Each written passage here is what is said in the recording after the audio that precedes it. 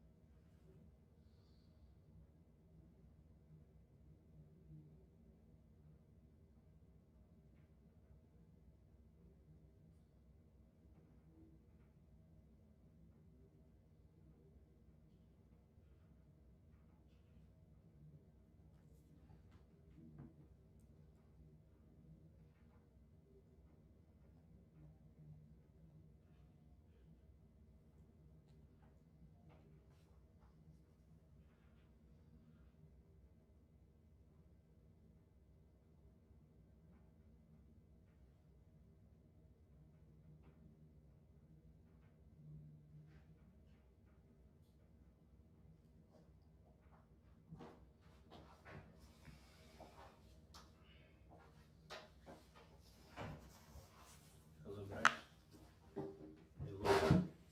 Looks like I might be live. And I don't know if you can hear me. Is this working? All right, guys. We're here today. OC Classic Series tournament.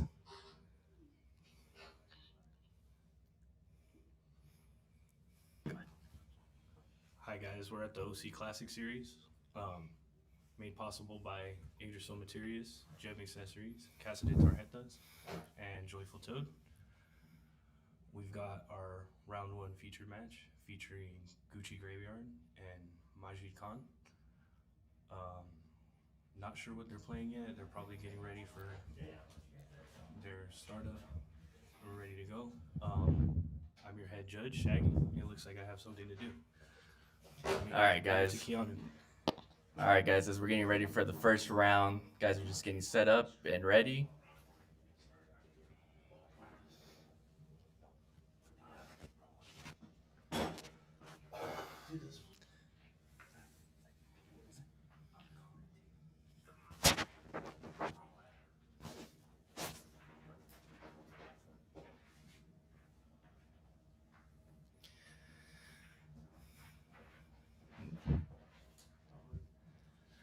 Yeah, guys, shout out to all the sponsors today, making this all possible. Joyful Toad. And with me on the mic is Mr. Nadio. What's up? Nadio, you ready to stream some good Yu-Gi-Oh today? Yeah, of course. Alrighty, well, just wait for the guys to set up. Alright, Nadia, so what decks are you expecting today? Value Turbo, Blackwings, Forms of Frogs, Gladiator Beasts. Oh, of course, Gladiator Beast. You know, I feel like that deck kind of fell off, though. I don't really see people play that deck anymore. I see people playing it. It's just a deck you got to know how to play and play very well in order to do well. But it's definitely a good deck. Yeah. You know what? Definitely number one top contender is going to be Frogs. I feel like we're going to see so many Frogs today. Lots of value, lots of frogs.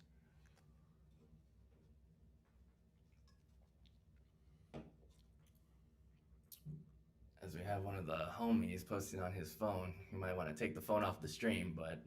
I got all the juicy details. You yeah, can't see exactly. All the juicy details up. Here we go. We get the life points all set up. And here we go, guys. We are getting into round one. All right, I'm seeing the Miracle Fusion. What else we got over there? Maybe some lights. Oh, frogs. Okay. Oh, there you go. I called it. Knew we were going to see some frogs. All right, and we're starting off with a Future Fusion, sending in an Ocean, and I think that was a Diva. Normal summoning the Thunder King Ryo. I'm not sure if frogs really search that much. I think he might have the decks on the wrong sides. Oh, okay. This is Diva Prisma Beat for Gucci. Starting off with the Soul Exchange, going into the Caius, banishing the Future Fusion, setting one. And we're...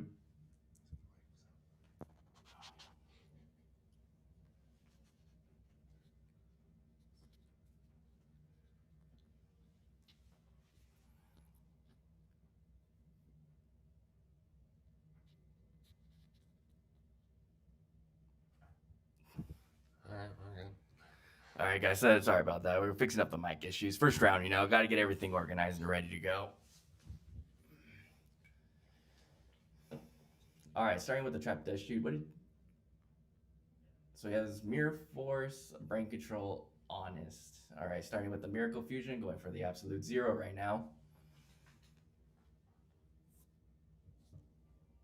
Normal summoning Honest. Interesting. Oh, well, I guess you can bounce it back, right? Get that extra damage in. So Zero's going to go into the Caius, attacking for 11 with Honest, returning the Honest back to the hand, and then setting one.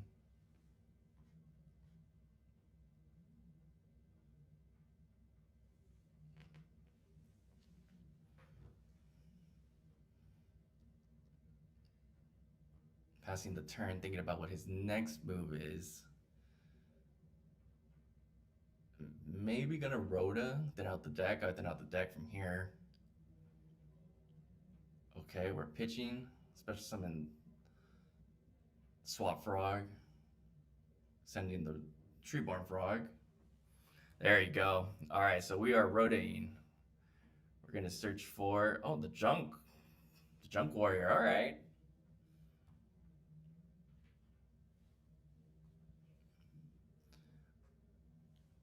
Alright, so we're gonna normal summon the Junk Warrior, targeting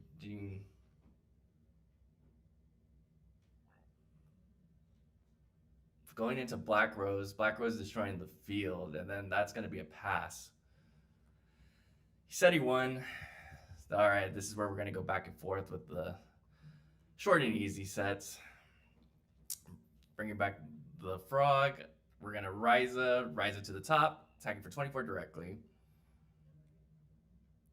Man, I feel like, once just frogs get that tempo going, it's just so hard to stop.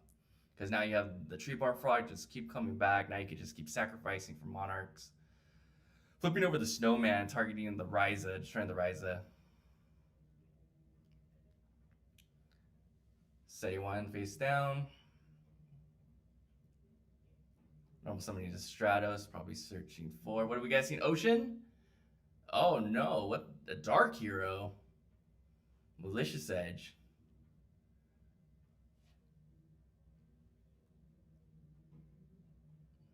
right, thinking about what he wants to do. He just normal some of the Stratos. Passing.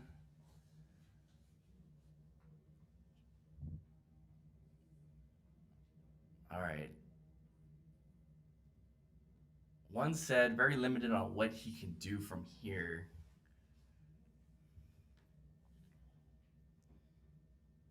Did we checking his graveyard, making sure we didn't miss a trigger.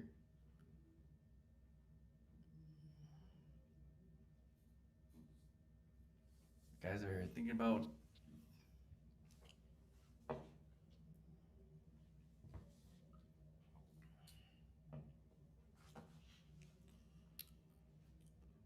tributing for the malicious edge. So that has piercing, so he is going to get the damage through.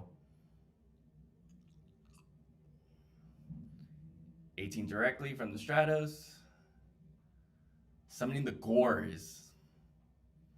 All right, the Gores is coming out. Get that 18 token. Deciding on if he wants to switch the token into attack mode. Probably crash it to the Stratos, and then You got the Honest in hand. No brain control.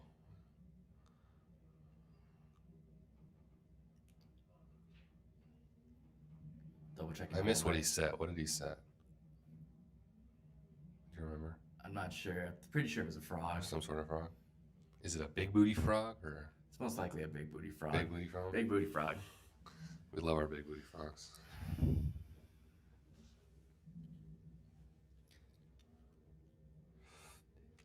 He's mulling over his options.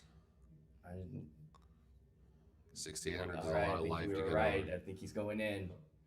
Oh yeah, you got Edison in hand. That's a lot of damage, especially if he takes the evil hero. Interesting, the brain control. But what is he going to? I don't know the exact life, but Is he might be able to.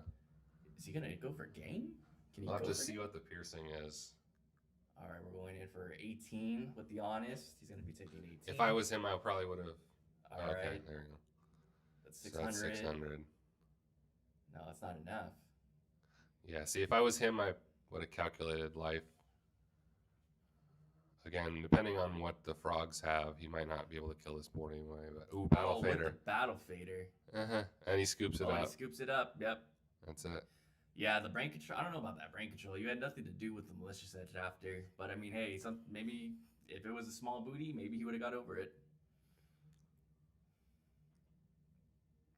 Man, but the battle fader, man, This is coming game. in This is game clutch. 1, right? This is game 1. Yeah, Battle Fader main deck. Okay, that's a choice. It's a good card, definitely. Now, do frogs usually mean battle fader now? No, I don't No? think so. I don't keep up with all the new deck lists and stuff because there's always people. A lot of people try new stuff. The deck does well. Everyone copies it. I don't know if that's Gucci specifically, or he made his own deck. Depends on the player, but that will happen sometimes. Someone will do well with something, and then a lot of people will hop on the bandwagon. I mean, yeah. I mean, nowadays, Edison's gone so far since the days we've played. I mean, people have come up with so many different techs, new options for the decks that. Always new stuff to try out for sure. So going with the. All right, so now we are side decking, taking out the.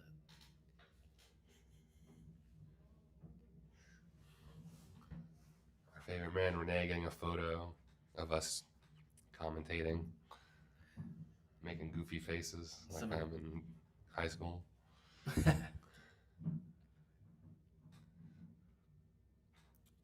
All right. So what do they usually? I mean, I'm guessing. So it depends on what the. I'm kind of frogs- curious on what the frog side's in for this matchup. Traps.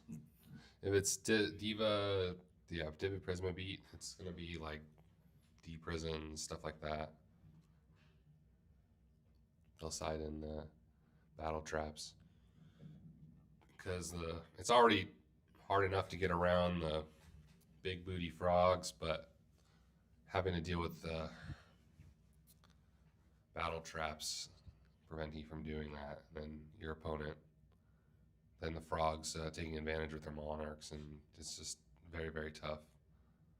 Yeah, he's definitely gonna side. I mean, you side him pulling the rugs, do you eat crows? You know, we kind of know the standard for the side deck when you go against frogs. This ain't no local, sir. It's got some big prizing up top. That is true. I mean, hey, they can come out with anything. Some maybe options that people haven't even seen yet. Technically, every tournament's a locals, Yeah. unless it's at like a convention center or something like that.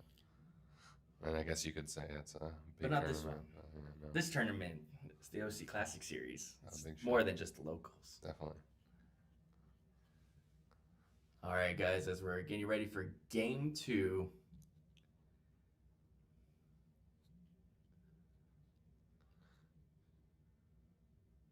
I wonder what's going through their minds. What am I getting ready for? You know, what are the lines?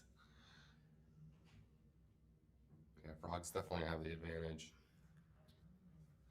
It's an uphill battle for sure. I Again, mean- anything can happen. I mean, one of the most consistent decks in Edison format is Frog, so.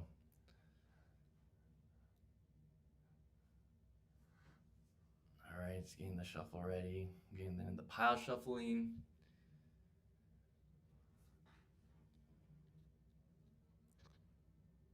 Sounds like a robot. Is that mine? All right. All right, guys, going into game 2. Here we go. Beep boop, robot.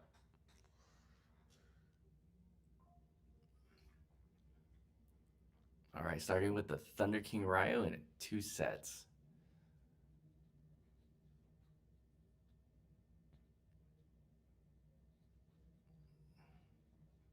Man, That's probably just my monotone voice. all right, we're going in for the 1-for-1.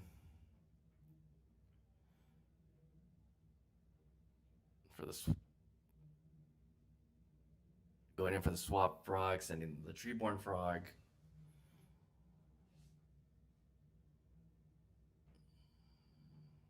I don't know how. I mean, Thunder King Ryo. I mean, I don't think he's gonna do that much in this matchup, honestly. Yeah, no, there's not really any searching. There's a lot of summoning from the deck, and Stratos is really the only thing. Mhm. Hilariously, that he actually has anything. But, Yeah, I guess the Thunder King. but I mean, he's got the swap frog. He already got his treeborn. All right, and here we go. So sacrificing the swap frog for the Kai is One targeting run, the yeah. Thunder King Ryo, Bottomless. chaining the bottomless. 2 for 1.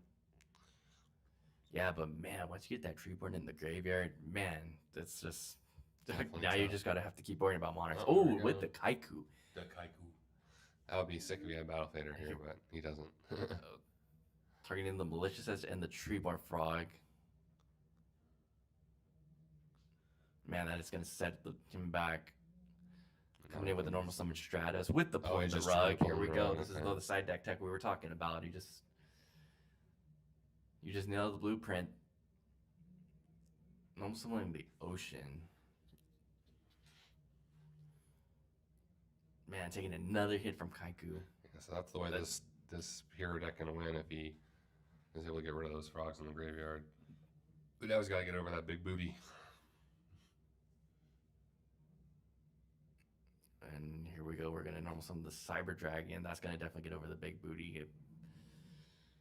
Man, and this Kaiku's going to get another direct attack.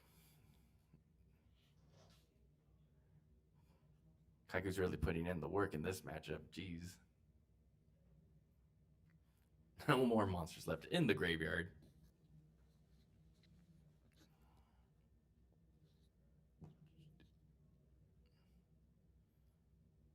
Special summon the Swap Frog. What are we sending?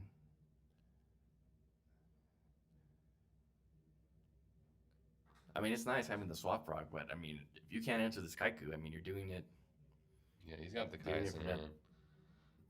very nice. Oh, with the Solemn Judgment. Oh, we're just That's going it. this. That's a scoop. Wow, game of 3. That's a That's scoop. how We're it going off to goes. game 3. Man, that was a quick one. Man, that Kaiku just shut down the gameplay. Yeah. It's fortunate that the frogs didn't have any battle traps or battle fate or anything to stop it. Even one of those cards, and it would have been bad for the diva. But man, he thankfully he didn't have it. Man, he just had the setup though. I mean, he had the Kaiku, he had the pulling the rug with the Solemn Judgment. There was no way out of that situation. But I mean, again, Frogs is such a big deck in Edison now. Like, people kind of have the blueprint for the side deck, you know? Definitely.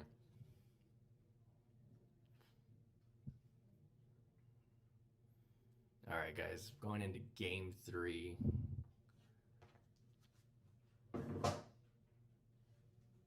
Interesting that they're probably going to keep the decks sided in. Nothing's going to change. Usually though, it's interesting because nowadays people just, they'll side in for the game that they lose, and then they'll side back out for the third game. So we're just keeping our full sideboards in for the third game.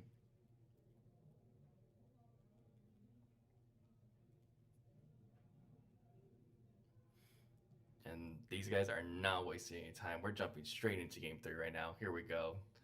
Fist bump, good luck. And let's get into it. Game 3. All right, we got the Swap Frog, Treeborn Frog, Caius Ocean. I see a Kaiku in hand. All right, we're going to set the Treeborn. Oh, he's thinking about it. Yeah, we'll set the Treeborn. Probably scared of having the Kaiku going into the Swap Frog play. Doesn't want to risk getting hit by Kaiku. Right now, Hero's searching up. So we're going for E-Call for the normal summon Stratos. Stratos searching for Ocean. With the 1 set. Special summoning Treeborn Frog, and here we go. Are we doing a Monarch play? Oh, wow. Heavy Storm for 1. Normal summon the Caius, banishing the Stratos. He just feels that once he can get his play off, he's pretty good. Yeah. Make sure that he can't. I mean, but man, wasting the Heavy Storm that for 1? Yeah, once he just gotta make sure that gets that play through, and then he just feels like he's good. Normal summoning the Prisma. What are we sending?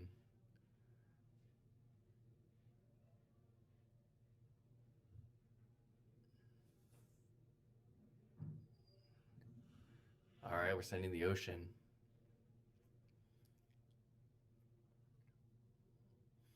Going for the Miracle Fusion. Here comes the Absolute Zero. Hitting over the Caius for 100.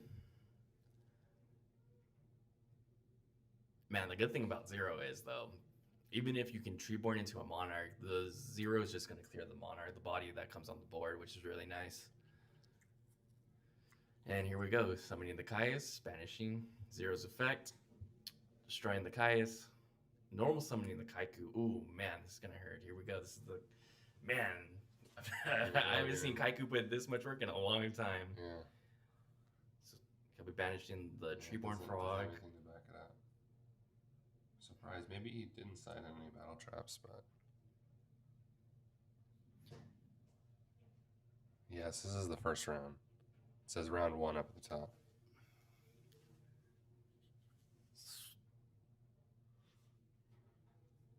All right, and here we go with the Toad combo. We're going to be searching in for our frogs.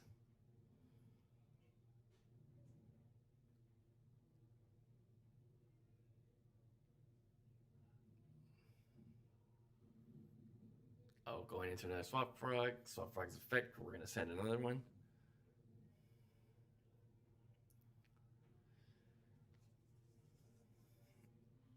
Interesting. Hesitant of what to send. He's really thinking about it.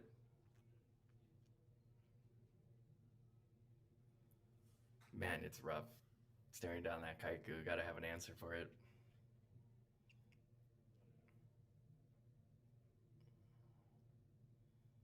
I feel like you should just start sending as many frogs as you can. Like, you need to really thin out the deck. Like, you can't risk drawing into like all these frogs, especially in this matchup. I mean, you're already so far. Okay, here comes the Unifrog.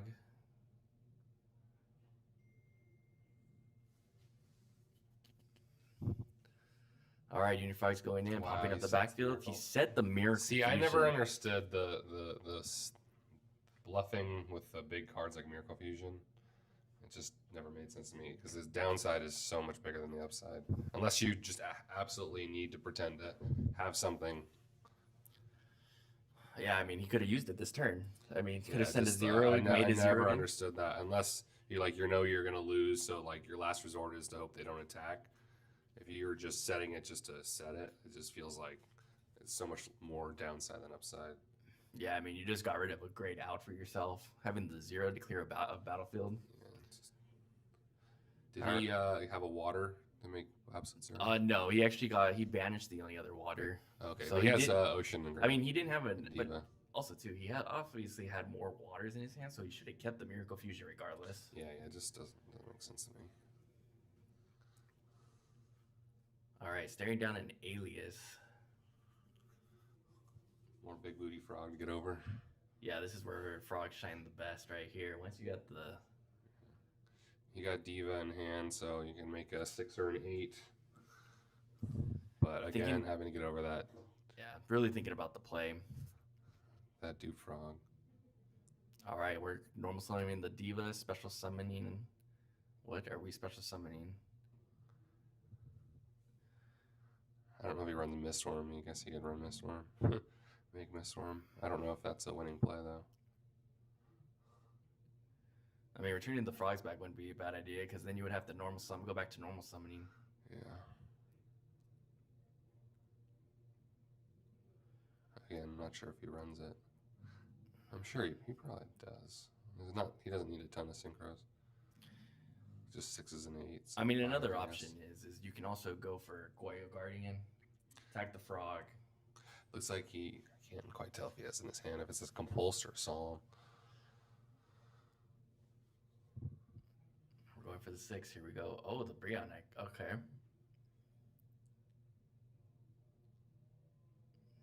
All right. Alright, dude frog. Wow, interesting. Bouncing the Treeborn. I wonder if that's the other Treeborn. Because he banished one with the Kaiku. He did banish one for the Kaiku. So that's the other one. So he's just trying to get it out of the grave. Or on the field or grave. Yeah, I couldn't tell if that was a Compulse or a Solemn. Yeah, that was his only Treeborn. Well, yeah, because the other one was with Kaiku. Mm-hmm. So the one in his hand and the one that got banished by Kaiku. Holding a Gores.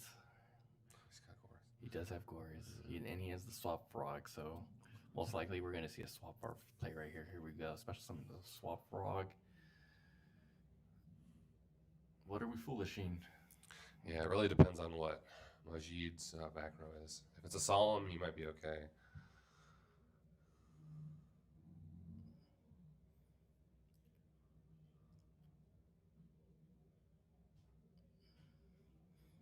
Normal summon the Malicious Edge. That's Compulse, I think, yeah. Yeah. Okay. Yep. So still no Treeborn and Grave. Oh, we drew a D Prison. Now he's going to get Gores. 23. Here we go. Here comes the Gores.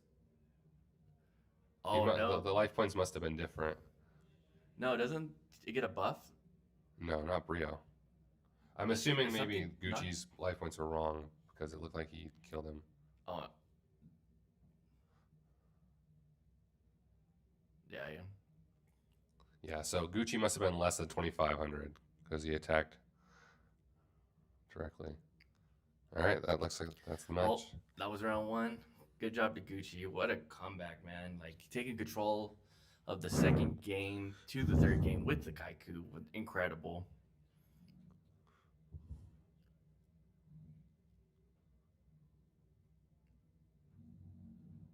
Yeah, MVP. I don't know if he didn't side in battle traps or he just was unlucky and didn't draw them, or maybe he just doesn't side them. I think I've played him before. I'm pretty sure he does. He might have just been unlucky and not drawn them. But his hand was just a lot of frogs, and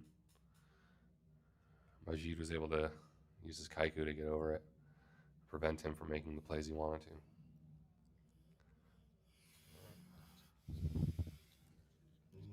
All right, guys. Well, that was a good first game. First game of the OC Classic Series. Give me a little fist bump. Wish each other, good luck for the next round. But man, all right, I'm gonna keep track, man. That was the first frogs of the day. Here we go. 100,000 more. Yeah, I'm expecting to see a few of the birds too as well. Oh yeah, because it's a sea serpent. My bad.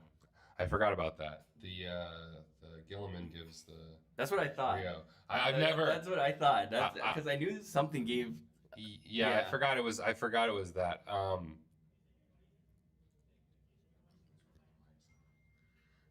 don't know, man.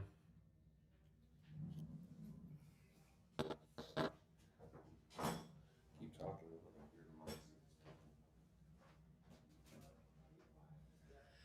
All right, guys. We'll be right back. We'll get ready for the second match.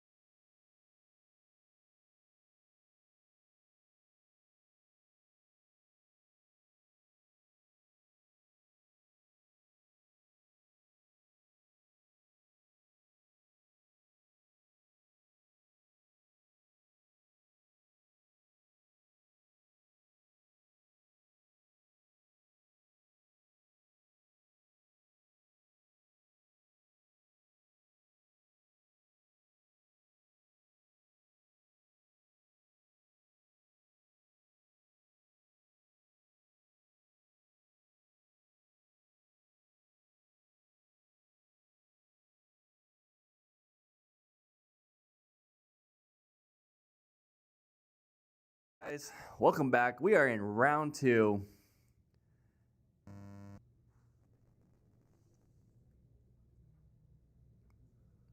All right, we got some Black Wings and some Frog Heroes.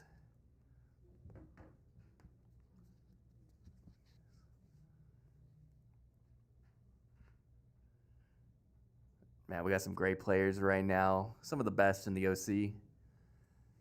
Got Black Wings versus Frog Heroes.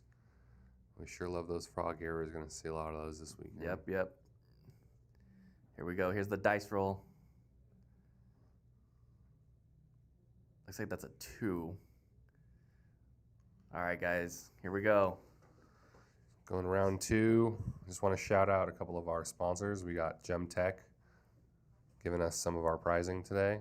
Out of Pocket. Idrisil Materials, obviously, for the mats. They make great mats, especially for the LDS. Go check them out. And Casa De Tarjetas for running the stream. Thanks a lot.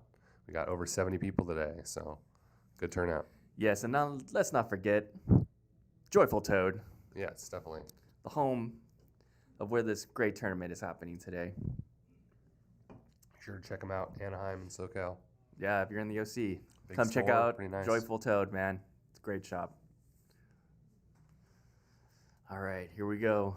And once again, audio, another frogs. Yeah, more frogs. Never ending frogs. Started off with our I mean, some hey, it's one of the stuff. hype best decks of the format. Definitely. But here we go. We're starting off with the 1-for-1. Subs to Toad, gonna go through the deck. Get rid of a dupe.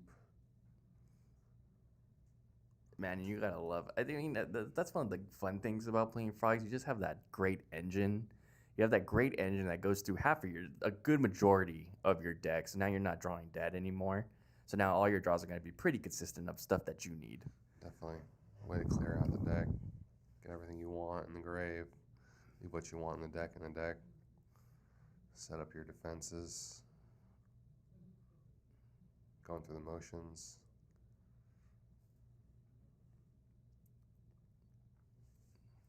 Get our second dupe frog out. Keep our swap frog. Interesting. I thought he's not ending on the double swap. I guess there's no need to, right? Well, he just wants the dupe for the search. He already used his other dupe. He had it in the hand. Man, we're just setting one and passing. Oh, there we The go. water art, yeah. Spiritual water art. Nice. Ooh, lots of stuff to Man. choose from. Is that double Icarus? Double Icarus, Black Whirlwind. Definitely getting rid of the Black Whirlwind. I mean, a continuous Rhoda is insane, right? Yeah. Fortunately for the Blackwing player, he doesn't have any monsters to use it on, even if he did have it still in his hand. So he's just going to kind of play it off. And the only thing about the frog is they're going to have to play around the Icarus, but with the dupe frog, kind of doesn't really matter. He's definitely going to get his value out. Oh, didn't even think about that. Frog He's going to be able to attack Is over it. Wow. Great play. Great. Hitting over the Bayou. Now he gets to go for his play. Here we go. We are rotating most likely for good old Stradowski. Yeah, the Blackwing's definitely in a Tight hope situation. to top deck. I don't know. Shura maybe. Shura's probably the best draw. He can attack over the dupe frog, get a special summon, and he's got his Icarus for backup. See what he wants to search out. Getting the Alias. alias Wants to get there. that beat down going. Senses blood in the water. Set one. Let's see what he draws. Looks like it was a monster. Can't quite tell. Well, we know he has brain control, dark arm. Yeah, can't summon the Dark Arm right now. Brain Control could take something. Not sure that's worth it. See if we can see what he drew. It looks like he's just gonna Set a second one. Set set the another third one. one. I Pass. mean, This would be a perfect time for a pro heavy set.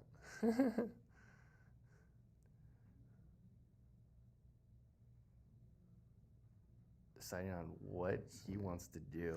I mean, there's It was no... just 2 Icarus in his hand, right? Exactly. So, I mean, maybe he set the brain control or whatever he drew is another trap. Especially in the Treeborn Frog. Second, the Treeborn Frog. We're going to cast. Oh, yeah, we're definitely just going for the back. Man, the double Good. Icarus hit. Now he's just, What a great hit. deep prison, okay. I mean, it's better to hit the 2 Icarus. I mean, there's no threat anymore. You used the last face down. So, Yeah, it's, I mean, now he has no threats. looks like frogs are probably going to be winning this one. Another water Oh, man, art. it's Yeah, another spiritual definitely water just, art? Oh, doesn't so he really drew another matter. whirlwind. Doesn't really matter at this point, I guess. I mean, definitely. Man, the double hit whirlwind, incredible. The fact that he drew 2. He didn't have that. I mean, now he could just try to take it home with Stratos.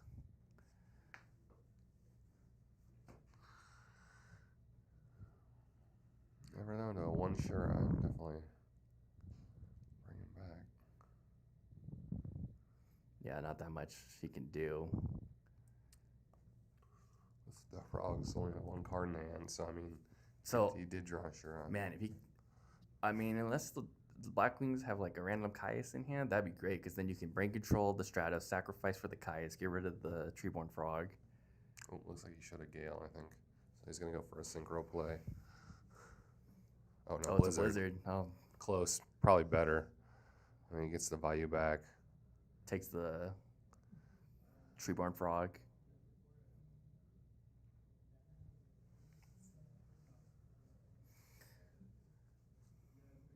Players are double checking their life total right now. 72.44. Back that value. It's its only option.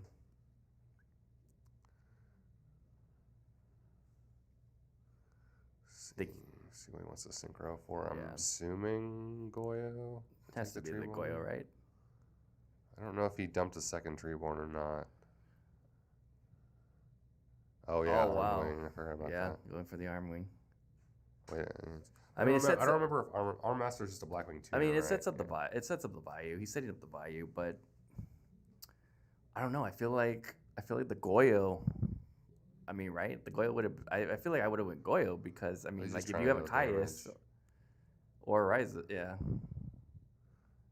I mean, yeah, it's an uphill battle for sure. I think he wanted to get the 3rd Dark in there. That's probably why for Dark. Set up the Dark Arm. Yeah, but I mean, if frogs have any monarch at all, it kind of doesn't really matter. He's just playing to his outs. All right, so we know that one of the cards is Dark Arm. That's all he has left. Yep, it's pretty much top decking.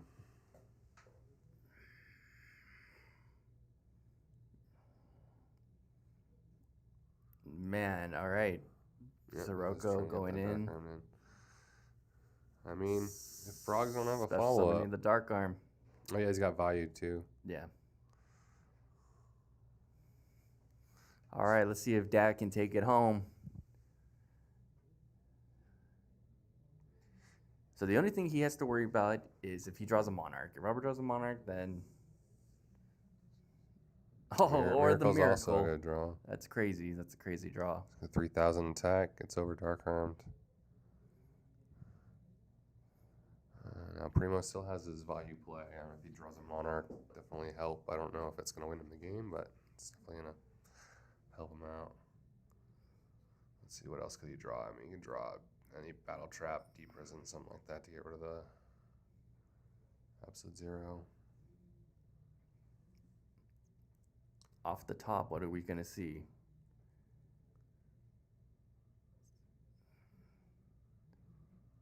Bro's really sandbagging us. Okay. For the Arm Wing, say Pearson, one.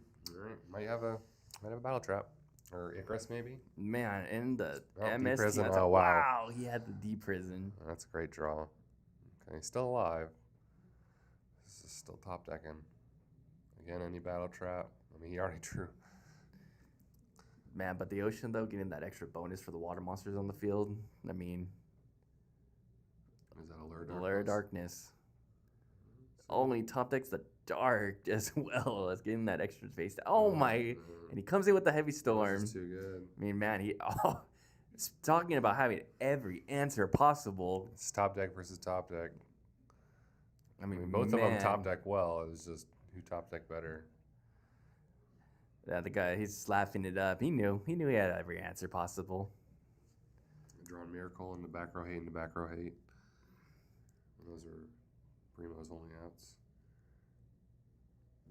So we got sideboard now. Again, I think frogs.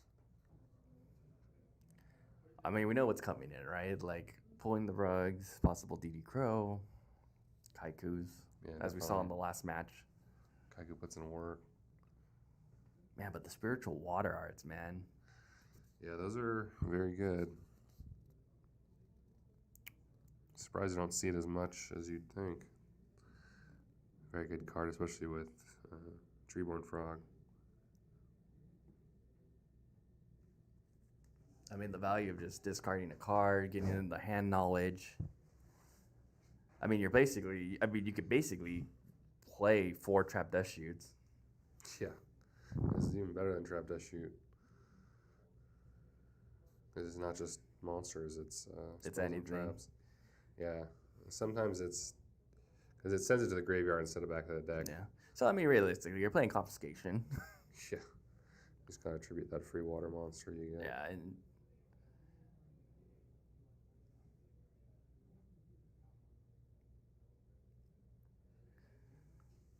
man, Frog Heroes though showing just how strong the deck is, how consistent it is.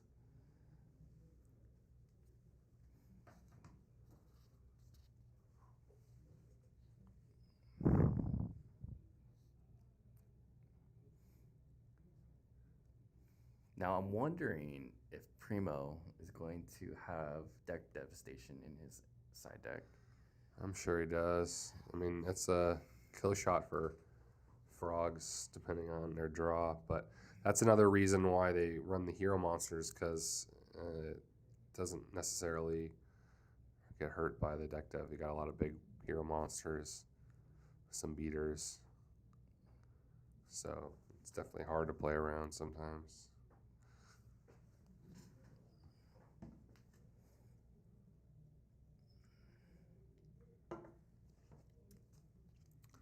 We're about to be done sideboarding at the power shuffle. Got those pot of greed sleeves from Gemtech, I believe. Shout out. We give those out sometimes. Surprising. Man, you know what I just thought of? You know how crazy it would be if you saw a frog deck come in with a shine ball in the side deck? Because they play the 1-for-1, right? Yeah, Consecrated Light? Yeah, the Consecrated Light, yeah. Yeah, it's definitely a card they can sideboard. Yeah, Blackwings kind of just lose to that card. Oh, no, yeah, for sure. Being an old school Blackwing player, I hated seeing that card. You gotta draw that out. Gotta draw Icarus. Man, if you see a Consecrated, that's, jeez, it's Blackwing's like nightmare right there. But yeah, I mean, Edison's it's been around for a long time now, and just the tech, you just never know anymore. The stuff that people come up with nowadays or just try is really cool to see. Alright. Getting our final starting 5. All right, guys, we're going into game 2. Frog Hero up again. Oh, opening up with the Trap Dust Shoot. Here we go. Let's see what he's got. Lots of dust shoots and water arts going on. All right, we got an Ocean, Torrential Tribute, Miracle Fusion, Soul Exchange, E-Call. So the E-Call kind of gets his monster back. All right, well, he decides to do that. Interesting. I don't know. I wonder why he didn't choose the Frog. Yeah, I'm kind of surprised. Because, I mean, you just go into Stratos and get back the Ocean. Yeah, I'm not so sure about that one, but... I don't know. Did we miss something? Yeah, I don't know about Did we that. miss I don't know something on about that that one? choice. I mean, maybe there's something I'm missing, but I don't think that was the correct play. I'm not the one playing, so... I mean, hey. I'm the one commentating. to be fair, it's really different when you're on the field, you know? It's... Also, Primo has been doing pretty well for himself, so. Oh yeah. So, I mean, these two are just some of the best. LDS champions as well. Best in SoCal. Best in SoCal. Some of the best in SoCal. Let's see, do we got All right, first damage has been No dealt with the Gores. Stratos. Looks like a lot of back row for the Black Wings. It's like 3 or 4 traps. 1 or 2 spells. That's one of the downsides. Sometimes you gotta draw a lot of monsters, but See yeah, going back to the trap death shoot, I mean, like if you just return the frog, that's not now you don't have a target, you know. yeah. I think maybe he could have maybe thought he could make a mistiming with Icarus or something in response to something. We'll see how it plays out. All right, starting off with the Bora, and here comes the normal summon Bora. Yeah, sometimes it's I annoying. mean, are we Bora. yeah. Oh, well, I'm very shocked. I was expecting a Kalut. Alright, I believe Stratos has 800 defense, so I'm gonna be taking 900 damage.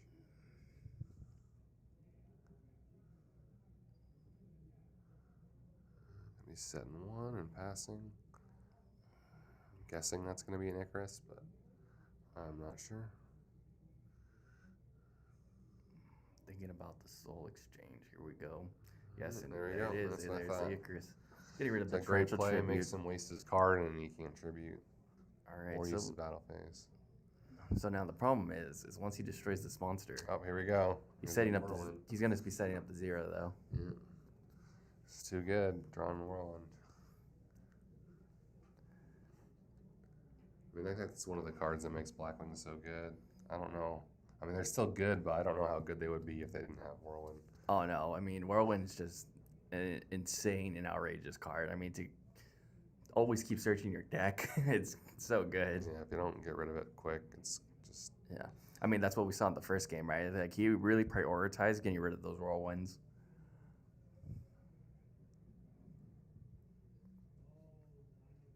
definitely one of the defining factors in the winning Blackwing player. Do they draw the Whirlwind or not? Yeah, Do they yeah, keep it on the exactly. board and resolve its effects?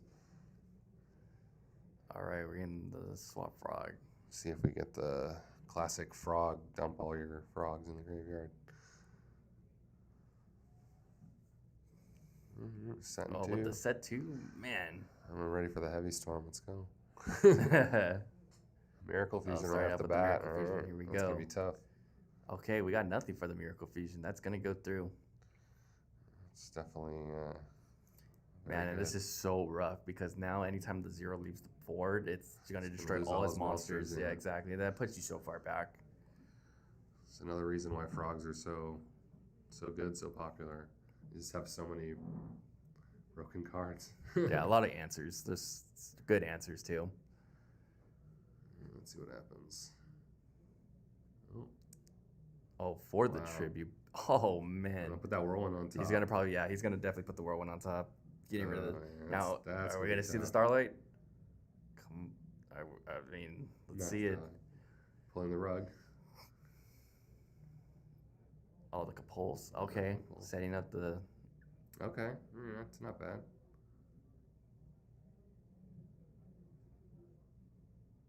I mean, it goes to his hand first, but it doesn't really matter.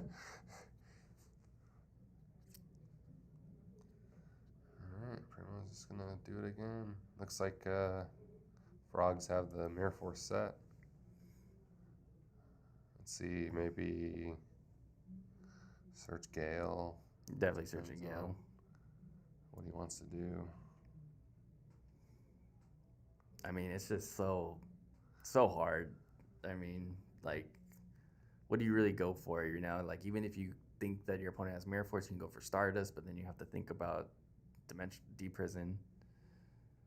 I mean, there's no easy choice. Yeah, Volcati, Yggdrasil dropped some pretty cool one-piece playmats. I remember when they first released, they sold out. They got some more colors that dropped today. I'm going to check right now, see if they sold out yet or not. Those are definitely top-of-the-line mats. Check it out for sure. Let's see. Whirlwind. What did he end up searching? Did you see? You got the swap from. No, on the Oh. Whirlwind. No, I did not. Oh, okay. We were talking about Gale, and then I got caught off. I got so caught up on what synchro he's gonna play, didn't even play it. Okay, it looks like they got some in stock. Looks like they just dropped And we're going for this in production. Yeah, definitely check out the Idrisil, the one-piece mats in stock still. They just dropped. They will sell out. And we are sending a Treeborn Frog off to the Swap Frog.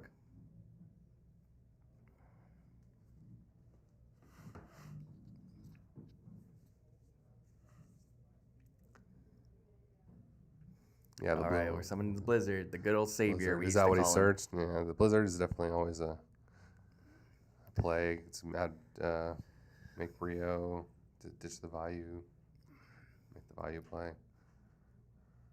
Let's see what he does here.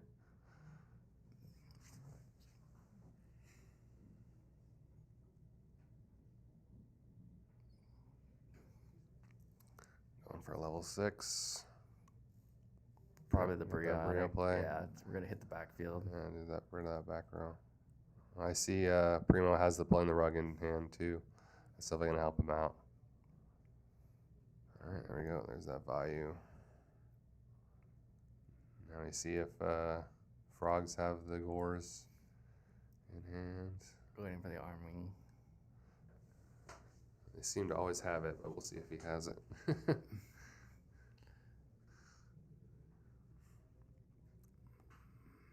Yep, what I say. Wow, they always the have gores. it. He always have the it. frogs, man. Now, I'm not sure what Primo's other back row is.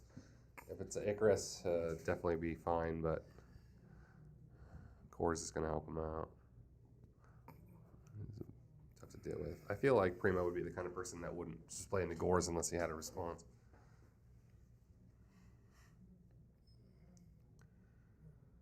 Alright, new draw. Let's see what he does with the scores.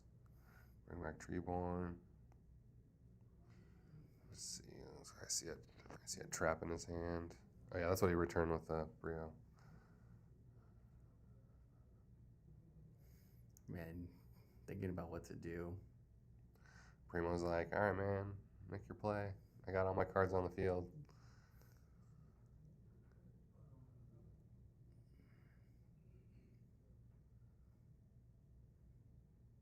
Lots of hand shuffling. All right, here we go. I can get rid of it now. Man, he's just going for it. Hopefully, it's betting that there is going to be no Mirror Force, looks like.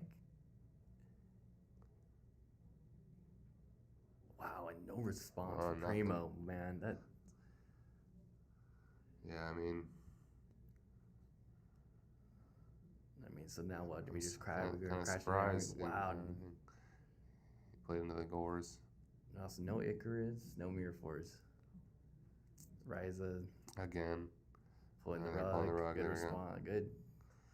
Well, he's got a Gores to deal with now. I mean, now let's just see the toppling He black. still has Whirlwind. No. Okay. Back row. Setting one. Imagine now he drew the Icarus attack. That's, Yeah, that's the that would be worst. the- Whoa, whoa, boy. whoa, Torrential. breaker. Okay, that's good. Oh, interesting. With the breaker? Interesting. I rarely see breaker anymore. Yeah, it's a good card for sure. It's just a way to get rid of Icarus because you just summon breaker, have no other cards on the field. Oh, here we go with Rhoda. And see Primo's like, oh man, this guy top decked again. Going for the alias, the good old 1900 normal monster beat stick. Just gotta see what Primo has back row. How many darks we got? We got 4 darks. He attacked. Oh, Come here we on. go. What does he got? He's at 913 low life points. Oh, Fissure. All right. Are we gonna see the Blackwing? Or do you Collude for game? No. that was pass. not the top deck? Oh man, no boy. body. Because he got that back row is that Mirror Force. So he can't summon Treeborn. Oh man. There you go. And there's a back row. What do we think? That's value? I'm not sure. Oh, I think I see a frog. Oh, yes. Setting the swap. Could be a fossil dino too.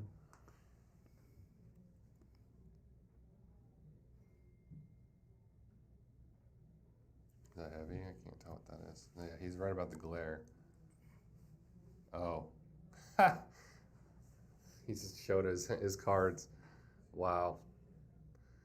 Yeah, that's why you got to make sure your opponent doesn't have a response before showing your cards in the graveyard. I'm not sure if he saw the cards or not, but if he did, he gave a lot of information away. I mean, Starlight Road. I mean, to activate your own Starlight Road just feels really bad. Yeah. But just those little things, those little things will cost you. Yeah. I mean, hey, but Primo's making it happen right now. He's at both players are at very low, so anything. Is that brain control? Yeah, it was brain control. Oh, tribute. For the piercing, there's the. Yeah, see, I don't know why he tributed it first. I would have attacked first. Because if he gets rid of his own Stardust, then you win. And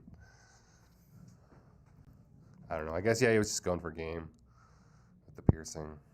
That makes sense. Here we go. Set. I don't know. Primo's found crazier ways to come back. So with that Mirror Force. Oh, there's the Shura finally with the bottomless. Yeah, see, now we're just on demon time. What are we doing? Caius? Target itself. And that's it, and that's the handshake. 2-0 for drops. Primo, flip it. I want to know what it was. Oh, we're going to get to see what it was. You probably ask him after that, right? They're saying that it's Dino. I wonder if it was. It looks like it was the Dino. Fossil Dino? Yeah. Against Blackwings? Oh no, Primo had the black. Primo had the Fossil Dino. Wow.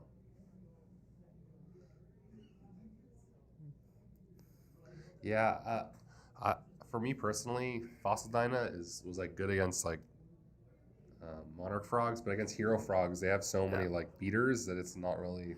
I mean, I feel like though, if you're gonna do the Dino play, if it's gonna just stay set, he should have just flipped it, not attacked, and then just when it comes back to him, just put the Dino in defense, because at least that way you have a face-up Fossil Dyna to stop the Frog player. Yeah, usually the point of the Fossil Dyna is to keep him from getting the Treeborn out, but if they have like Stratos and Alias and ways to attack over with the heroes, it's kind of just a small monster gets attacked over. So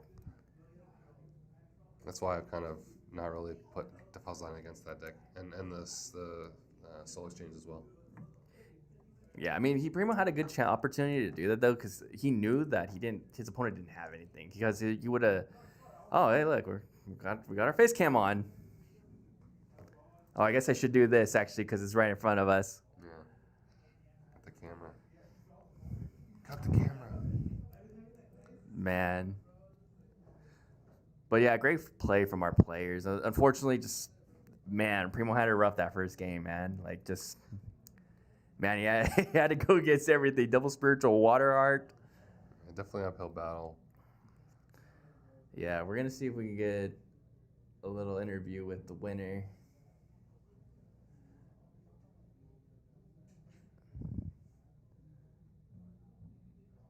But man, Frog's taking it again. Well, Frogs lost last round. Oh, I thought Frogs. Oh no, did they? They lost. Yeah. Oh, they did lose. You're right. Yeah, the heroes. Yeah, I forgot about the Sea Serpent giving Brio. Yeah. I'm actually, now that I'm thinking back, like, have I ever played where I had Brio and Gilliman? Yeah, they probably didn't think about it. All right, we got our winner. Hello. Hey. Thank you.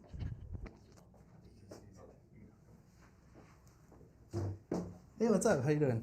Good. How you doing? Doing pretty good. So you just won your match. Yeah, I did. How do you think it went? It was honestly a really good game. Game two and 1 and 2 were really good. I played a lot against Primo in San Jose because I had never had a chance to play him, but he was rocking me throughout the time we were there. So it was really good. It was dope to play him in a real tournament. Yeah.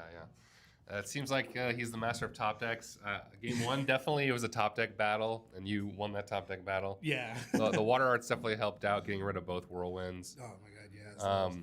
Oh yeah, now that I'm thinking about it, Game 2, when he dust shooted you, he got rid of the ocean instead of the dupe frog. Do you think that was the right play? Oh no, he did have Rhoda. He got rid of ocean. Yeah, that's what I meant. Oh, he didn't get rid of the dupe frog. He got rid of ocean when you had the Rhoda to get it. Yeah, so his mindset was just to send it back because he wanted me to use the e-call so I could search the shadows to get it, to waste the search on getting it. But I rather just had the tribute monster because I had Soul Exchange. So do you think it was the right play for him to send that back, or do you think he should have taken the dupe frog? No, it was the right play. It was? It was the right play. I think it was. Why do you think that? It's because like it wasted the search, and I feel like if his hand was strong, and so he was able to answer my dupe frog just fine. I ended up taking 17. I just searched out swap frog. It took a while for me to get frog access game 2, so I thought it was a really good play overall. Okay, I got you. Definitely. So let's see. What decks do you not want to play in this tournament? The infamous Gladiator Beast. Okay, GBs are tough for frogs. Yeah, they say frogs have the advantage of it, but I highly disagree. I play against a lot of really good Gladiator Beast players, and I always seem to like come up short against them. Yeah, the lots of traps. They got their War Chariot to stop your effects, and you just got a bunch of monsters you put in defense they can just attack into. Yeah, they're all food, and then Treeborn is just free Ratari. So Yeah, it's just yeah. like, Retiari is just gonna get rid of those Treeborns like nothing. yeah, that's why I'm not. I do not want to play against GBs at all this tournament. Hopefully, I dodge them, but. Do you play a lot of like locals at all? I only go to Cardfinity. Shout out to them, by the way.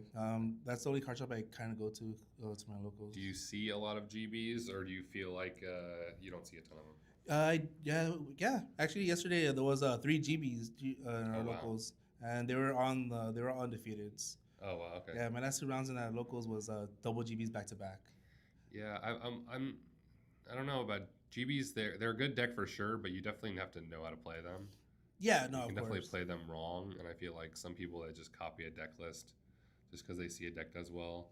You got to actually know how to play the deck. Oh yeah, no, of course. You can't just It's one of can't those just copy and fragile paste. decks because if you get behind, it's tough, but definitely is controlling. Yeah, it really is. There's a lot of really good GB players that commit themselves to the deck, like Bono. Shout out to Bono too, and Carlos. They've been playing GBs for a very long time, and I always lose against them. They're really good players with that deck. Yeah, I remember playing back in the day around the Edison format kind of time. I used to play Machina Gadgets when I was in high school because I didn't have money to build like any crazy deck.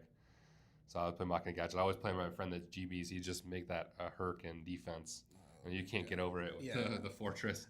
Apparently back then they played Oppression too, so it was like Yeah. it was That's just as crazy good. to think about. I don't know if I remember that. I do remember Trapstun being like a popular card. For sure. I remember during that I was a kid during that time. I was playing like X-Sabers, so I remember playing against GBs, and he activated Oppression, and he ended up using Trapstun to negate his own oppression, so he went for Gazaris.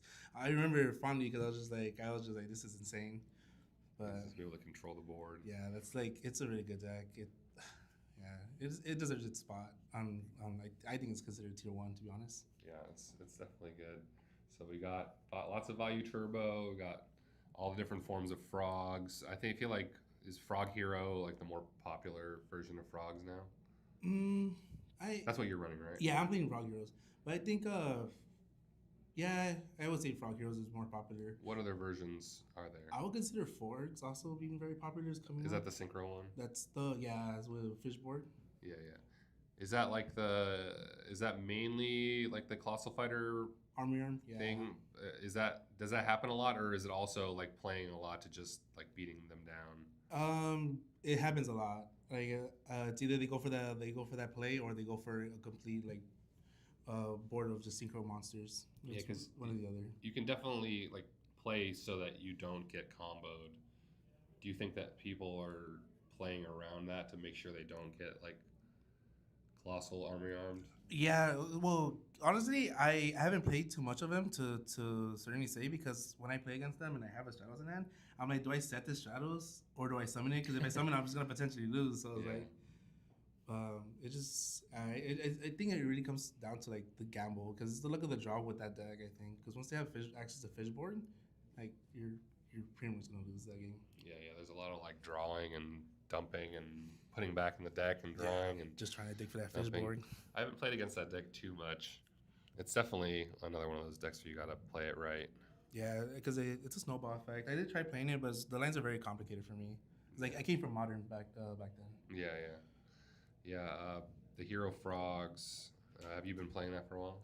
Yeah, Okay. yeah, I've been playing Hero Frogs ever since I got back to Edison. I think I started playing it again a month before the LDS. Okay.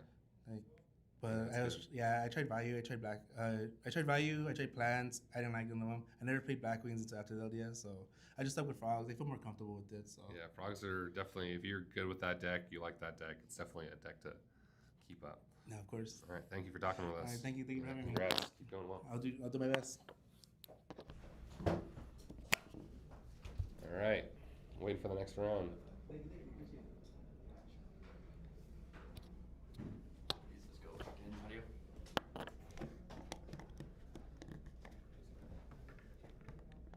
I have no idea. It's just like.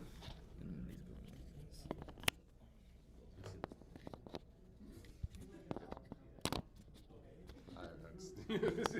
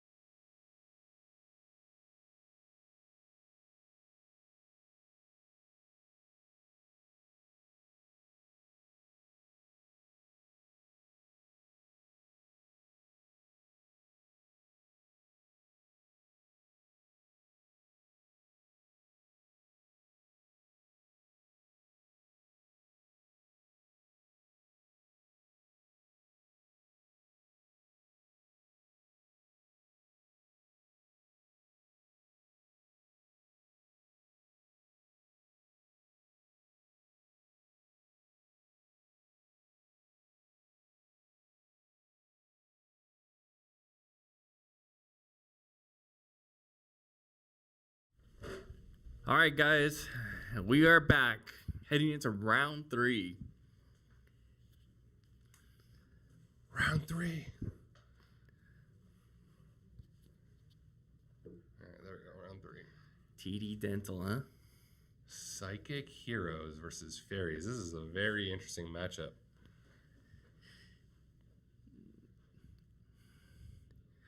Looks like we got a member of good old Team OC. Shout outs to Team OC. Team OC. Gotta, All as right, always, thank our sponsors, Gemtech, obviously Idrisil Materias, make the mats. We got YGG, Out of Pocket, Casa De Tarjetas.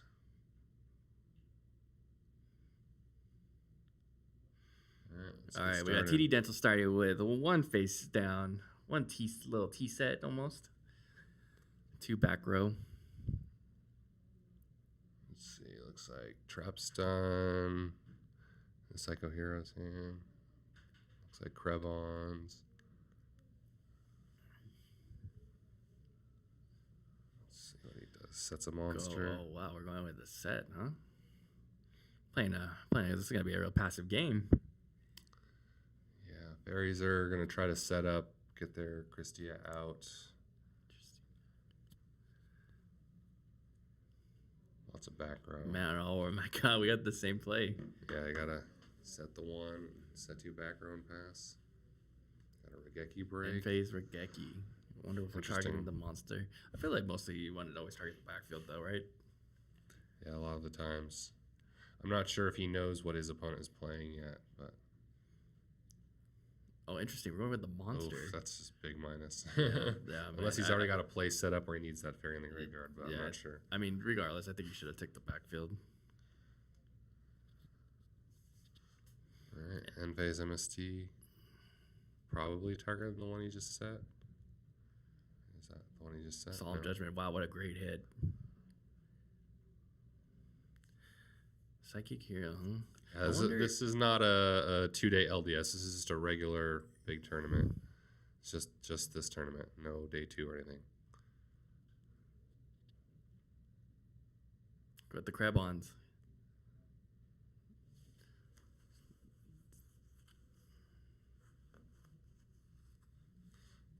The Craybonge. Got that psychic going. Is there a reason why he's not searching? Oh, there you go. Yeah, he's just thinking about his play before he goes into his deck. Shining Angel in defense mode.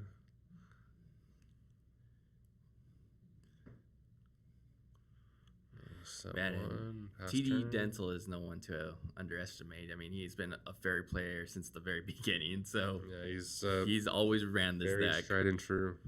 Fairies for life. Going brain control with the Crabons.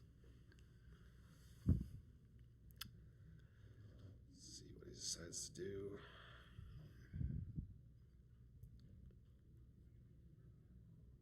Synchro for a 6. What are we going for? There's the Dude, Goyo. Try to get that big 20 out. First Goyo on stream. Hitting with the torrential with the counter trap Wow, stun. trap stun versus traps. Any response? No response to the trap stun. Normal summoning an angel. Get in there for lots of damage.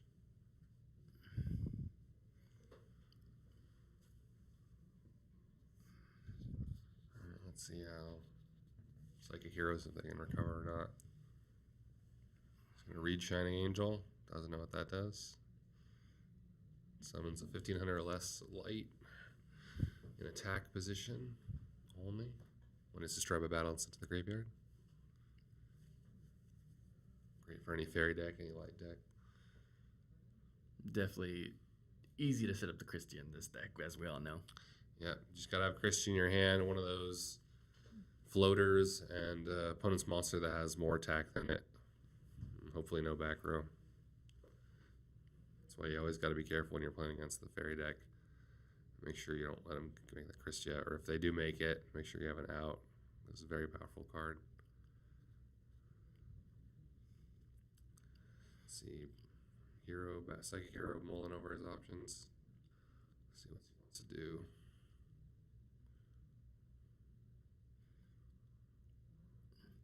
Yeah, I mean, like facing a Goyo, I mean, it's pretty hard unless you can normal summon a Krebons right now just to negate the attacks.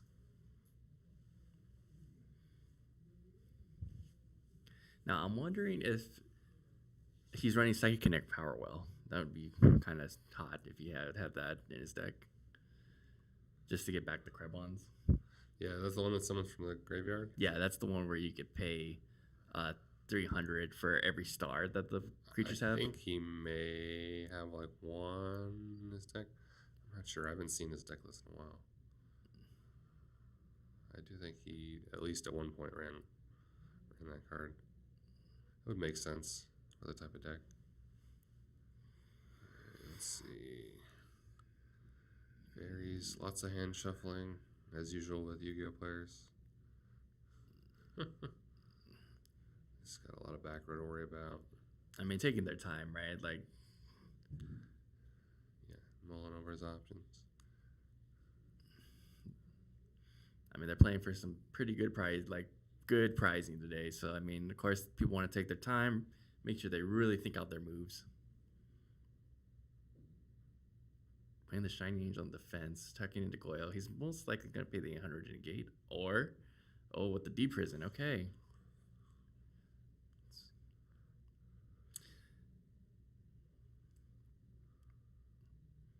Man, I kind of agree. He really needs to keep track of the fairies in Grave, though.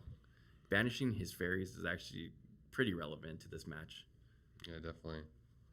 I think I do remember he main decks Soul Release just for that. Because it's good against a lot of decks, and also it helps him manipulate his own graveyard. We got the Stratos. Let's see what we search for.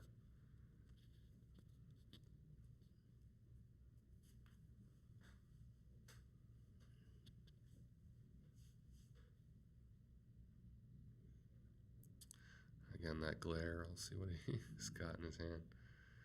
What's he's at? Thinking it looked like a malicious. That would make sense. Synchroning for his 6 now. Let's see, what does he want to make? Goyo. Going into Goyo. Oh my gosh, with the Royal Oppression. Yeah. That is going to hurt. Oh, with it, he's countering with the Trap Stun. Wow, too good. I mean, hey, he got Trap Stun, so I mean, return the favor, right? Definitely. Tit for tat.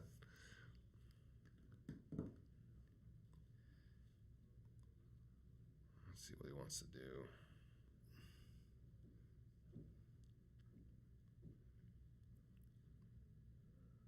Let's see, if he attacks, he can summon DD Warrior Lady, get rid of the Goyo.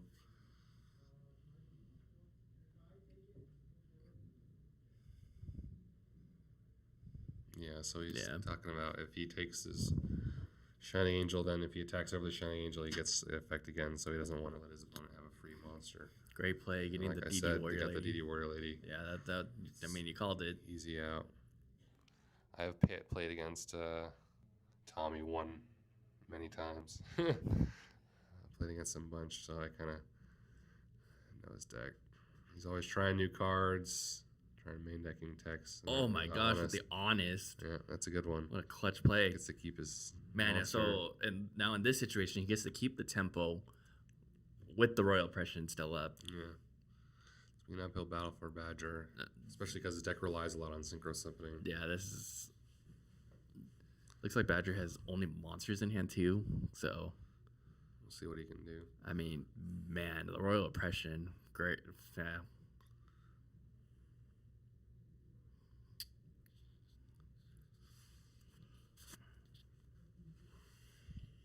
I think Fairies have got a good handle on this match.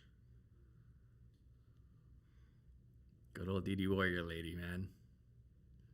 Classic. Going in. Oh, Destiny Hero Defender. He's Destiny gonna Hero take some damage. Defender. Wow. I'd probably leave that there because I'm going to start drawing cards off my opponent's DD Defender.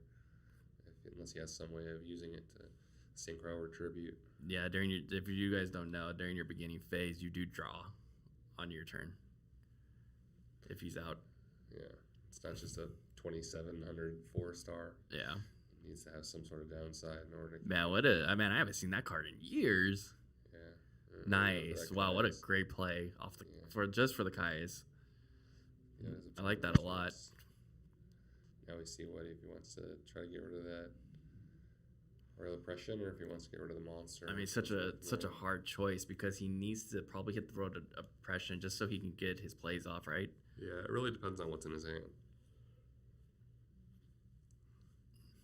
Well, I mean, I feel like if he doesn't get rid of the Royal Oppression, it's just, I mean, if Well, I'm saying if he doesn't have any synchro plays right now, maybe he would want to get rid of the monster because he's going to lose his Caius. But if he does, then he wants to get rid of the Oppression. Yeah. He's really considering choosing the D Warrior Lady. So, like I thought. I mean, at the same time, though, I mean, you got to hope there's no backfield, right? What is that? Got The the pulse? pulse. Okay. So now, see what happens. See, Tommy's got another monster. Looks like Tommy's. But now the problem is he kind of locked himself out of Christia, right? Yeah, that's the with the Royal downside Oppression. of. Oh, there we got Crebons. That's a good way. Keep your opponent from getting rid of your guy while only paying 800. Let's see who gets an extra draw. Viziana. Tommy draw a monster. Man, it's funny. It's like people made Upstart Goblins such a big thing for a while, and now all I see is Yada. Yeah, it's mainly just as like a bluff. I mean, allows you to go through your deck faster. I mean, right? It's a good bait for like Heavy Storm, MST, Icarus Attack. Exactly. So I could see why people have gone towards the Yada instead of the Upstart now. Yeah, some decks might run both. But yeah, having that chainable trap, oof, that Caius. Yeah. That's another reason the Crebons is so good. Keeps itself alive and lets you tribute later. And Tommy does run a lot of traps in his deck though, so.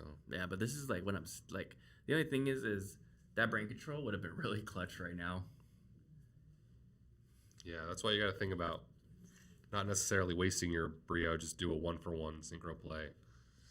Maybe saving it for later if you don't necessarily absolutely need to get rid of.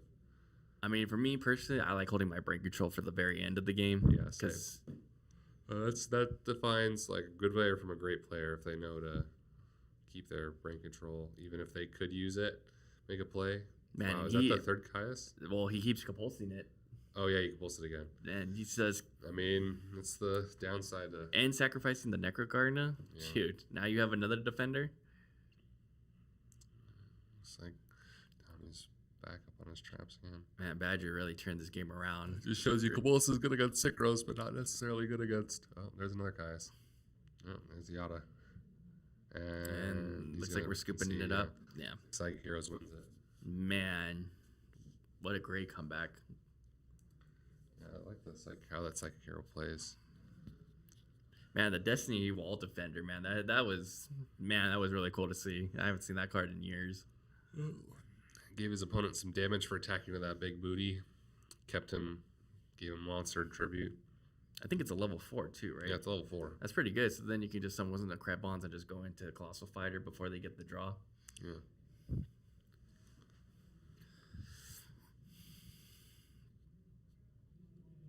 Well, Crebon's level 6, but. Alright, sideboards. Let's see, what would Fairy side?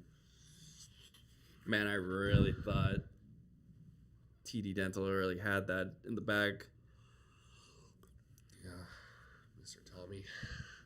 Tommy Dang Dental.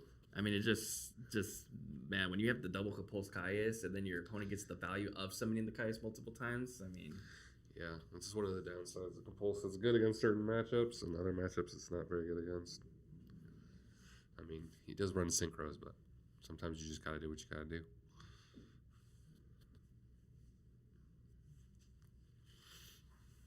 So let's see. Man, I noticed a lot of people are side decking Nobleman and Crossout. I saw that in a few of the side decks today. Yeah, some decks can't get around like set monsters like Rykos or Frogs. They want to get rid of all those set monsters, so this is definitely an option.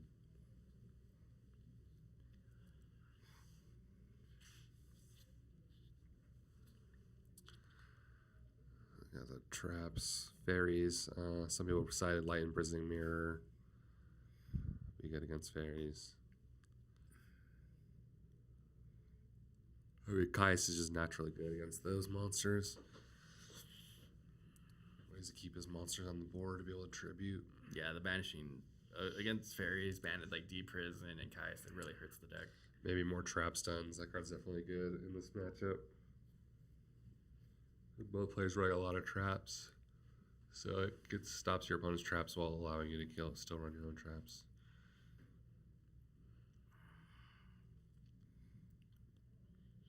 Kind of curious on what the Psychic Hero player is going to side deck. Kind of. Yeah, I feel like a lot of back row, maybe some back row removal, maybe some, like I said, trap stuns, maybe light imprisoning mirror. Cards that are generally good against that.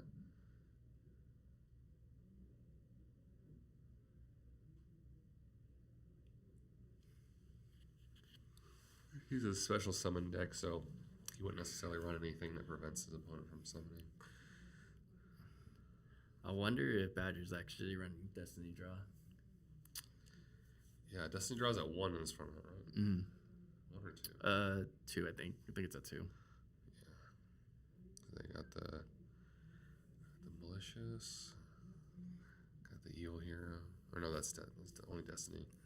Does he run Diamond Dude? Is it just the defender? Defender, malicious. Is that it? That's all we saw. That's all we saw so far. So maybe not, because he doesn't have enough. Mostly maybe the decks that run like Diamond Dude, like a bunch of Destiny heroes would run that card more. Definitely a lot of darkness. A lot of darks. Maybe Tommy outside in the Consecrated Light. I think he main decks 1 just because he can Just because he gets tutor it out so easily. And there's so many darks in this. I see Smashing Ground in Badger's hand. Helps get rid of that Consecrated Light. Or just any floater monster. And he's starting with an Armageddon Knight. Sending Malicious. We're going to see it. Malicious or Plague. Or Necrogarden. Or Necrogarden. Just to maybe keep his guy alive to Caius next turn. That also might be something that Tommy sides in pulling the rug. If he's worried about Caius. But I don't know if it's good against other stuff. Let's see.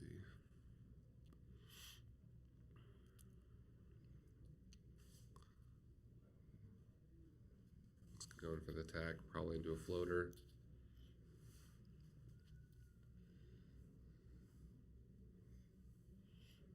See what Tommy wants to do. Wow, Mind Crush. Wow, what are you going to call? Caius, probably.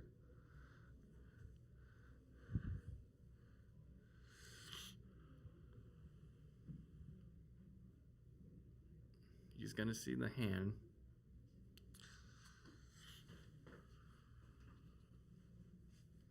I wonder what Tommy called. Are we still going to be questioning this ruling? This is the one ruling that everyone has to ask about a million times. Which is? If you could see the hand with Mind Crush. Well, yeah, of course, right? Unless all legal copies are accounted for. Yeah, exactly. So you will get to see the hand.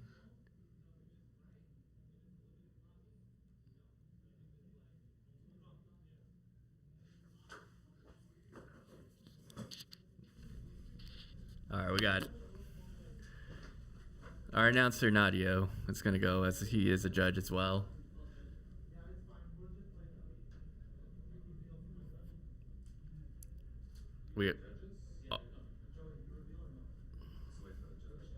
We are looking at the hand.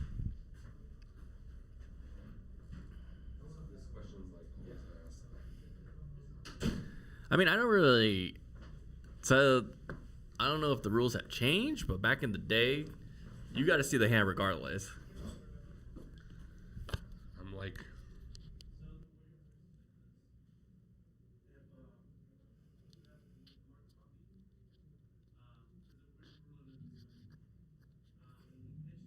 Okay, we're getting the ruling.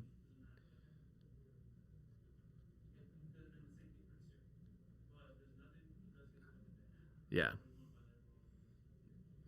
So they're ruling it like old Minecraft, it looks like. Or whatever the old ruling was. You get to look at the hand regardless. As long as all the copies. Did he show him his hand? He did show him his hand. Oh, okay. Yeah, it should be, unless all legal copies are accounted for. Right. You have to show him. Coming in with the Smashing Ground, Solemn Judgment. Wow, saw him on the Smashing Ground.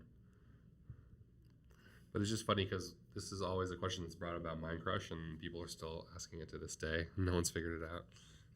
I mean, maybe they don't remember. I mean, it's a pretty simple card. Like It's just like, it should be the same ruling all the time. Yeah, but exactly. For some reason, if all the copies are still in the deck, yeah, exactly. You should be able to see it regardless.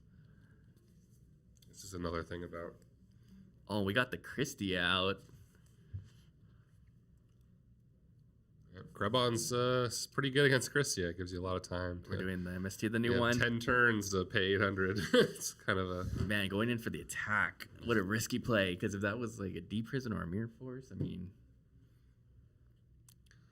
Yeah, it's the risk he's willing to take. All right, Christie, let's see if you can get there. Yeah, I'll wait a million more turns. Setting 1. Going in for the face down. Interesting. Please, spreader.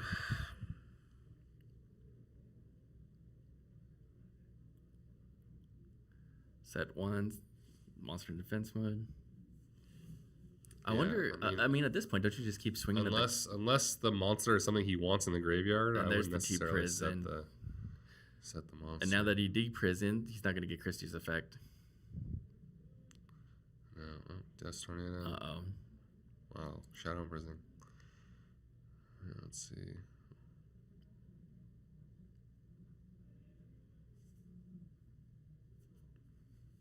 Flipping up Kaiku. We're synchroing for 6. Let's see if it's going to be the Brio. Yes, it is. What are we pitching? We're pitching the Malicious. There you go. That was what he searched. And that's it. Oh, 2-0 for Psychic man. That Heroes. is it. Man, Badger coming in clean with that game. Yeah, I remember when Badger first made this deck, started playing this deck. He's definitely tuned it.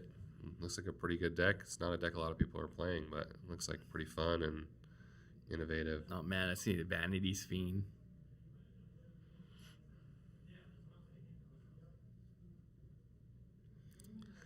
Yeah, he was able to see his hand with Mind Crush, so he knew what he had in his hand. It was Dust Tornado.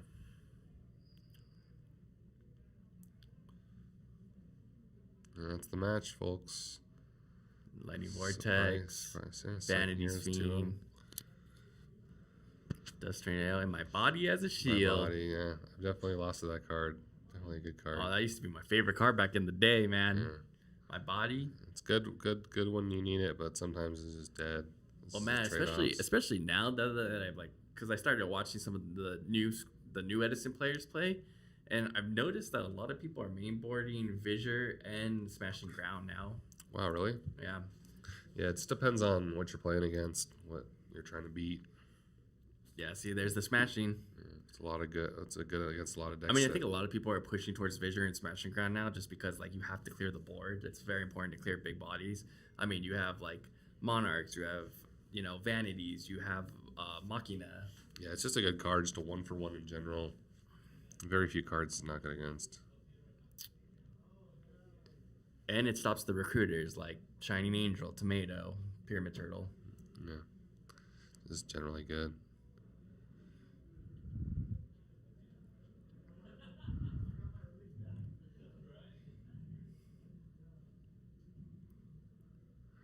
I think he beat him on stream last time at a big event. Yeah, I remember him mentioning that. I think Badger said that he lost, so I guess he got him back. To him in the. Yeah, Badger did lose to him last time.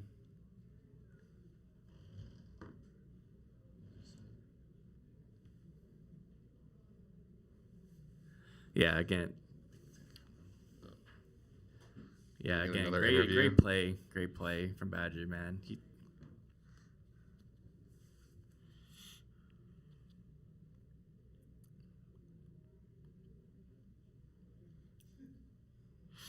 Are we getting the man, the myth, the legend?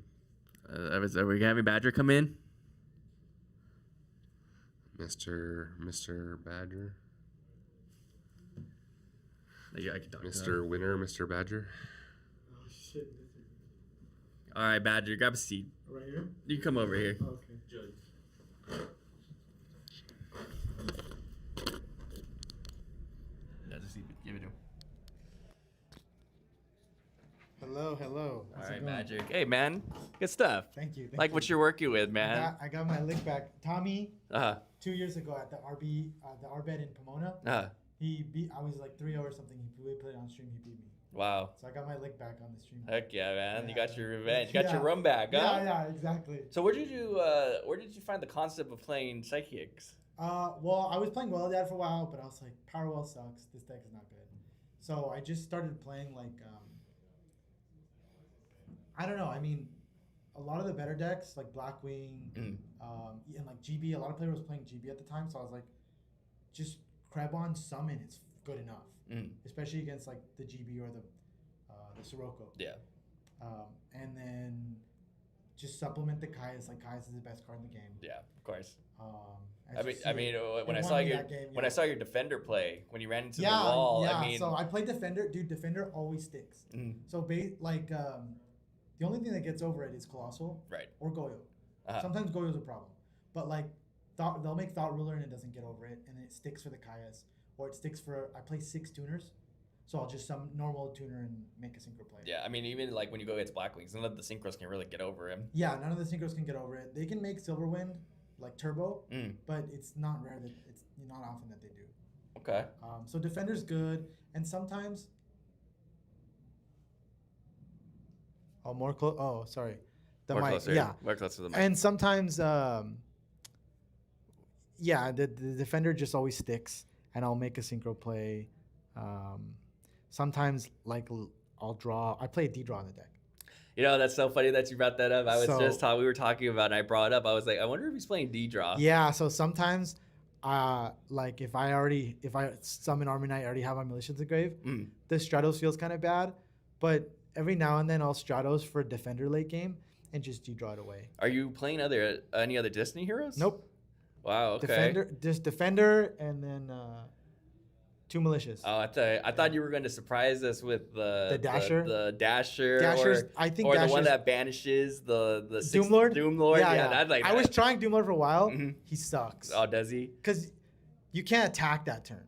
So he banishes something and just sits there. Yeah. Yeah, he's terrible. Yeah, I mean, like I was telling Nadia, like I'm an old school Edison player. I mean, I was playing when this was all happening, and like Right. nowadays, when I watch you guys and watch all the new Edison players, The I'm like, man, innovations, new innovation stuff. I know. that, Have you seen? know? I know. When you look back at the list, like for SJC Edison, people are playing like garbage. Like it's the craziest. That 5th place is like a list with like 6 Lightsworns, 3 recharges, and then like Treeborn and some Monarchs. It's crazy. The lists are so like. So, are you playing Dark Greffer? I play 1 Greffer. Okay. Just as a one of, because it's not good unless very rarely when I open it with Malicious or if I have Rhoda to get it or whatever. But typically Armor Knight's better. So I play 2 Armor Knights. Cool. And then one more. Are you running Psychic Connect Powerwell? No Powerwell. No Powerwell. Powerwell's bad. Okay. Yeah. But what's the reasoning on So why you didn't think get to it's bad see. now? So you didn't get to see it in this matchup. But the last 2 games and the like star of the deck is Ancient Sacred Wyvern. Okay. Because Malicious and E-Telly makes the 7. Yeah. And so I don't want to lose the life because Wyvern gets more attack the higher life I am. And honestly, like the problems that deck has is that it loses to Oppression anyways. Yeah. And Powerwell doesn't help me there, right? More often than not, I just want to have 3 Krebons, like you saw in this matchup on stream. I just normal the versus the Christia. I normal the Krebons, and I sit on it until I draw Deep Prison, Mirror Force, Caius, something to out it. Yeah, I mean, like your first game, I mean, what a clutch game. I mean, I honestly thought you lost. I thought I lost that game. First of all, when you went into the DD Warrior Lady, he had the Honest. So I'm like, oh, wow. Like now he lost his tempo. He has Royal Oppression in the back line. You know, how do you come back from that? He should have banished the Defender with the DD Warrior Lady, but he didn't. Interesting. And I drew the Caius. Yeah. And that's it. You know what I mean? Yeah, that's what I was. I considered hitting the Oppression, but he wasn't doing anything. So I was like, he probably has a Chrissy or something in hand. I'm just going to hit the monster and then I was right. He didn't have a follow monster. Yeah, when you did the defender play Yeah. and you just go straight into Kai's, I'm like, wow, that's. Dude, I love I didn't even think Defender. about that. I love because Defender. then you just get around the draw. You don't Mhm. even give your opponent the draw. You know, I don't think I've ever given anybody the draw. I've been playing this Really deck good. for months now. Nice. It's like, I love this deck. Yeah, I no, love good this stuff. deck. I Yeah. really like what I saw. That was a sick deck. It's cool. It's fun. What was the reasoning for my body though? Herald, and Okay. also sometimes that deck. Sometimes I open up and I just kill people. Mm. Like, so if I open up Greffer Italy, I can make Goyo Ancient Sacred and swing for 78. So it's good. Like sometimes you just kill people, and my body stops me from losing to Mirror Force Torrential, just like on the games that I'm able to just go and do my combo and kill people. And sometimes like making a Brio play to send the malicious is super important. I want to have the protection. Mm. Yeah, no, it was really good. I mean, coming from an old school, Edison player. I mean, Crabons, man, that used to be my favorite card back in the day. I know. And man, honestly, he should have just kept swinging at the Crabons when you were He setting should've, at yeah. the end. I was like, why aren't you hitting the Crabons? Take my life. He's Take losing my 100 each time. Yeah, I mean, take my life. Yep. I mean, who cares if he has the set? I mean, if he has the set, he has the set. you know? Right. Yeah, I agree. He should have kept taking my life because the monsters I was setting were worthless anyways. Yeah. It was just as a distraction. Yeah. Then what I was telling Audio is, and I think it was game 1. He used the brain control Super early. really early, and I was telling Nadia, I'm like, man, like Yeah. back then, I mean, I don't know the thought of like the new players now, but like, man, you didn't use that card till the very end. Like Yeah, that was your maybe- last play sometimes. Maybe he had. I mean, he had oppression that game. No, I don't. He did. He did have oppression So that I game. kind of understand, Mhm. but like, Yeah. I agree. Hold it. Yeah. Yeah, especially in his deck, if he's playing Herald, like hold the brain for a Caius, you can make an 8-star, or Mhm. make a Stardust Christia, you're fine, Yeah. right? Like you don't lose. Yeah. I mean, But yeah, I mean the deck's fun. I'm really happy. It's doing really well today, and That's I'm good. super happy about it. are you excited for all the frogs and blackwings you might run into? Oh, dude, I cooked the frog player game 2. Did you? Round 2, yeah. But I'm a little worried about frogs. Yeah. Oh, Blackwings, I'm not so worried about because the Krebons. Mhm. It's great. It's so good in that matchup. Like, yeah, I mean, I don't want to see the whirlwinds and stuff, Right. but they normal summon the Shura. They can't really do much. Even if they have it with Gale, Yeah. you're not attacking over it. I'm gonna make a synchro play. If I'm worried about if they search Kalut off the whirlwind, I just make Brio. Mm. Like, there's so many options. I mean, yeah. You have. I mean, in your deck, since it's mostly a tuner deck, I mean, Dude, you have- you can- I'm sad I didn't get to showcase. This deck's so good. I play Return and Escape. I'll just like have Defender. I'll summon the Gale, make a 7, or like there's so many ways to make 7s. Psychic Life Transfer. Mm. You banish a Krebons, gain 12, and then return that with like the Malicious back. you get all your combo pieces back. Yeah, I play an basically. instant fusion with. I play one instant fusion with Musician King. I saw that. So I can I make saw your instant Arcanite. fusion. Dude, I made Arcanite round 2 That's and cool. the game. So normal Krebons, make the Arcanite, Yeah. pop everything. Dude, it's so good. Yeah, I mean, well, also too. I mean, since you're playing more tuner, you're a tuner-based deck. I mean, you can abuse brain control, you can abuse mind control, you can, you have main such decking mind control so good too. like any because- way for you to get an extra body, Yeah. you can easily abuse it. Yeah, I agree. I was trying E controller in the deck for a while, but it's not that good without like a Treeborn or something. Yeah, without something to Yeah. consistently trip Yeah, I've it been up. messing around with the deck a lot. Like I used to play Hyper Psychic Blaster because you can make it with Life Transfer and like a Plague Spreader or something. But just not good enough. Man, and I saw you side in Vanity's Fiend. Just for me. one. Just one. Oh, okay. Yeah. So me personally, I love Vanity's Fiend. Like you're either playing Caius or you're doing a main deck Vanity's Fiend sometimes, and sometimes that catches people off guard. Yeah, so I special summon a lot, so Mhm. people won't expect it. Yeah. And I'll just cut the one Kaius for the one Vanity's Fiend. And sometimes it's good enough because I play the little E hero. I play Instant Fusion. I play E Telly. There's so many ways to access it right away. Turn Yeah. one. Like if I open it, I can just summon it, right? And I supplement that with like Dust Tornadoes for Raigeki breaks and stuff Yeah. like that. So it's okay. I like it. Just as a one-of, it's fun. No, yeah. I mean, comes out. it showed. I mean, you did some great stuff on stream, Yeah, man. That game dude, one. I- What an incredible comeback. I Yeah. was like, man, how the heck did he do it? Yeah, I'm super happy with the deck. It's kind of like a pet deck at this point. Mm.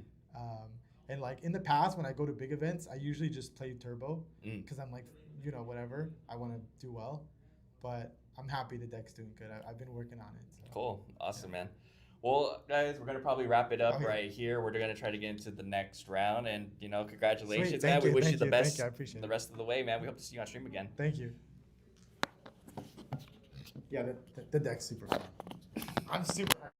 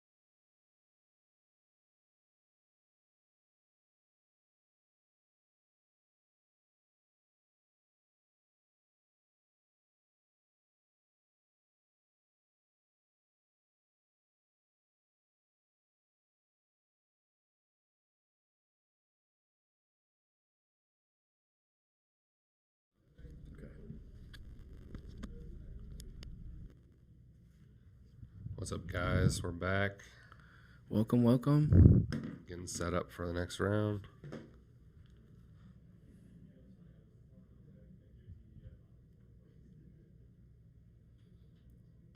No, not live yet. Oh.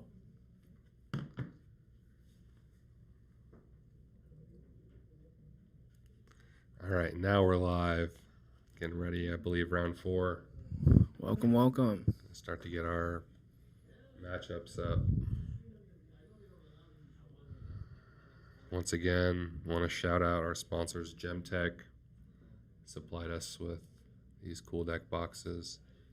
Obviously, Casa De Tarjetas running the stream. Make sure to check them out. Joyful Toad for hosting our tournament here. Idrisil for their awesome playmats. They also do the LDS series. Go check them out. They just dropped some cool one-piece mats on their website. And Out of Pocket. Once again, thanks guys for watching. Yeah, thanks for watching. Host a classic series. We host the best Edison format matches here in the OC. So if you ever come by over here, just come visit over here.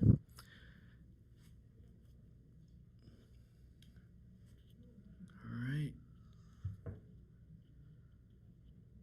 Just waiting on the setup. Gonna get our players' names and decks. I believe the player on the left, his name is Sam. He's playing pure Black Wings. We're just waiting on the guy on the right.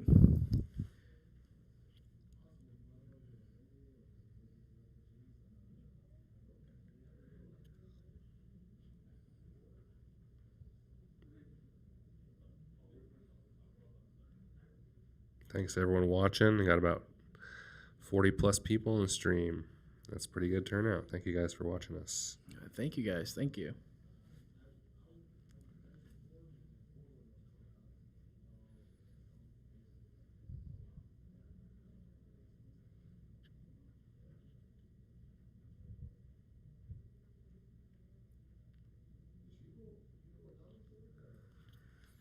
Still waiting. Waiting for our run to start. All right, there we go. Oh, Value Turbo. So it's Black Wings versus Value Turbo. Okay, very interesting. Mr. Simon G. This is Chris M. Simon G. Getting started. Both very strong, powerful, consistent decks. So seems like Chris is going first.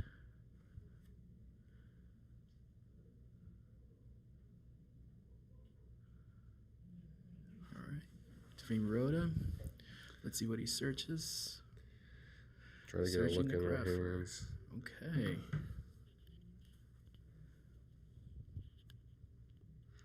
What do we got to pitch? Value. Perfect card. Most likely send a Sirocco.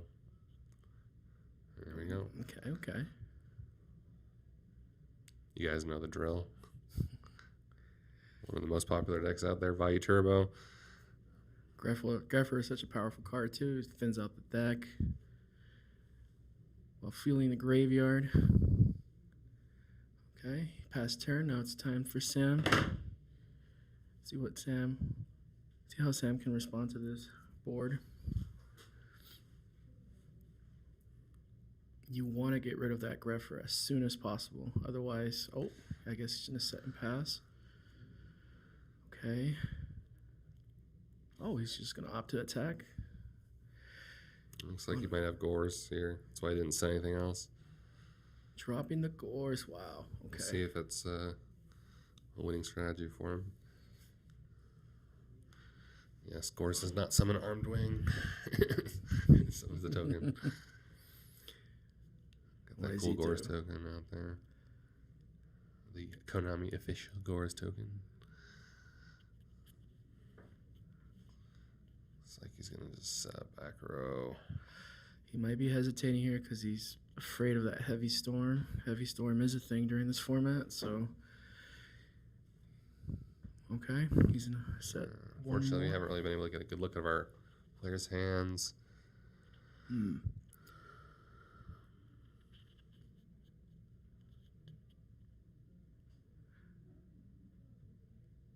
Just thinking it over. Now, if Sam doesn't really have anything here, I would just attack with Gores and see what kind of back row Gores can eat.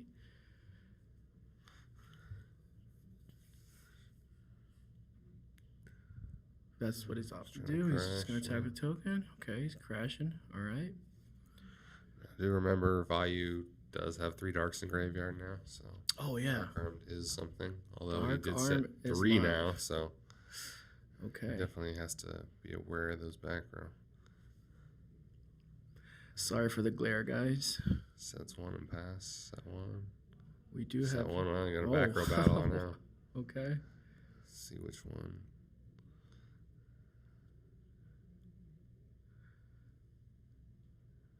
Gore's not looking so hot in the face of 4 back row, but we'll see how it plays out.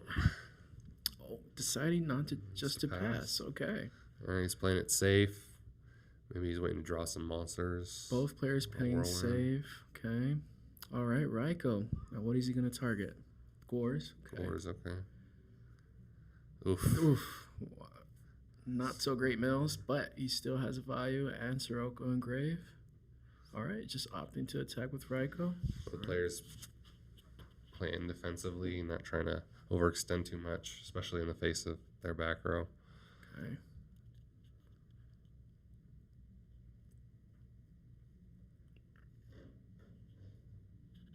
All right. Staple of Blackwing Shura, definitely what you want. Follow up with Bottomless. Yep. No Icarus. Maybe he's afraid of the Starlight Road. All right, just pass.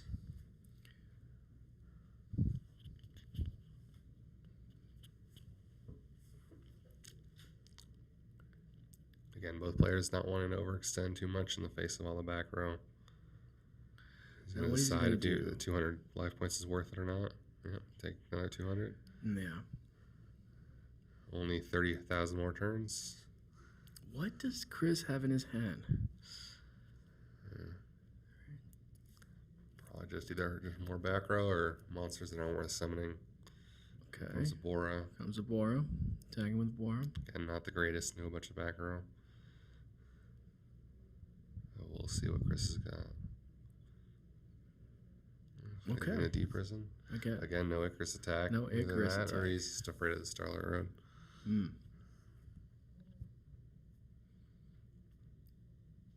MSC in the back row. Wow. Good hit, Torrential. Hit Torrential. That's another reason maybe why he wasn't summoning anything. I'm not sure if I would have blind MST there, but, you know, he obviously plussed right there. Torrential's a very powerful card. All right, Vayu. Vayu. Oh, my God. Okay. Gonna try to milk him out as much as Vayu possible. beat down. Here we go. That's 1,000 to return. Only a couple more turns.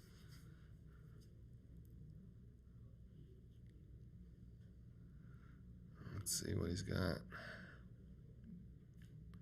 Now each player only has two back rows, so it's not as bad to try to get through that. Okay. But Chris does already have 2 monsters on board, so feel for Caius. I think I saw Kalut and Samson. Okay. You might just have a bunch of mediocre monsters. Summoning Kalut, okay. Just try to get rid of something. Maybe Raiko. Probably to get around Bottomless. All right. Attacking the Raiko. Okay. Does not want to feel the grave with more values. Does Chris play the Sorcerer, though?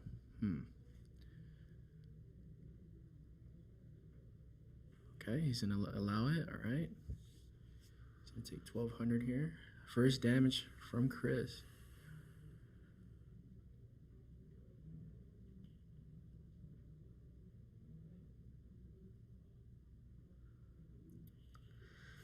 Again, either a lot of careful play or just neither player has gotten any crazy monsters worth summoning at this point.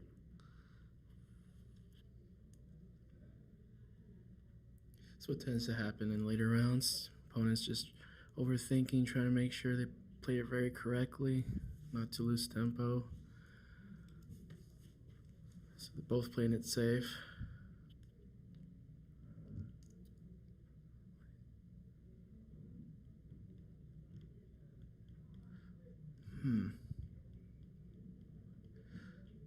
Okay.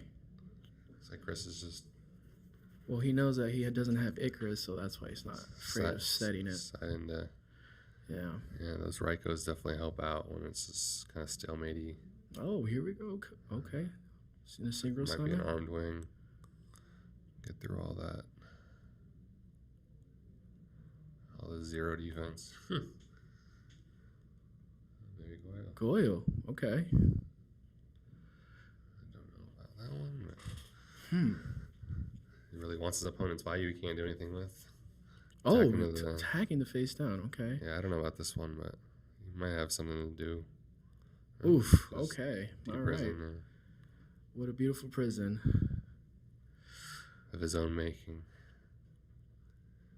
Yeah, I don't know about that play. I probably would have just either gone at an armed wing or he specialed the Gale, so he had a backup play. That's why he decided to do that.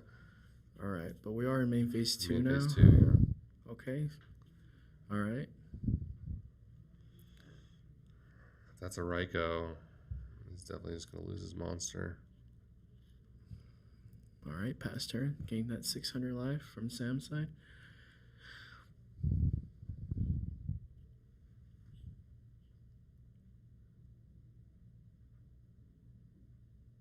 Oh, never mind. I think we're still... Okay, there we go. So just confirming game state before he proceeds. Here we go. Definitely another Raiko. Definitely another Raiko. Obviously going to target the monster. Yeah, see, that's why I don't know about that Goyo play. I don't see what the positives were to that. You mainly just have your little guys just attack over his little guys. Mm-hmm. There's really no upside to going into Goyo, especially with the back row. Oh, we opted to pop the back row. Back row. Wow. Wow. What a read. Okay. Okay, that's just lucky. You just hit the Starlight Road. Sounds about right. That's me. That's legitimately me. I'll do that all the time. But I let the dice decide. I'll roll the dice. A blind MST and a blind Raiko. Oh, wow. This guy. Super lucky. But that's just how Yu-Gi-Oh! Is, man. All right. Well, now Sam's staring at a Raiko. It's not that intimidating, but now he's staring at an Arn Wing, too, so...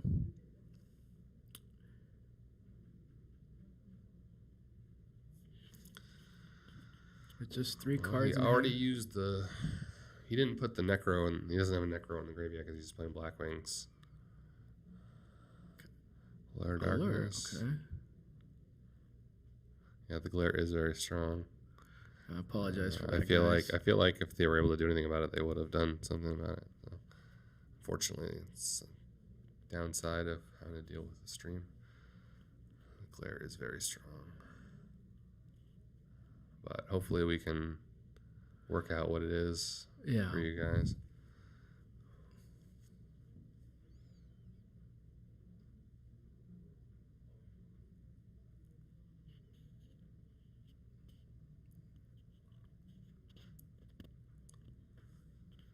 Again, looks like Samon's just kind of waiting for his opponent. Again, guys, sorry about the glare. We'll see if we can do something about that for you guys.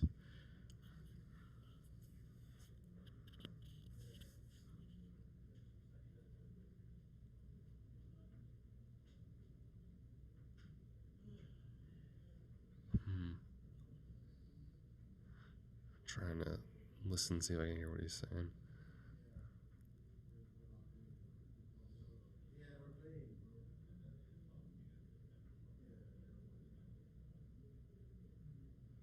Maybe there's a mistake. They're trying to wait for a ruling or something. Yeah, perhaps looking for a ruling or... Oh, okay. Fixing the life points, perhaps. Okay. All right, let's listen in and see what we got over here. Looks like judge has been called.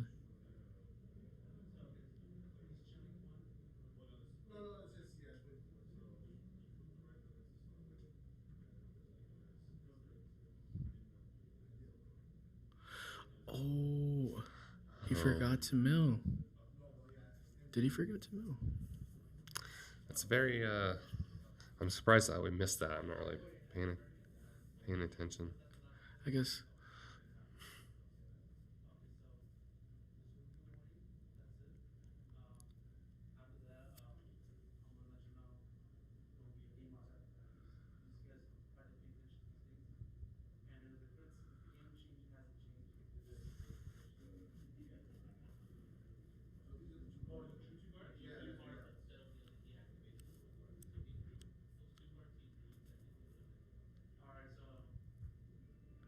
Yeah, it looks like that's gonna be. I mean, I think it should be irreparable because he drew and shuffled it. His opponent doesn't know what he drew.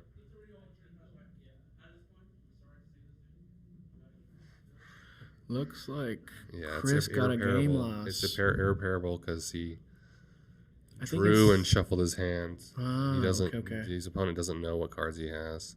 Yeah, that at that point, you can't repair the game state anymore. So Yeah, that's. wow, He didn't that's mill 3 unfortunate. cards is pretty crazy because that's what the value wants to do, and the fact that he forgot it, I wasn't paying attention enough, or I would have said something, but I just didn't notice. I think instead of milling, he drew. That's what happened. Well, because he played the allure. Yeah, the lure, exactly. Oh wow, that's unfortunate.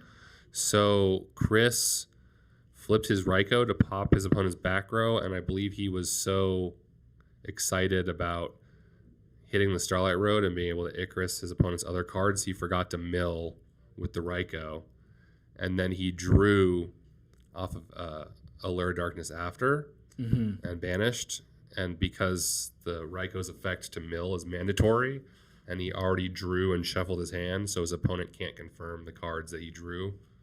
Correct. It's a game loss because it's irreparable game state because he Okay. he didn't mill and then he drew the cards he was supposed to mill. Yeah, I So think that's it's- exactly so what happened. you can't confirm the cards he drew because he shuffled them, and so it's just a game loss. Yeah. It's unfortunate, but Got to make sure that we remember our effects. I've once happened where I just get ahead of myself. I'm assuming he was just really excited because he hit maybe he was assuming his opponent had Starlight Road, and when he hit it, he was like, oh heck yeah, now I get to Icarus the rest and I'm golden, but he forgot to mill. Because once again, the value's trying to mill, so you very, very rarely you forget to mill. That's like the first thing in your head, like, oh, I get to mill. So, yeah, again, sometimes the stream jitters just gets you, but you gotta just take it and accept it, and then just try to play better the next couple of games. It's not over yet. Absolutely. Still got 2 more games. It's not over yet. He can still come back. Definitely. I have been behind that, not necessarily having irreparable, but definitely miscalculating. I believe that happened to me last big tournament. I was on stream here. I believe it was Casa. And just calculated life points a bunch of times. Still was incorrect, and I ended up losing because of it. Just gotta get past it and zone in for your next couple of games. It's not over yet. Okay. Just learn from your mistakes. Hopefully not do it again. Yeah, too far ahead of himself. Definitely.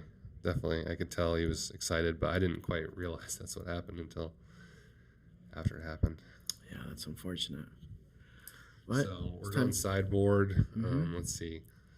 Game 2 now. It's time to clear the mind and. So for Black Wings, if you're playing Black Wings, what are you trying to set against value?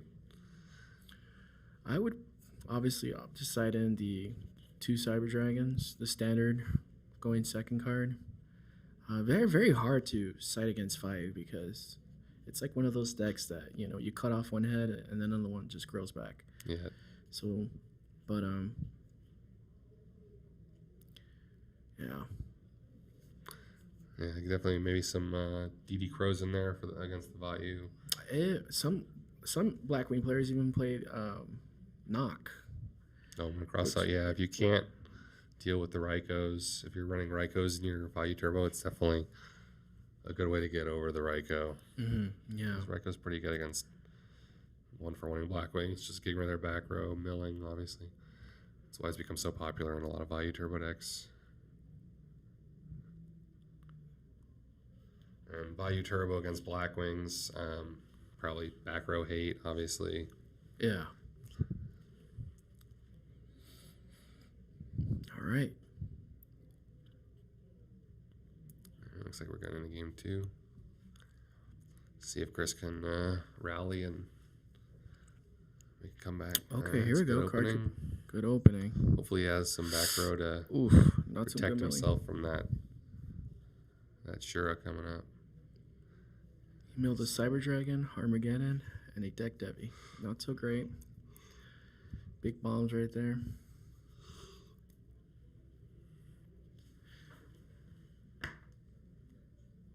All right. And well, he just drew the MSC. Yep. Pretty good. What was it that he killed? Oh, there we go. There's a Shura. Yeah. Just like I said, that's the downside of. I think when I play value, I side out the card trooper sometimes, just because the Shura. You get to mill, but it's the downsides. They have Kalut, they have Shura. They get their effects, and it's not necessarily worth it. Oh, tax the value. Okay, he's not afraid of Gores. Just got to make sure you have protection, but that MST definitely. I mean, why would he be afraid? If he had Icarus attack, we would just set it. Always be wary of back row destruction. All right. Going to Magical Android, gain some life. Pass turn, gain some life points. Should be at 86. Chris. Now, is he going to summon a monster? He needs to.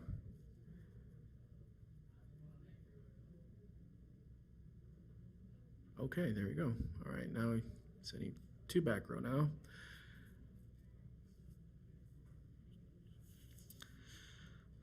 Oh, trap dash shoot. Okay. Pretty good. There it is. That knock I was telling you about.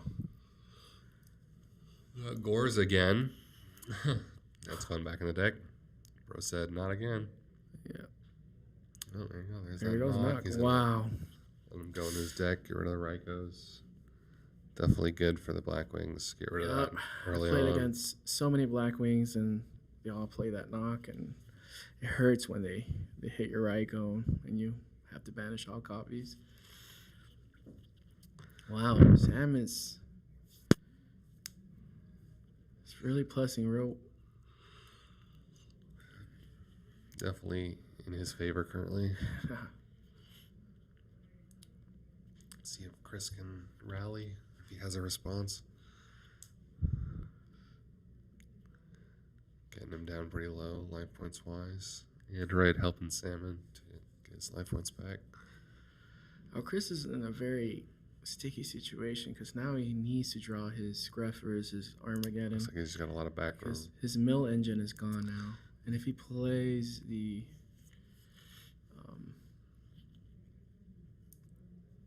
okay, Mirror Force. Ooh, okay. Yeah, if he plays his Charge of the Light Brigade, it's dead now. His Card Trooper's gone, so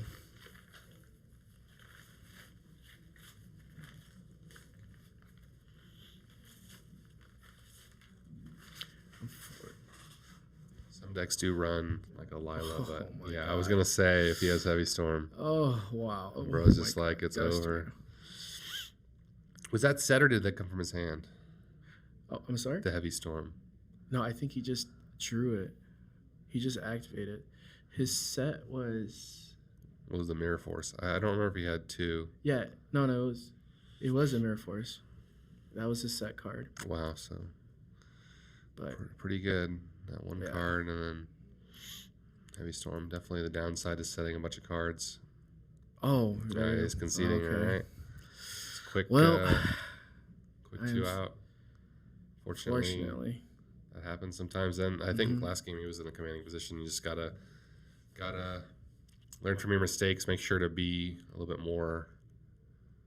Because I know people take a lot of time to make their plays, but then they get excited and they kind of throw that out the window. And just make sure to always be, even if you think you got the game right away, make sure you are meticulous. Make all your plays. Make sure you're not making any mistakes just to close it out.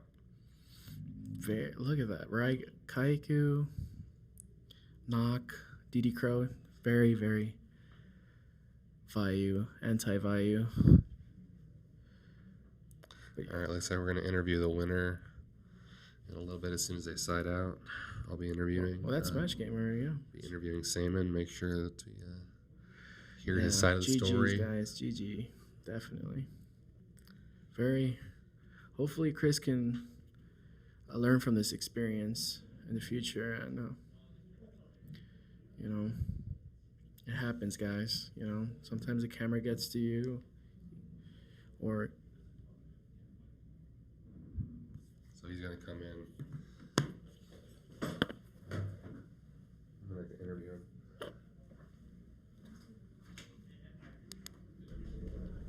I'll take my time off.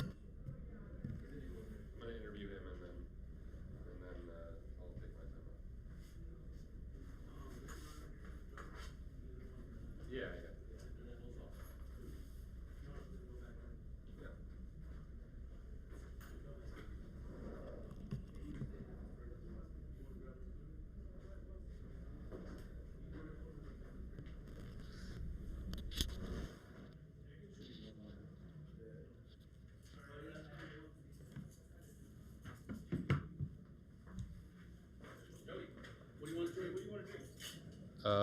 Doesn't matter. Dr. Pepper or Coke's fine.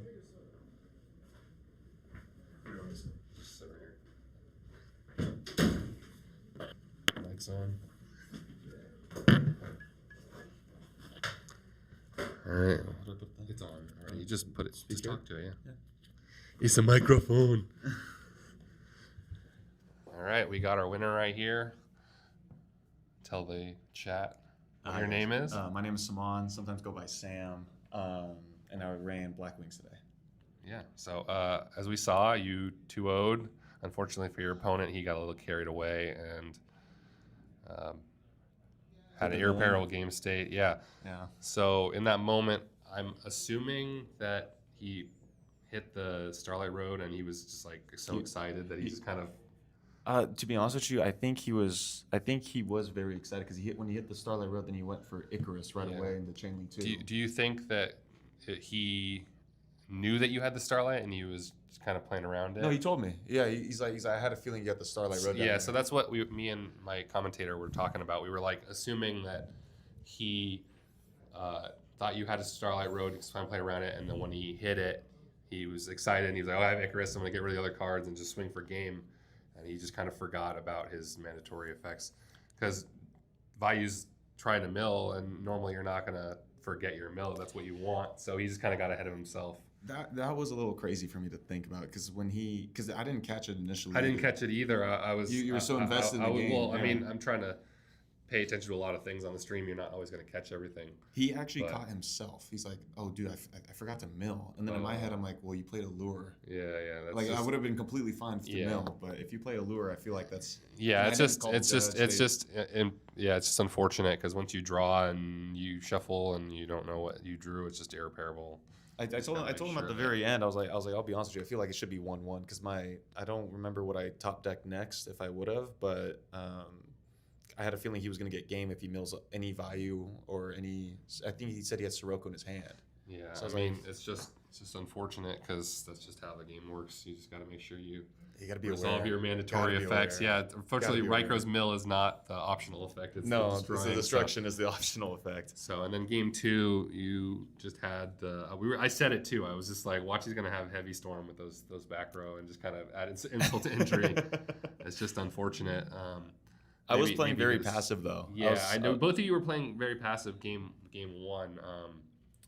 Was it just because you guys weren't drawing a lot of monsters, or game there's a lot of back row? I had a Blizzard, 2 Kalut, and a Brain Con, and I didn't want to summon any of that because I had no targets in the grave for Blizzard. Yeah. And I'm like, what am I gonna do with the Blizzard out there and Kalut in hand? Why would I waste that? Yeah.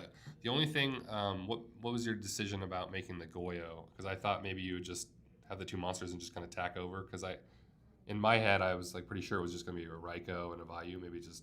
Try to use your little guys to get rid of his back row, just get rid of his monsters. I see. No, I made Goyo there because I was outing it being a hamster. and I still haven't normal summoned that turn. Okay, so you thought it was a hamster. I thought it was a hamster. Okay, it could have definitely been a hamster. Because it's a hamster Raikou value. Yeah, I'm assuming. yeah. So if I attack the hamster, I take the hamster and I still have a normal summon, Mm-hmm. and then and I can normal summon target Gale or whatever. That's a reasonable line. I just in my head I was like, you guys are both have 3 back row. He's probably gonna have something to get rid of it. It's better to use your little monsters. But then again, I wasn't thinking about the hamster. But yeah, I was mainly trying to out whatever back row it is like that would absolutely screw. Like when I made the Goyo, he went. I thought he was gonna go bottomless. He did not the bottomless. I was like, okay, so let me out the deep prison at that point. Yeah. So that's what I did. I was like, okay, I got you.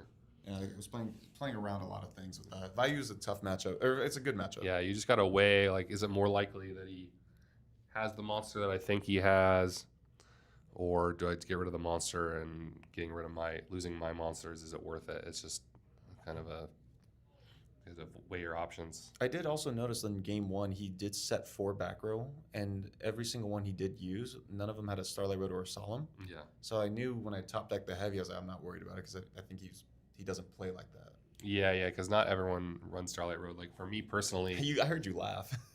What? Dude, I was out there like Starlight Road. I heard someone say it. I thought I was in this room. I don't know. Somebody said it, and I was dying laughing while I was playing. Like in my head, I'm like, wow, that guy really liked my Starlight Road. Okay, I'm too into. I'm like in the stream, so maybe it was my commentator. I'll have to watch it back. Yeah, watch it back. Somebody said it. I don't think it was me because I was, or maybe it was, but I don't know.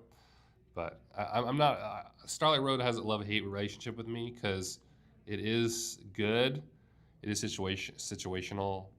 I just feel like good players play around it, and it's more of like against the not as good of players that are not going to play around it. But then again, sometimes you kind of just have to play, and if they have it, they have it. Sometimes you just gotta play and hope. So For me, I would say yeah. I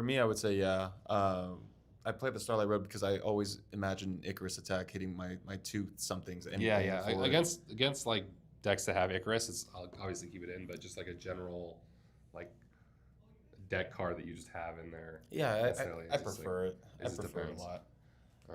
But it's a good card for sure, and you won, so can't complain. keep it up. I appreciate it. 4-0. Yeah, good luck on the next round. I appreciate you, brother. Thanks, man. What is this microphone? DJR.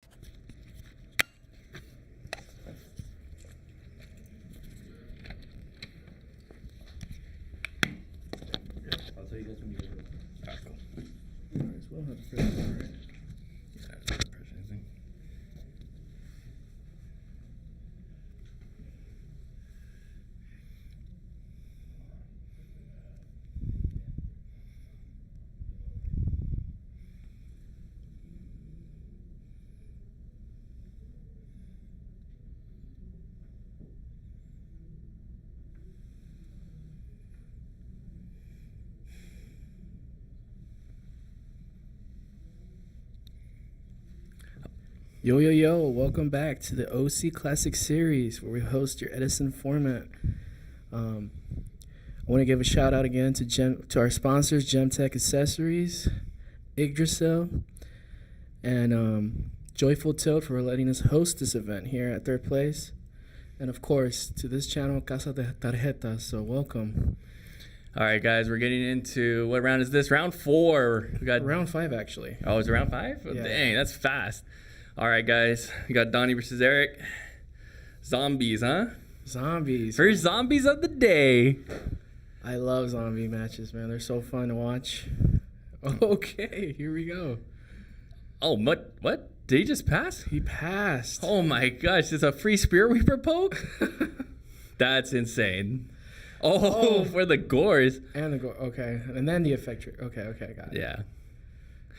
Okay, hits. Dang, Greffer. Dang, that was a good hit, though. Good hit. All right.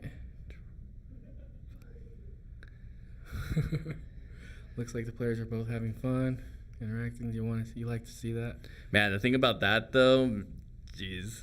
I wonder if he was, well, I guess he didn't know what he was playing, but man, hitting the Spear Reaper on the Gores, that's 2 cards out of the opponent's hand, you know? Yeah, so, yeah. Less cards to worry about.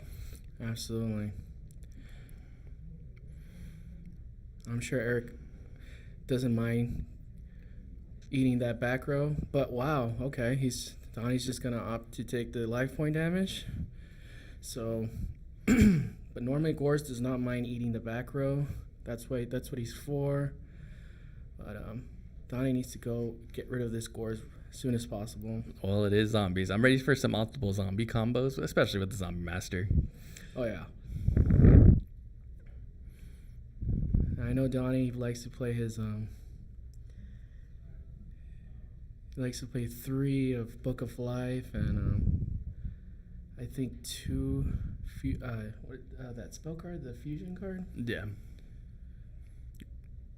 So let's see what he does here.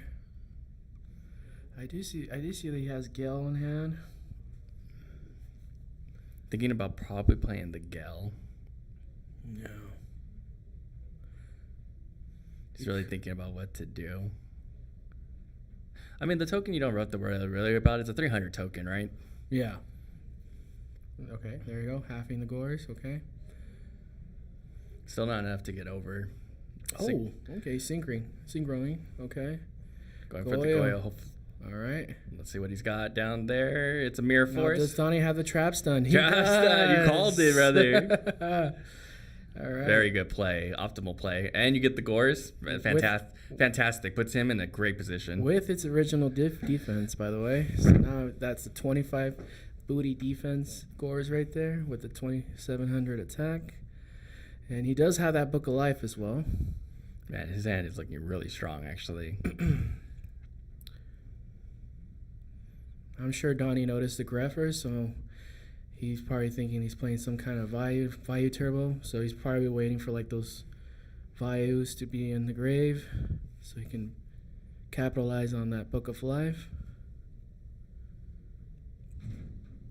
Now, what is Eric thinking here? I wonder what he could be thinking about.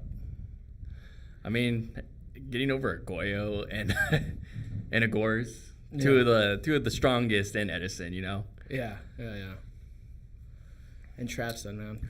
That's what a wonderful card. I love that card.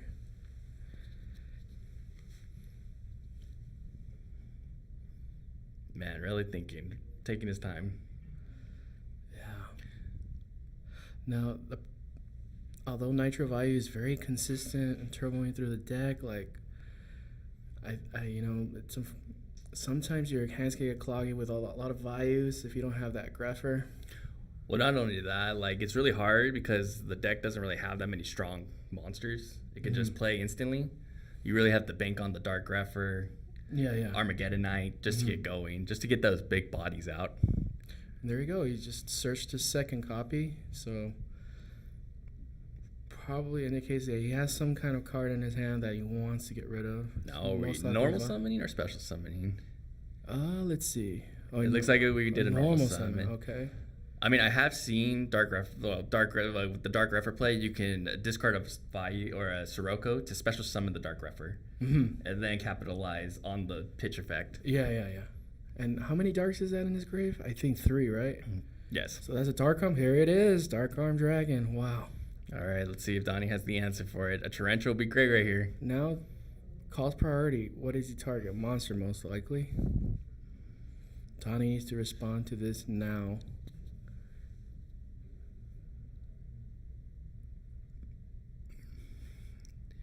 Man, it's so crazy how like the tide of this duel is like going back and forth so quickly. It's like at one point Donnie had the advantage, and now Eric has the advantage. It looks like he's gonna get the advantage right now. Oh, okay. That back row is not moving. All right, so most likely a battle trap. Oh no, nice, no. nice. On All the right. econ. Okay. Econ. Interesting. I wonder why I'm curious why he just didn't tribute the Gores to take control of the Dark Arm. Yeah. He does have only Vayu engraved. Possibly Donnie thinks that he wants to keep that Vayu in the grave, you know? And it looks like Donnie was right. He did not go for the pop. Wow. So keeping the Gores on the field.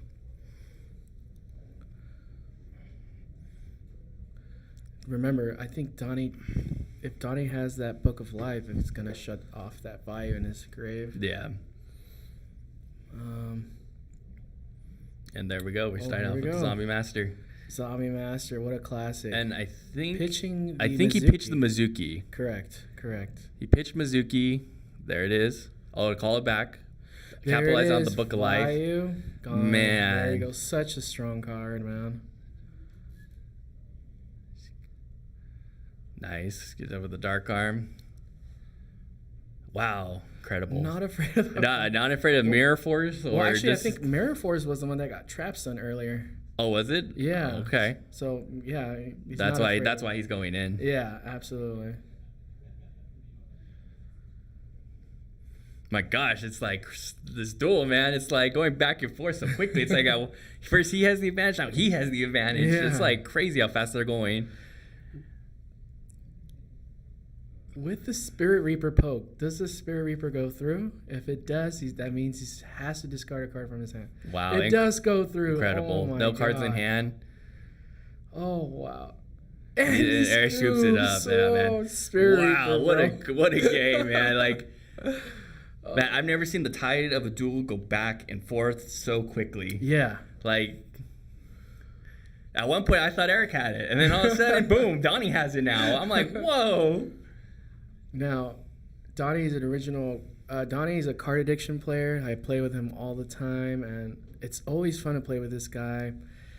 I'm always going back and forth with him, and that's what I love about Yu-Gi-Oh! It's just the back and forth interactions. Like, at one point you have momentum, and all of a sudden, like, you're losing, and like, but damn, man, Zombies, very, very good deck. Yeah, I mean. So Donnie, his background also, he was actually a really good, well-known Dragon Ball player from back in the day, and he's gotten some incredible title wins in that game. So I mean, he knows how to take his time. He's a patient player. He really likes to go on his route, Yeah. Go at his speed. But man, side decking. So. I guess what would be like the formula of a side deck for against like Vayu, you would say? Well, knowing Donnie, he does play the 3 Book of Life, so that alone already hurts Vayu or hurts decks that want to utilize the graveyard. So, but it is very difficult to side against that deck because he, so maybe side against. I don't know. I honestly don't know. I always struggle siding against Vayu. Yeah. Because if you so many things you could side deck, right? Yeah, like, absolutely. You have like DD Crows. Yeah, which he does side in. Yeah. He already mains the trap stun. So, he already mains the trap stun. So, is there any point of side in more back row hate? I'm thinking what Eric can even cite against Donnie. I mean, what, Daddy Crow as well. I mean, surprisingly though, what really hurt zombies, I think the trap card was Imperial Wall, the one where players cannot banish. Oh, it stops from players for banishing. Oh yeah, that could, but then it would also hurt Eric's deck because Vayu can't banish, right? That is true. So, but I don't know, because now that so these Vayu decks now, they have this sideboard where they come sometimes side out of Vayu, and they'll just go into straight Black Wings.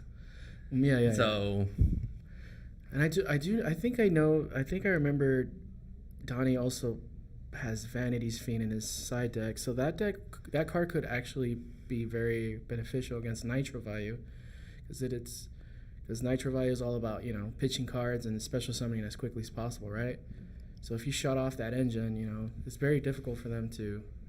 But then Nitro Vayu also plays Icarus Attack, no? Yes, it does. How many copies? I think they play 2. 2? Okay. And Eric hasn't seen how many Caiuses Donnie plays. I think Donnie plays 3, if I remember. Well, I mean, after you play him as much as you have, you kind of got the deck list memorized, Yeah. Oh my God. I did Donnie see. Always has I did see Kaiku. He is citing in Kaiku. I saw that right now.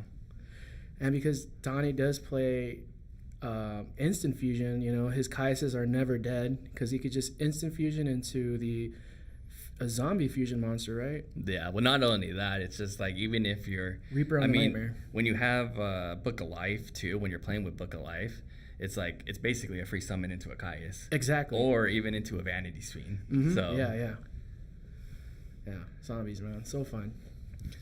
Well, one thing about zombies too is Econ is amazing in that deck. Econ is just really an incredible card in zombies. Yeah, Donning has showed people the power of Econ. That card gets people of course. Even the last play we saw, he had 2 options. He could have took the Dark Arm or put the Dark Arm in defense. Yeah, exactly. And it's actually, now that I think about it, it was actually a correct play to put Dark Arm to defense because now he was able to attack over it, right? Rather than just taking it. Because Dark Arm's a 2800 beater. Oh my God. Okay, Trap does shoot.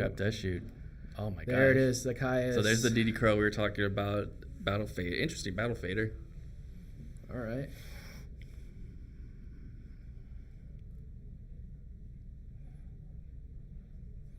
Now he does have to think. Does he want to take the Caius or the DD Crow?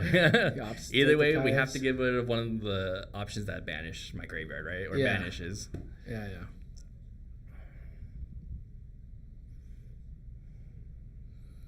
So Donnie just opts to pass. He doesn't really have to do anything. He has the Battle Fader, so he can just chill for one more turn.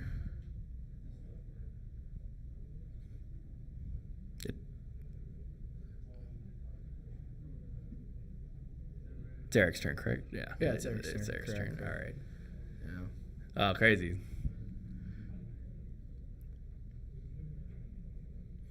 All right, we're going with the just set in defense. Okay. All right, Donnie. All right, so we got options. It can either be the Raikou or it could be Hamster. And what did he draw? I think he drew Vanity's Fiend.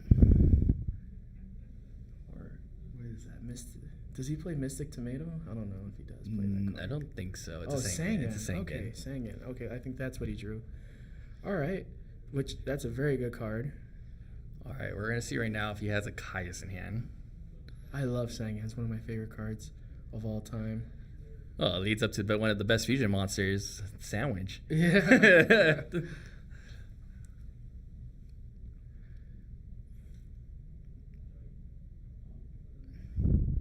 Yes, Iron Wall is the trap. Correct.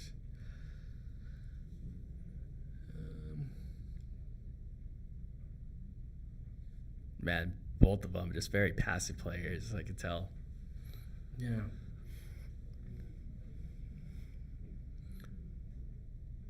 I think I do see the Caius and Eric. When you play against zombies, playing very passively is actually not a. It's actually very not a really good thing to do with zombies because you're essentially just letting them set up. Yeah, well, yeah, like you said, like basically what you were getting to is zombies is very slow. Yeah. It's a very slow deck to get going. Yeah. So we're going for the synchro for 6. Brio or are we? Okay, interesting. Okay. Probably setting up. He wants to set up the Bayou. Yeah. Not only that, but do some pierce damage too. Why not? But he does have to always keep in mind that he does have the Battle Fader. Oh. That's true.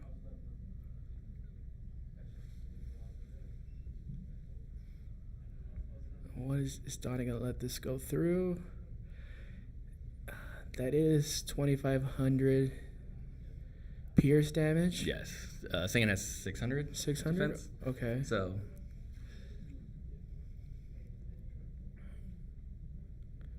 It's all right. A little bit life. all right. damage. So now what are we getting? So it's There either we going to go. become the Pyramid Turtle, which is what he pulled, or usually the Goblin Zombie. Mm-hmm.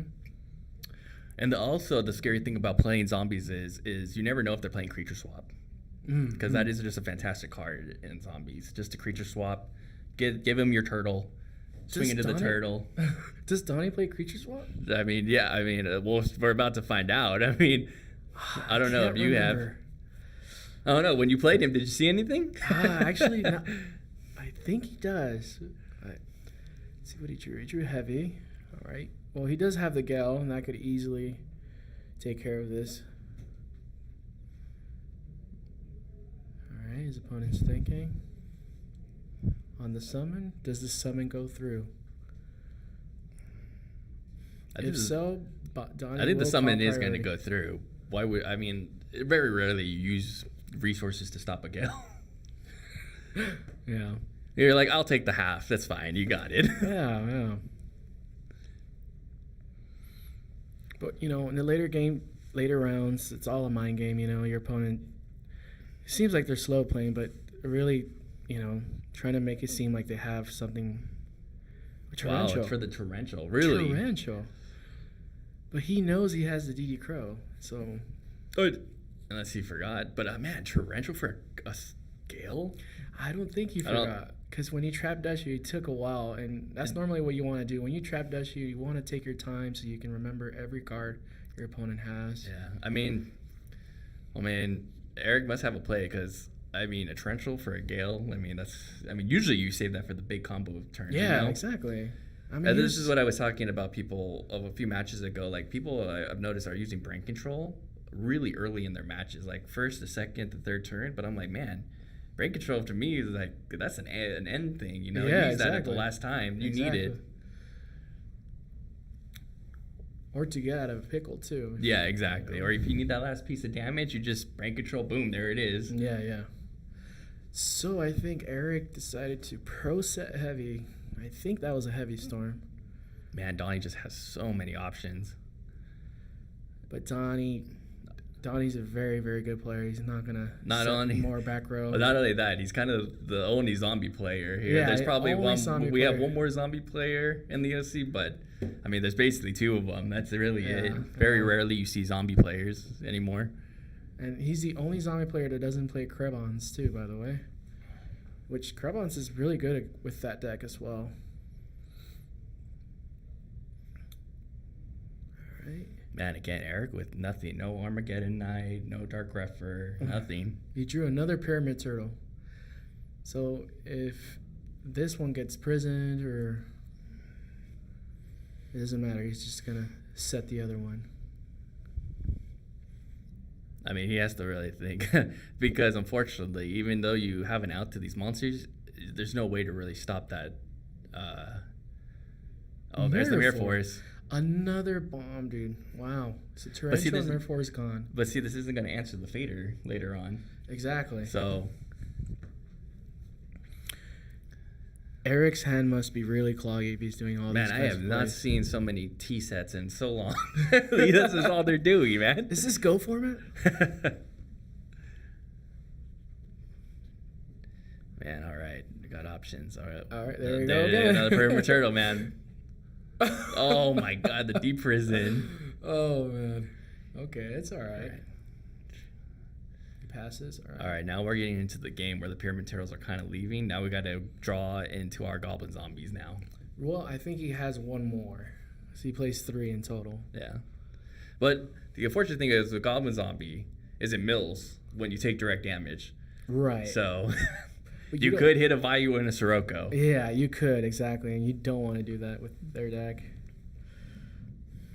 Okay, he's in a set. Now we're going for another T set. Here we go. Probably an Icarus attack. He's got the DD Crow. Where do we DD Crowing? We're DD Crowing the Necro. Right now. Well, okay. Interesting. Oh, I see a Dark Arm. That was a good play by Donnie because even if he chains Necro, it's still okay, Eric's we're turn. for the Dark Arm play. Dark Arm Dragon. Oh, Here that we makes go. sense why he did the DD Crow. Targeting the monster, it's a Vayu. Oh, okay. All right, now this is getting kind of dangerous territory with Donnie because he's obviously running out of monsters now. Yeah. Oh, I do see my favorite card though, Brain Control. He has Brain Control in his hand. Trap stun. Trap Okay. stun. And he's got. So I see Two trap stuns. So we got two Okay. trap stuns. All right. Yeah, Now now looking this, good for Donnie. This just one monster. Where he needs to find his floaters right away. I mean, Eric needs to find his warriors. He needs to get that graveyard going. He does have one Vayu and Armwing in grave already, and Donnie already did get rid of his DD Crows. So I mean, we say that zombies is a slow deck, but man, if you're giving him this much time, Exactly. yeah, you're gonna give him too much time to set up. yeah, exactly. Eric's very lucky that Donnie's not drawing his cards, but yeah, this is very dangerous. Every time I play against Donnie, I play very slow. I get punished for it. Man, and going with just 2 face downs, 2 back rows. Drew MST, so now he has a heavy MST and a trap stun, threatening roar, and a brain control. He is a Donnie battle with the fader. pass. Okay. So I think Eric only has 3 cards, it looks like.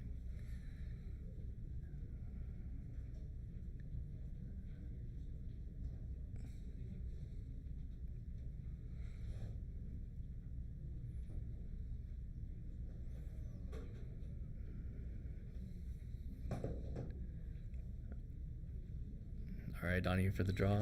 I think we got an econ. Man, this is not going Eric's way right now. Oh, wow. Eric had more cards than I thought. I think that was 6. All right. Setting Yeah. another card. Well, if he needs to set, otherwise you'll start losing some cards. Yeah. All right. And I think Eric does have a set heavy, so this might not look good for Donnie, but he does have the battle faders. He does have the battle fader. So, That's and the threatening roar. Actually, you just chain the threatening roar. right. So I mean, he has options, right? Like, yeah. But he's losing some cards. There it is. Vayu. all right, so he's going to finally pull the trigger on the Vayu. Summoning Armor Master.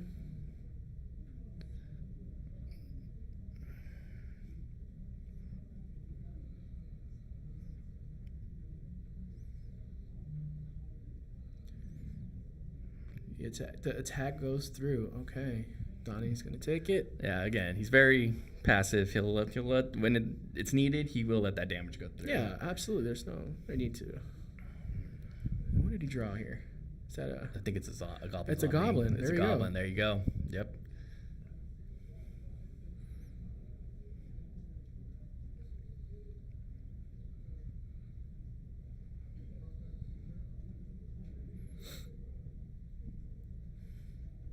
Now I'm honestly wondering if there's any Icarus attacks in this deck right now. I'm also wondering that as well. They have to, because that's what it's... I think that's a Nitro Vi's Sirocco. I think he just, I think he banished Sirocco. Yeah. Well, okay, so now if he gets Dimensional Barrier, he's got 3 good targets, right? Yeah. I believe Nitro Vayu plays 3 upstarts, 3 of the what is it called, Yatagarasu trap card. So they play all these cards to dribble through the deck, and I have not seen any of that from Eric's side. Did he potentially side them out? But if you do that, get rid of the consistency. So he attacked his goblin, and let's see what he's gonna search with the goblin. So Donnie does have to be very wary of what he gets, because he can always tribute for Caius. Oh, that's right. Wait, Nitro Valley plays Caius? I think they play Caius. They do play Caius? Yeah. Very interesting. Okay. Well, I mean, I don't see why not, because it's one of the best tributes, right? It's just a good tribute that can get you out of a situation. Okay. Oh, he's gonna grab the Plague Spreader. Okay.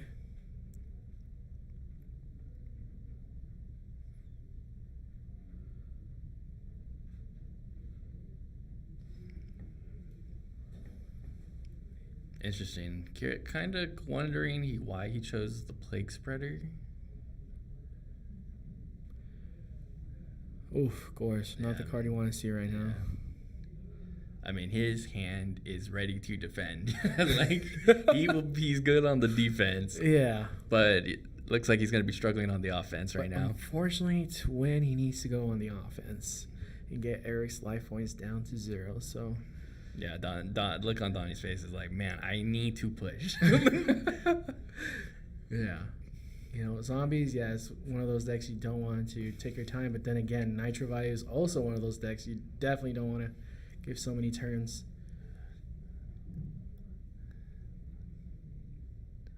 Yeah, by turn 3 or turn 2, Nitro Valley should already have, like, their grave set up and Icarus's or Yada's. Oh, man. Oh. He has to, right? Or else he'll have to start discarding. So it's like you might as well set it. Yeah. Oof, that heavy's going to hit hard. Yeah, I mean, Eric's just waiting, right? Like, he's just waiting for that perfect timing where he's like, all right, I got it. Now I'm going to heavy, and now I'm going to go for the last push. Yeah. But Eric could also possibly be thinking, okay, he might have a Starlight Road that's somewhere in the back, so I think that's why he's hesitating. All right. He's just, he's just going to attack. No. I mean, do we think that he forgot about the Battle Fader now? I think it's been long enough. All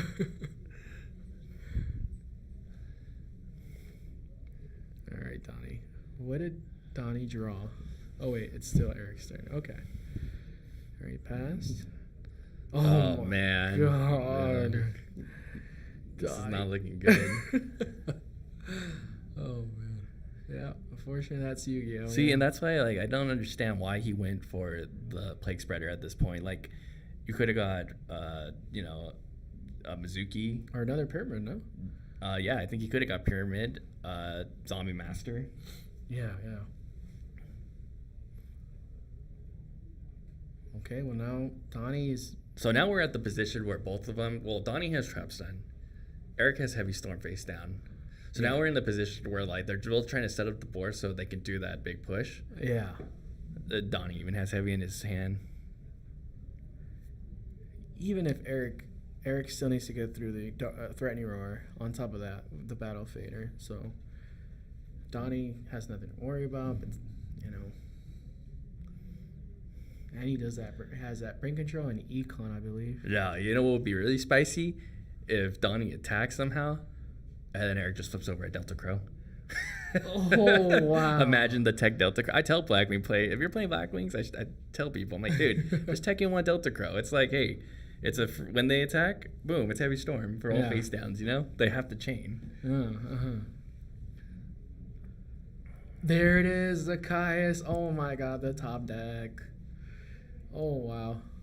That's exactly what Donnie needed. And he does have the trap stun to protect that Caius. So if I was Donnie, I would do the trap stun. Yes, exactly. Okay. Do the trap stun first because you don't know if he has pulling the rug or a solemn judgment, right? Right. Yeah. Good play by him. Now, he's really thinking about this. What are we doing? Icarus attack. All right, here we go. Does have the Icarus. So he's like, okay. Interesting. Don't target the monster. Nice. Changing Trap to stun the again. second trap stun. All right. Alrighty, here we go. This is the time. And so we both know that he has Heavy Storm for sure face down. Yeah. All right. Okay. That Kai's is definitely going in. Yeah. Get it free. Now, if I was him, Mm-hmm. I don't know. I guess, yeah. Okay. If I was Donnie, I would not set any more cards and just hold on and just rely on the threatening roar. See, what would really be nice if he could have gone somehow Yugioh, attack the Armor Master, and then come back to him, and now he has a brand new Armor Master that can't be destroyed by battle. But I don't think Yugioh can take Armor Master because it wasn't technically properly summoned. Oh, is that how it is? Yeah. Man. Yeah. Doesn't work. I learned that the hard way. When Did you? Turbo. Shoot, now I know. I'm not going to get caught by that ruling. Yeah. You see, chat said that normally Nitro doesn't play Kai, so. Oh, okay. All right. Well. Yeah, because it's all about turboing, right? So they don't. Kai is kind of. I mean, I understand. I mean, I guess, but I just man, Kai's is just so good. He's just a free banish whatever you have a problem with. But it's just, consistency, You want to turbo out through your deck, and Kai's just kind of like that brick if you don't have the follow. Thanks, chat. Thanks for keeping me posted. Yeah, thanks, man.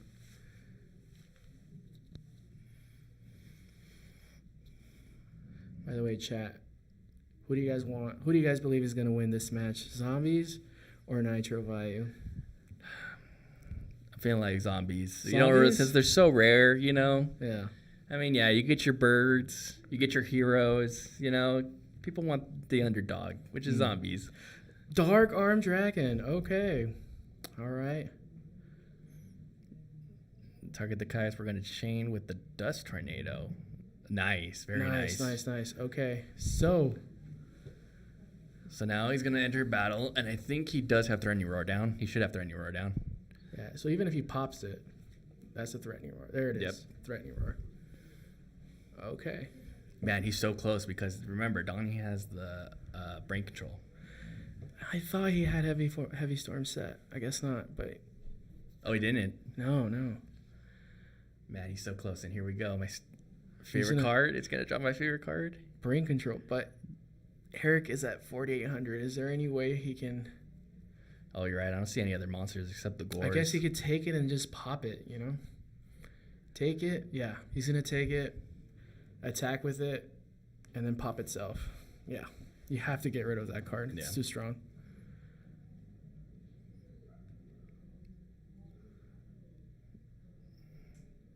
Banishing the Sangan, pop the Dark Arm. Okay, there you go. Setting the Yada for that. Okay. Now this is where it gets dangerous. Here we go. There we go. He's going to draw. Now he does have the Gores in hand, so he has nothing to worry about. But he is at 2,500. So if Eric plays this right, he should attack with the highest monster first before Gores could even drop. So... Well, thank goodness that Donnie banished the Armor Master because he could have made Silverwind. Oh, yeah, that's right. Okay, there you go. You see? Yeah, I think he forgot about it. He's like, where's my Armor Master? Yeah, or the Arm Wing, He's like, damn. Okay, there you go. So here we go. So now Eric is like, okay, now he talked with... Okay, there you go. He attacked with the small one. But at least he gets to attack the token. I think it has to go in attack mode, no? You normally don't want to put an attack in case Eric plays enemy controller, So always drop in defense. So if he plays this correctly, he can attack and then enemy controller and then deal the last amount of damage. And here it comes. Here comes the Donnie signature with the econs, All right, here we go. So you should attack the Greffer, tribute Gores, and then deal the final blow. Yep.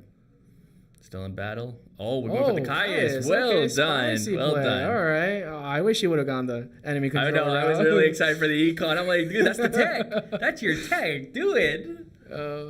Great play from both of the players. Zombies. There you go. Good old zombies, guys.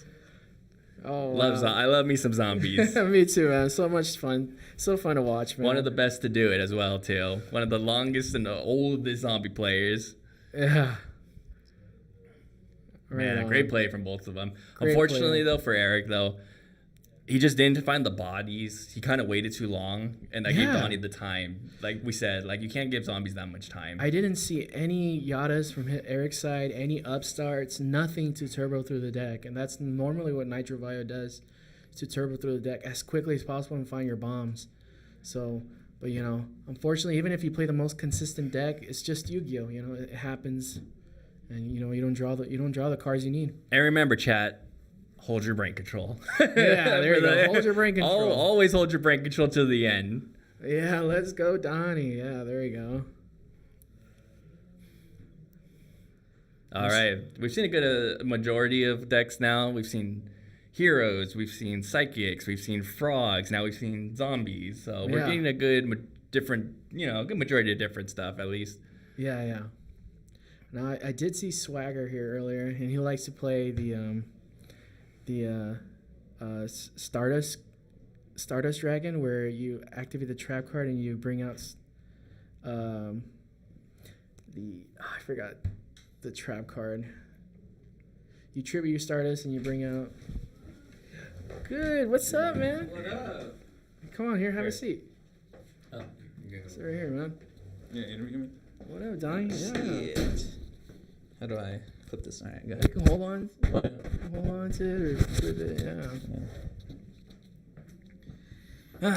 Right on, man. That was so much fun to watch. Was it? Yeah. Oh man, dude, the first game, I ripped the Reaper for my 6 cards. I was like, yes.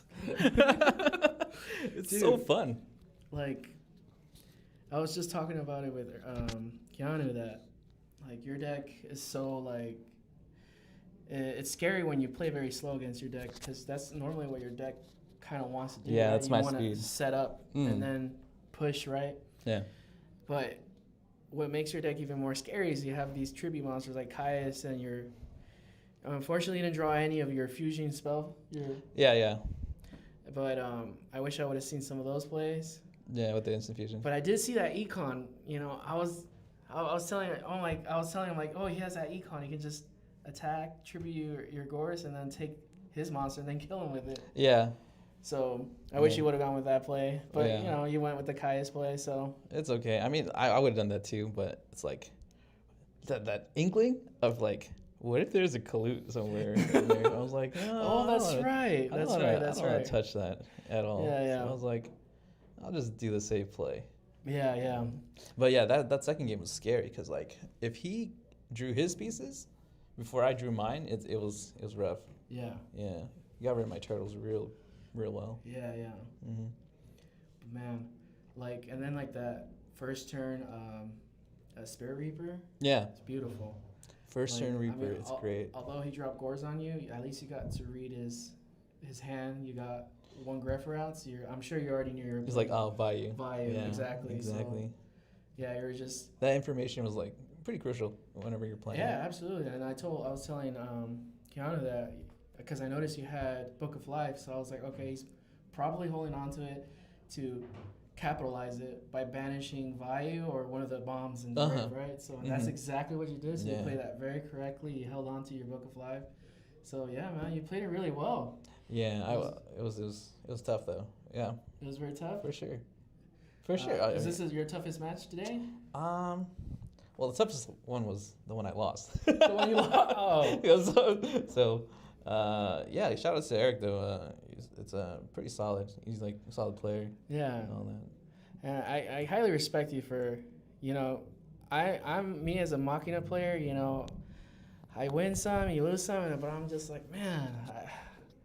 I unfortunately went to the dark side and I made my first. You made birds. I made my first birds, but it's okay. Donnie has been known to just play zombies no matter what happens, whether he's doing good or bad. He sticks to his deck, and I see that you've been improving along the way, and for that I salute to you, man. Thank you. Now you're one of those players I definitely fear. I'm just like, man, I'm playing Donnie today. But it's all fun though. Yeah, it's all fun, but yeah, man. All right, looks like we gotta wrap it up. All right, for sure. Thank you. Absolutely. All right, guys, we'll be right back.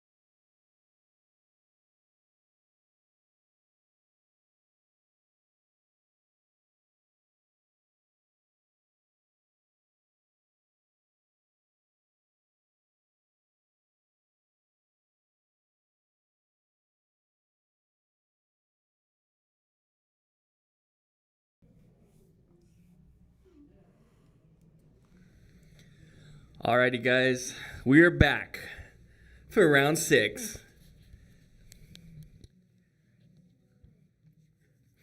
All right, guys, we got two of the best of the OC's Edison players.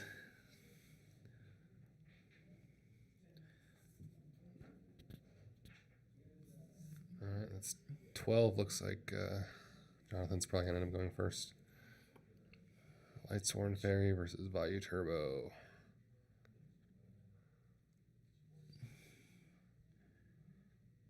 I know Ernie's taken a few of these Edison tournaments, right? Yeah, he's pretty good. He's pretty good. Jonathan is a very old school Yu-Gi-Oh player. He's gotten a few tops in the old days too. Both of them great players. All right, we got our first Lightsworn for the day. Very close to my heart, although he is playing a fairy version, so I believe that means he plays Christia and Orange Light and a bunch of other fairies.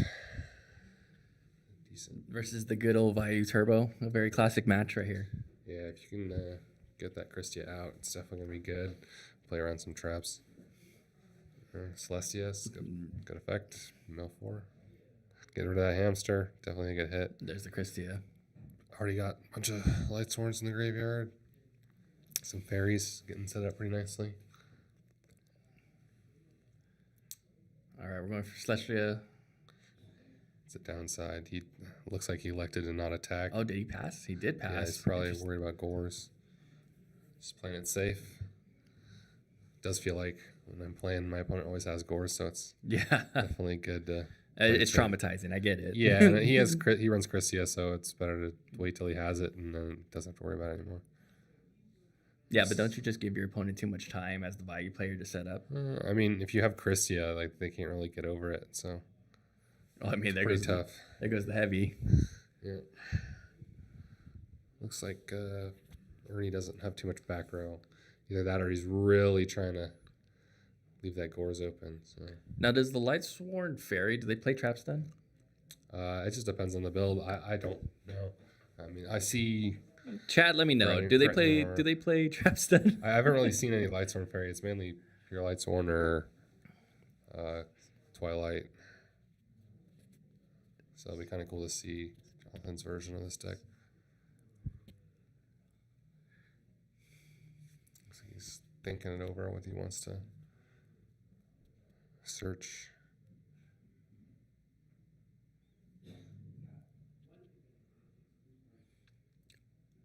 Is he still thinking about what he's going to search? Yeah. I mean, I think so. I hope all the Lightsworns aren't smilled.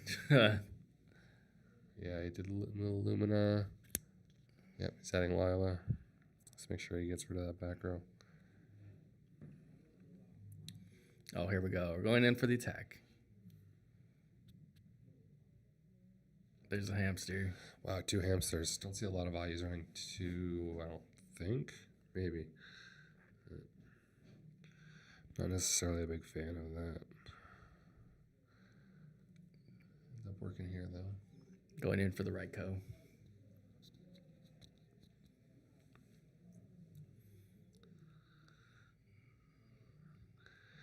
Yeah, Fairy Lightsworn, the consistency issue.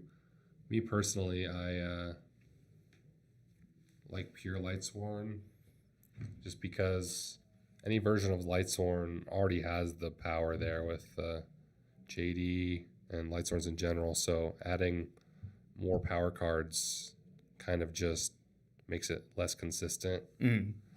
So it's really just trade-offs. Do you want less consistency and more power? Do you really need that more power? Because the deck's already not consistent enough. There's no real difference in playing other versions that helps you mill, which is the main thing you need to do in this deck. So if you're going to draw bad and not mill, you're going to lose no matter what version you're playing. And just that pure is consistency, although it does seem like I've seen some Chaos recently do very well, so yeah, I'd have to try it out. Well, what's nice is Celestia is a fairy, so it counts towards the... Yeah. Definitely. That's what makes that deck so good. You run 3 Celestias, can pop a bunch of stuff, mill a bunch of stuff, and then set up your Christias. I'm ready for the orange light. I saw mill one at least. Orange light is definitely very good against Raikos and hamsters. Looks like All right, so we got a Bayou and a Sirocco in the grave. Sending up mills.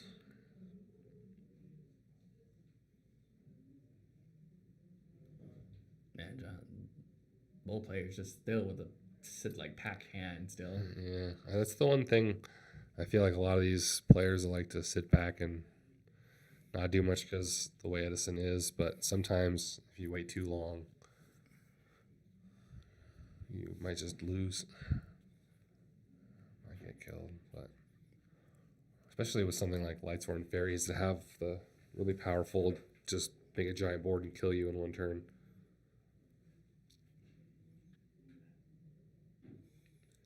So it looks like Ernie's just taking account of everything his opponent has in his graveyard, see if it's worth it. Starting to go for a push or just sitting back. Just know that the longer he waits, the more setup his Lightsworn opponent's going to have. Wow, Trap does shoot. Let's see it.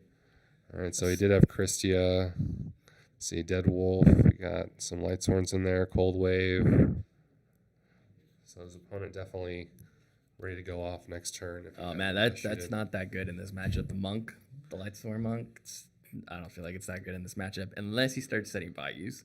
Yeah, I mean, the Aaron's mainly like against like frogs, Bayou itself. Doesn't really do much against Raiko and Hamster because they're gonna get their flip effects no matter what.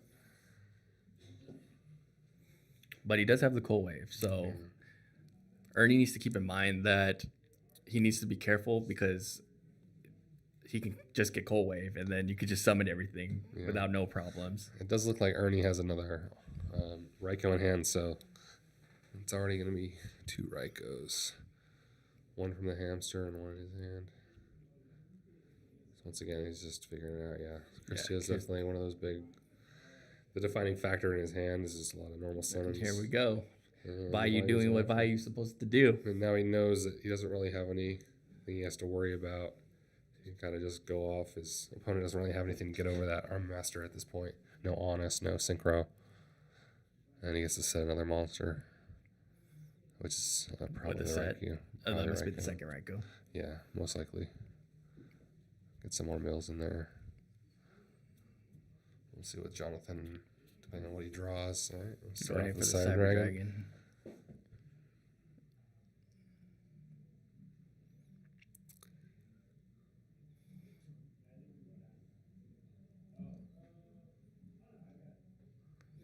So the Cyber Dragon is definitely going to go into the Raikou, but I don't see how he can really answer that Arm Wing. Yeah, at most he's going to get rid of his opponent's Raikou that's already done his job, and the other set monster, which is most likely another Raikou, is going to trade 1 for 1. Hopefully, there you go. Try to do the most damage as possible. Hopefully Jonathan keeps in mind that, it's most likely should be a Raikou. Yeah. I don't think he should take the risk. Yeah, I think he should just stop, go for the mill. If he needs the mill, that's definitely the play.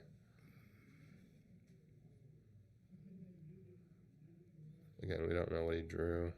Most likely another Lightsworn.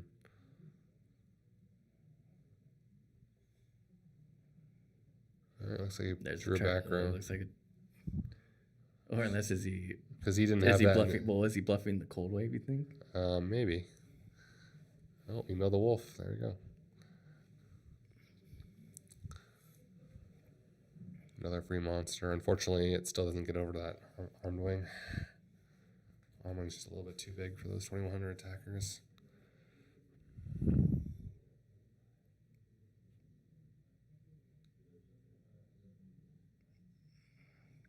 I see a Greffer. I saw the Greffer. All right, we're flipping over the wolf or the Raikou. Try to mill. All right, there we go. Consecrated Light. Consecrated That's a really Light. Very good draw. Lets him get back all the lights he wants. Forces opponent to waste his Raikou on a card that he can just chain. Interesting. I wonder, took the Christia. Why wouldn't you just take the orange? I wonder why he doesn't. Oh, I guess he needed to discard At that this berry. point, I would, if I was Jonathan, I would assume that my opponent probably doesn't have any back row because he hasn't set anything for so long. So you don't really have to worry too much about back row at this point. Did you see what he added? No. I missed it. I think I saw. Oh, he hit the value though. And once again, another value mill. Good mill. Okay. Let's see. Kind of looking rough for Jonathan, honestly. Yeah, he's really gonna have to. He's limited on his options. Did he not add a Celestia back? I feel like that would have been one of the better things to add. Yeah, I thought he would put Hopefully he orange in did. his hand, because at least you have the option to synchro. Yeah, you're right about that. Sometimes I forget about that being a tuner.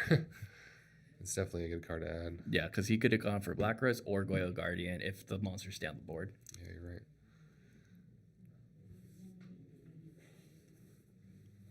Yeah, no JDs. I don't think he milled any JDs. I didn't see. No, there was no JDs.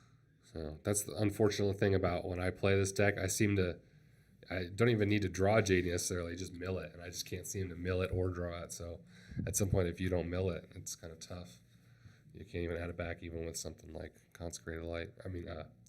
Beckoning Light. Add it back to your hand, or even Monster Incarnation. Looks like Ernie's still. All right, let's see. Draws two. Let's see Caius. Some shiny cardboard. Yeah. For sure. What are we See getting what's rid his of? sides to banish. He hasn't summoned yet, so he still has a summon. He's deciding on he discarded the Caius. He banished the Caius. Kind of. So yeah, I wish I had seen what Jonathan added to his hand, because that's probably what's making him decide. Looks like he's Okay, so he's gonna he special has- the Greffer. Yeah, special summon the Greffer. Wow, dark for arm, the Dark okay. Arm. Looks like he has everything, Yeah. and he knows his opponent doesn't have gores or anything to protect himself. So that's gonna be the game. It looks like he's gonna pop his cards and All three, attack and for we're gonna game, scoop yeah. it up and go to game 2.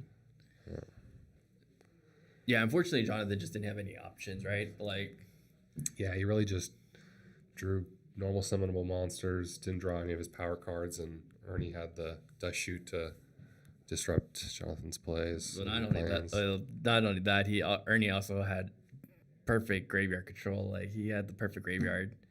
He had the Yeah. Bayou, he had the Dark Greffer, into another Sirocco. Yeah, hopefully Jonathan will be able to sideboard to kind of do something about that. Make sure that Vayu isn't just get free reign to manipulate their graveyard. Am I going to see my boy? Am I going to see Consecrated Light? Definitely seeing Consecrated Light.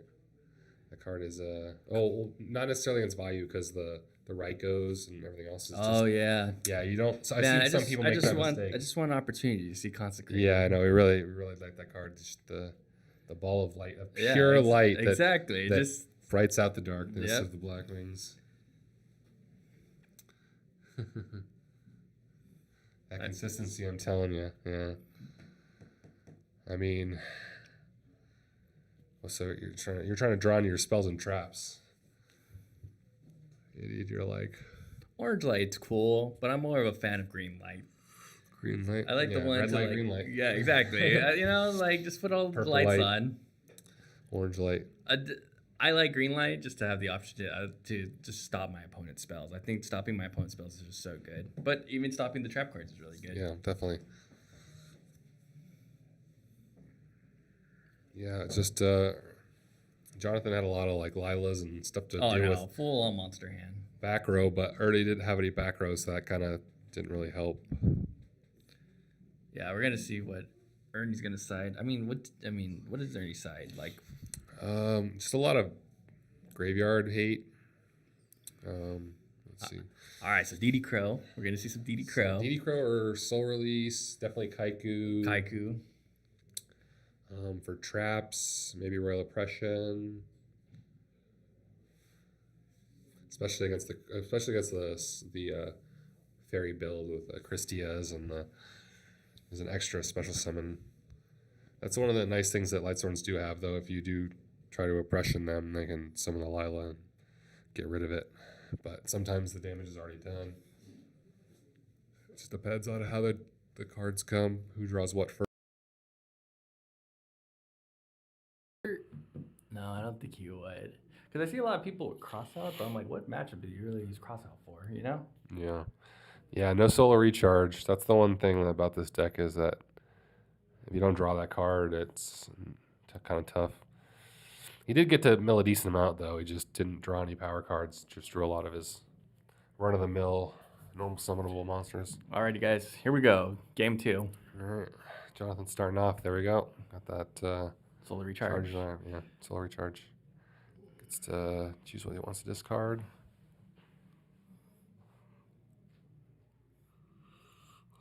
Get rid of that Lila. I feel like when you're playing a deck like Lightsworn, especially the fairy version, you just want to just go. I feel like you just want to be aggressive. You're trying to get rid of as much as possible. Sometimes it makes sense to hold back a little bit because your opponent's going to Kaiku you, soul release you. So sometimes you want to hold it until the turn that you want to just go all out. That's going to kind of hurt. Okay, Iron Wall is definitely... funny enough, I was just talking about Iron Wall the last match. Yeah, there's a lot of cards. I was just talking about that card. Yeah, it stops your values, stops a lot of the value turbo's cards, as well as preventing the value from stopping your cards. I mean, it stops zombies. So, is what we just saw last match. So it does stop the zombies. So if they don't have any way to get rid of it, any back row removal, it's kind of tough. And not necessarily me having any side back row removal because you're playing against Lightsworn, just doesn't usually run that much. Yeah, milling the double trap though is gonna hurt Jonathan because how are you gonna recycle your hand to your graveyard? Exactly. So that's gonna kind of hurt later on. I feel like. All right, Ernie, thinking out his plays, seeing what the best. Man, Ernie is like, he's got that aura. Like you're kind of like the way he looks at the cards, the way he just looks at you. He's got that energy where it's just like, man. Yeah. I feel pressure. Yeah, I can attest. I lost to him because I miscalculated life points like 5 times. Yeah, man. I was like, let's see. I'm gonna calculate this 5 times. I'm still gonna get it wrong. See, there you go. Ernie's got that aura, man. All right. So he goes in with the Sirocco. I mean, okay, shoot. Yeah, that's some of the newer builds of Lightsworn's run more Janes. It's definitely good to get over those 2,000 defense frogs or 2,000 deck Siroccos, and it helps you mill. It stays on the board longer because it has a higher attack. It's just all around better way to have what you want in the matchup. Man, so no backfield for Jonathan. I mean, that's gonna. I mean, I feel like you need backfield, right? Like, and he milled an Honest, so it's now Ernie knows that less likely for him to have an Honest now. All right, Ernie's gonna charge. All right. Unfortunately, he mills one of his. Oh, he mills Gores and Burial, so 2 cards you don't want to mill, but still gonna get his Raikou in his hand. Raikou's also a very good card against Lightsworns, and they don't have Celestia. Sometimes it's tough to get around it. It just gets rid of the body.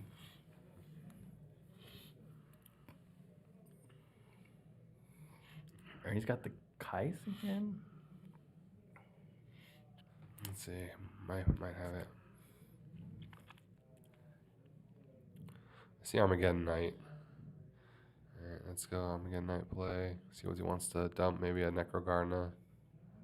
Plague Spreader. Looks like he's going for a Plague Spreader play. Or I mean, is he gonna go for Goyo? Yeah, like you said, maybe after seeing that honest, more likely. Yeah. I think he's gonna go for it. I mean, it benefits him, right? Because he gets the mill at the end of his turn too. Oh yeah, and Plague doesn't get banished because of Iron Wall, so he gets to keep the Plague in the graveyard. That might be another reason he's doing it.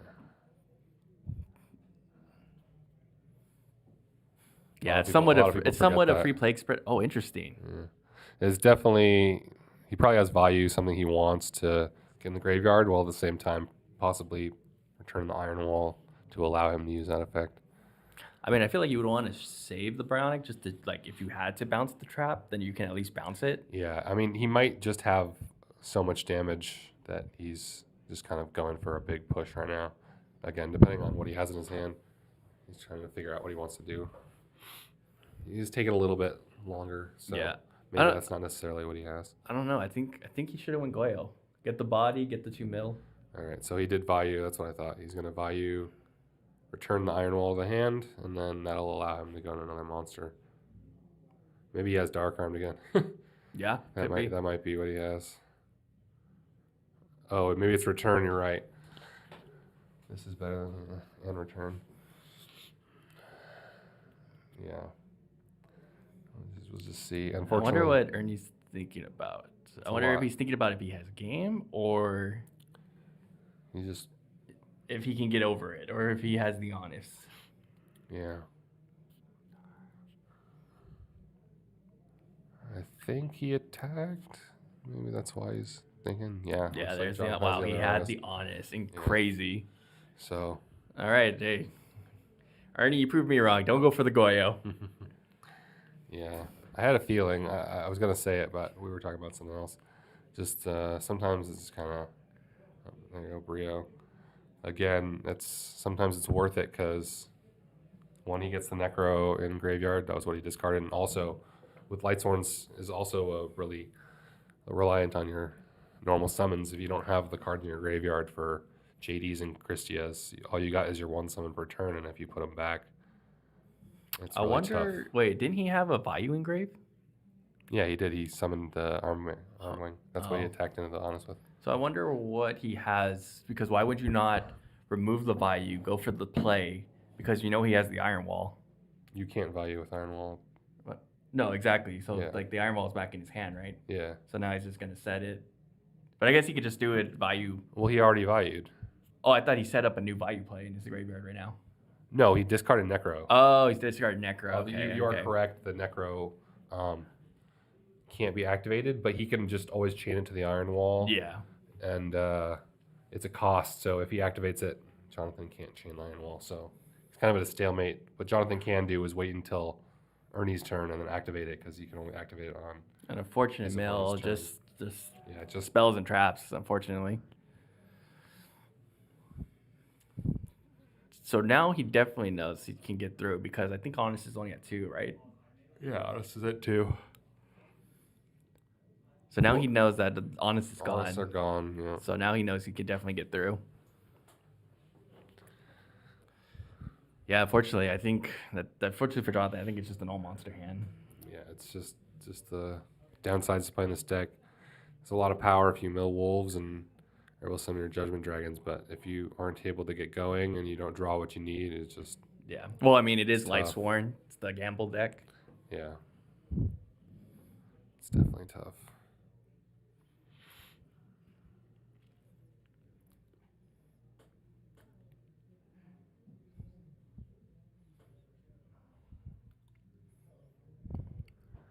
Alright.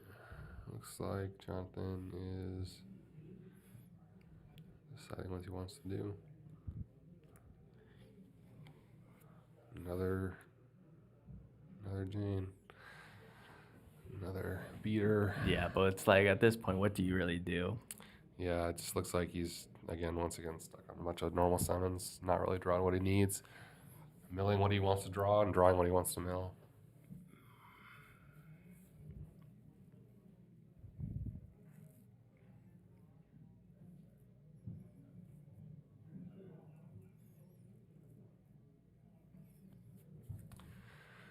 Jonathan's still mulling over his options. Look like his best option is to just attack over the grapper, make sure that Ernie can't use that effect again, and pass his turn milling too. So the double Christia. Shoot. Yeah, I don't know what his fairies were, but he may or may not have been able to summon those. So I mean, the good thing is Ernie's limited because Jonathan has the Iron Wall up. Yeah. So that's the benefit. That's the good It's thing. mainly just kind of just waiting. Oh, now he's able to set most likely a Raikou or a Hamster, which is definitely gonna be good for Ernie. It's gonna put Jonathan kind of under pressure. Well, because now at this point, no matter it puts him in a rough position. Oh my gosh, with the Judgment Drag. Oh my gosh, and Ernie with the pro Royal Oppression. Okay, so that's what he had set this whole time. Man, that was it. That was the only hope right there. Oh, there we go. Yeah, see. He plays it too. That's my boy. The shine, I don't know if he knows that that's not a good play. Oh, he knows. I mean, at this Why point, wouldn't he just set it? I mean, that at this point, what else is he gonna do, right? Yeah, because I mean, unfortunately, if he had that in the beginning, that would have been great. I'm trying to think why he would summon that and not set it.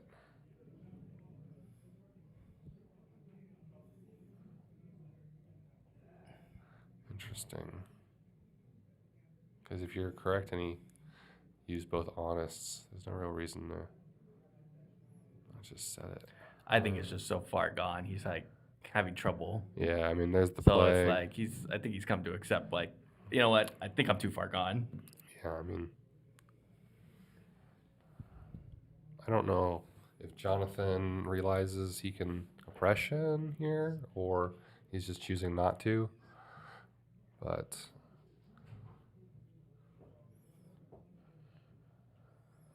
nice Cyber Dragon.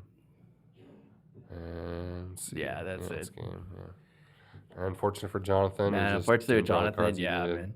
Jonathan had it rough, man. I mean, his hands just wasn't doing anything. Yeah, that Unfortunately. oppression definitely sealed the deal. Oh no, man. Ernie had it all, man. It's that aura in him, you know. He just got it. Yeah, he's got that dog in him. Got that value turbo. And that's another 2-0. We've been getting a lot of Yeah, we 2-0s. have been actually. Ernie, I feel- Donnie. Yeah, I feel like normally it's a lot of going to game threes with all these good players, but it's just some people are just not, unfortunately, just not going their way. And just a swift 2-0.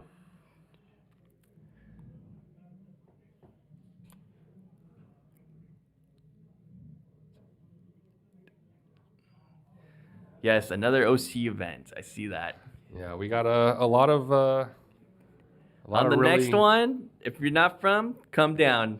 Yeah, we got a lot of really cool events going around SoCal. SoCal is definitely one of the best places to be an Edison player. True. There's very true. there's so many different locals and groups that run these events. So yeah, obviously. Especially all the great talent we have in Edison here. Yes, definitely. Obviously, following Casa De Tarjetas, they post a lot of this kind of stuff, a lot of the local SoCal events.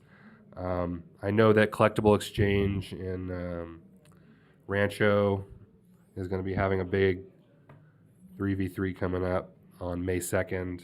If you're interested in that, check them out. Collectible Exchange on Instagram. They're pretty cool. Definitely have big events all the time. It's going to be a 3v3 for 3 ulti Colossal Fighters, 3 ulti. Yeah, we do have the Catasters. Edison. We do have the Edison tournaments, and we're gonna have Ernie come in right now. We're gonna get a quick interview with him.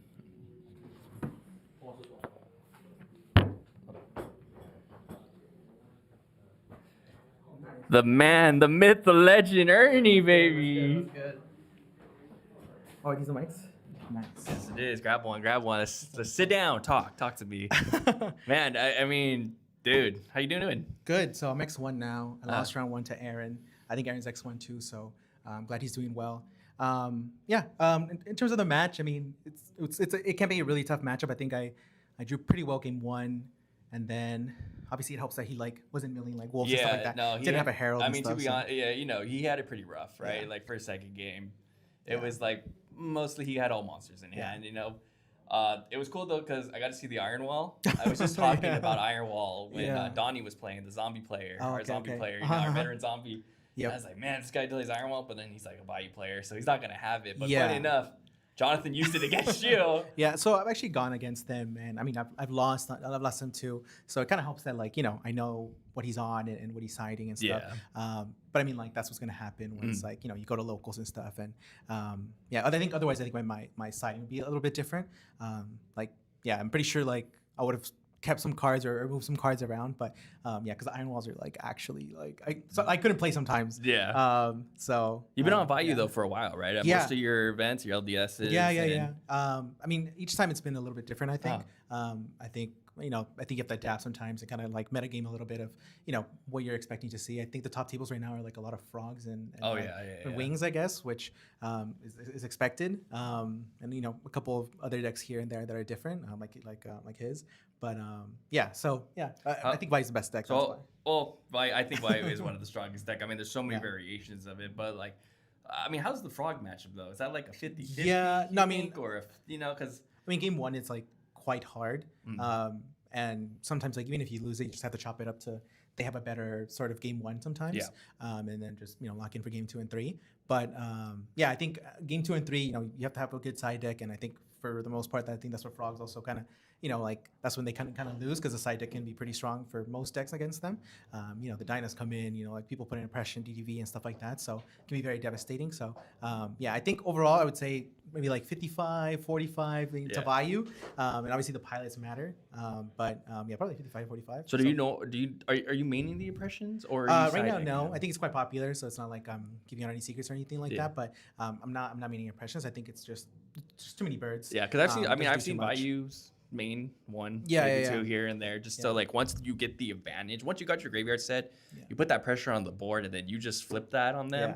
It's like, all right, what do you do? Game breaking, yeah. I mean, that's kind of what happened here. Like I went for Brio, and then I knew that I had an Impression. He had 2 Lilas that were engraved, so I know that like the likelihood of him opening up, of him drawing the third one, and then be able to like Lila pop and then drop a JD really low, and it sealed the game once I had the Impression, the JG that he had, and then Consecrated Light thankfully was dead too because I had the Brio up. Yeah, I was waiting for that card too. I've been talking about that card. I'm like, dude, where's the Consecrated? I mean, like, dude, people need to play that card. You're jinxing me. You're giving my opponent all the good cards. I mean, a lot of people aren't playing the good cards. Like, I mean, when I'm on here and I'm looking at their site, I'm like, man, there's a Nobleman, a Cross Out. There's Vizures. I'm like, where's the Consecrated? Where's where's the spicy, the spicy stuff? Yeah. But what do you think though is in your opinion, out of all the times you've played this format, what do you think is like the hardest matchup? I think in general, I mean, by far the hardest and no troll, it's like actually gadgets. Okay. Just because like they have an inherent +1. It's kind of like the reason why we struggle so much with frogs. Okay. It's because there's just an inherent +1 with Treeborn. So that's why I think personally gadgets is the toughest. But I think any sort of tier 2 rogue deck is probably the toughest matchups against Vayu. Yeah. Where, Black Wings have Icarus that is just game breaking, and then, Frogs have a Treeborn and, Miracles and Kaises that are like, pretty game breaking, and, it allows them to sort of beat the like rogue matchups a lot easier than Vayu because you're so dependent on like Raiko flipping and, a lot of them sometimes. I faced like a hero stun deck today that was like maining skill drain. So, I think overall, like just the rogue is kind of like the rogue toughest. is the hardest. So basically, what you're not gonna see is your hardest. Yeah, and that's why like the top tables, I think, and like top cut is usually. What about GBs? We never really see them, but when you see them, they're up there. Yeah, I mean, I faced a GB player, and I lost game 1. He like had Cold Wave, and he had the bestie in hand, so he just got Xeris popped, so that's obviously like really good, and also when Vayu just doesn't draw any like battle traps. Devastating if you just open up a hand with all monsters, you're just gonna lose.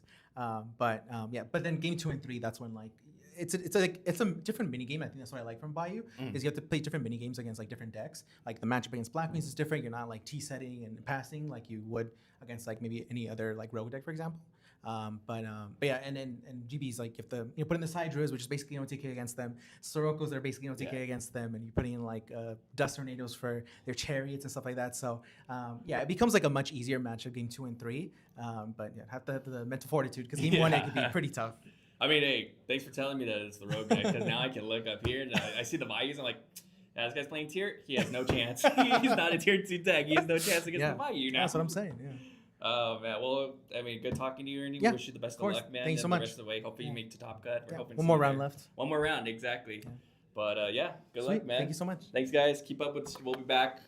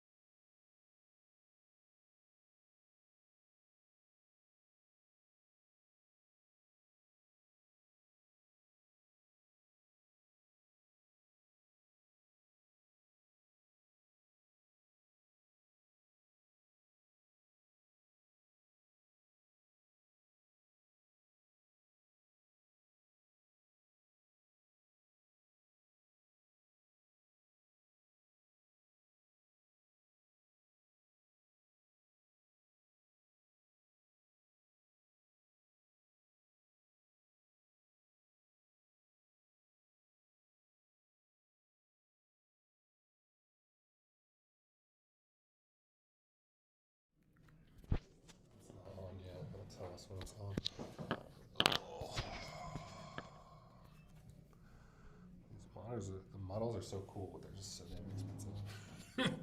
It sucks. It's only gotten worse. It's only gonna get worse, man. But they're just so cool. I see it's like $85 for the.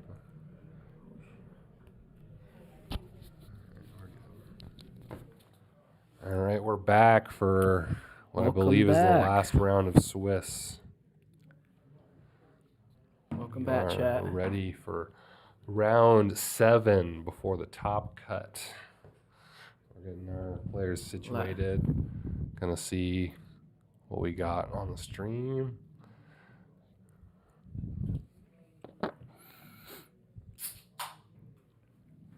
Once again, guys, thank you for watching the OC Classic Series, where we host the best, or one of the best Edison formats here in the OC. No, definitely the best. Don't sell yourself short. We're the best. Around. And also want to, while they're setting up, I also want to give a shout out to our sponsors, Gemtech Accessories, for their wonderful deck boxes, their backpacks. I recommend you guys should check them out. And also Yugioh with their beautiful mats. And also want to thank Joyful Toad again for hosting our tournament at their store. Very beautiful locals, very spacious, very comfortable with nice AC in here. So yeah, please come check out Joyful Toad here in Anaheim. And then last Casa but De not least, Tarjetas. Casa De Tarjetas. Please subscribe if you want to watch more future events in this channel. So round number 7, Saul versus Jay Contreras. We got Machina Hero Quick Draw versus Frog Hero. Machina Hero Quick Draw Plants. Oh yeah, the plants. Versus I Frog forgot. Hero. Yeah. Oh, Frog Hero. We have never seen that one before. That one's a new one. No, actually, we've seen it a million times because it's a really good deck. Yeah. So we got that right here, and then we got a big jumble of Machinas and Heroes and Quick Draws and Plants.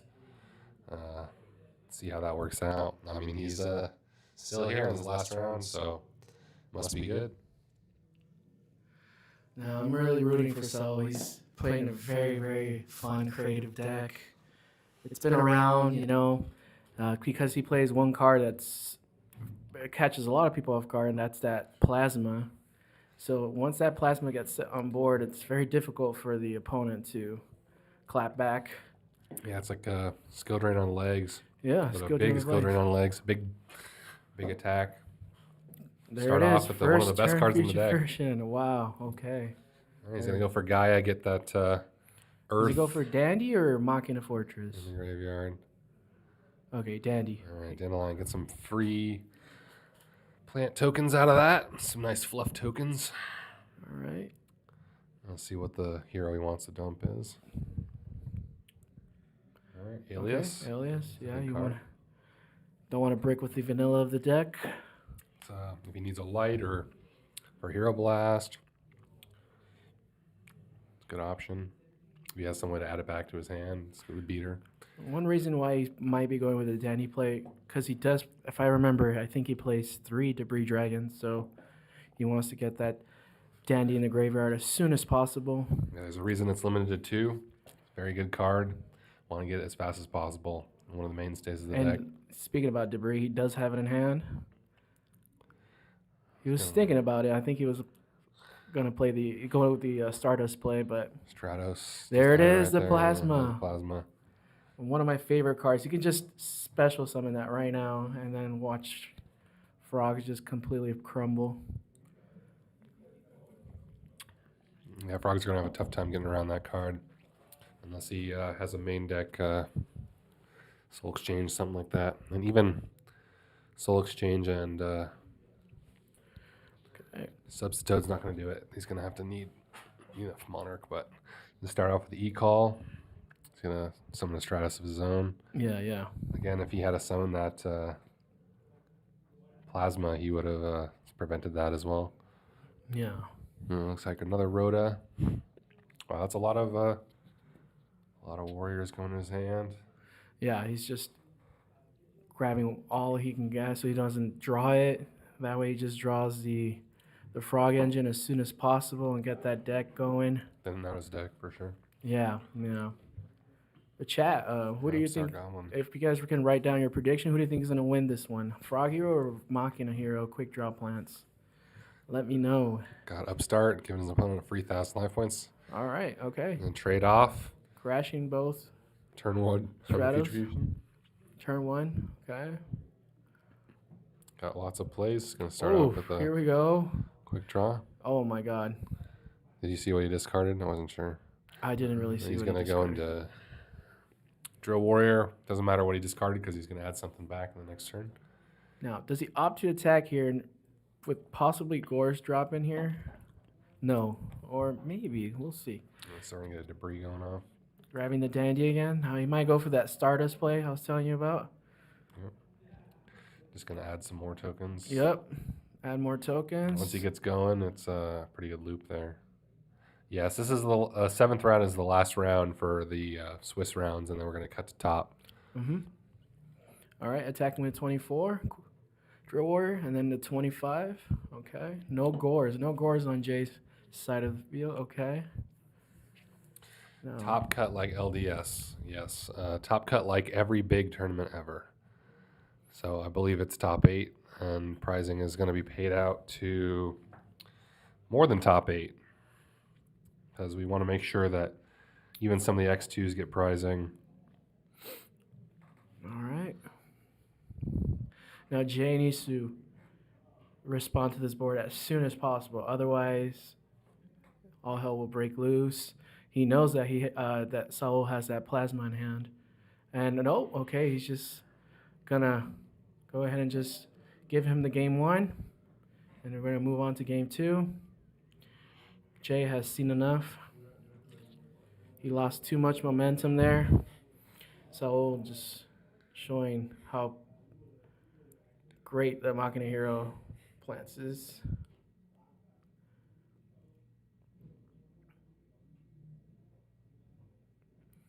Like his deck, because I play that variant, or at least not the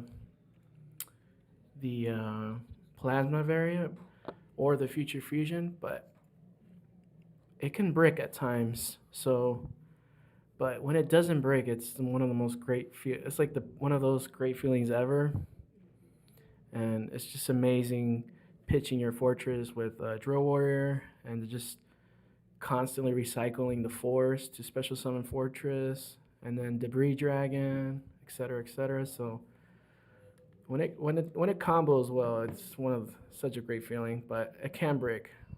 Yeah, Machina's really showing off that's power with all the different plays he can do, getting a quick game 1 off the Frogs, who unfortunately weren't able to do what they wanted to. Mm-hmm. Just a lot of heroes and not a lot of Frogs.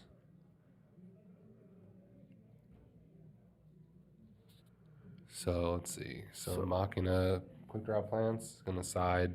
If you were Saul, what would you side against? Some sort of Jay's Frog Heroes. Graveyard removal, obviously. Maybe DD Crows, maybe Kaikus, maybe Kaikus. Or release something like that. Anything to get rid of those frogs in the graveyard. Yeah, yeah.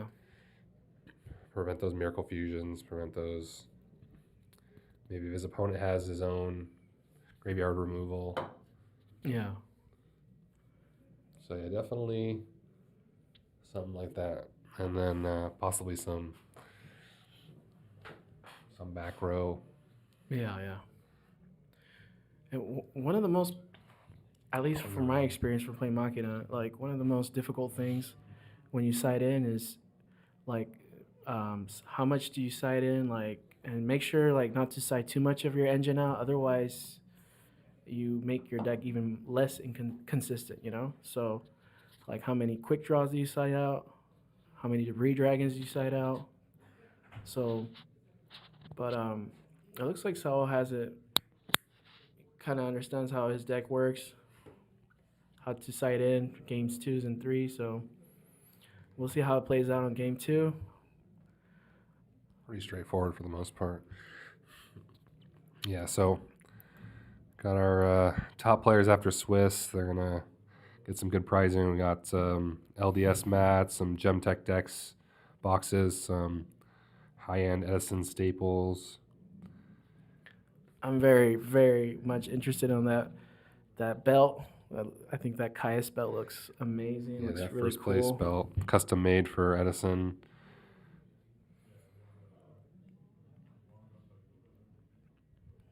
All right.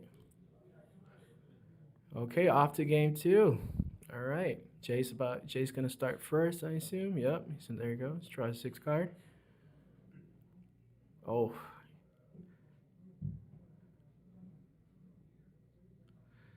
What a strong play.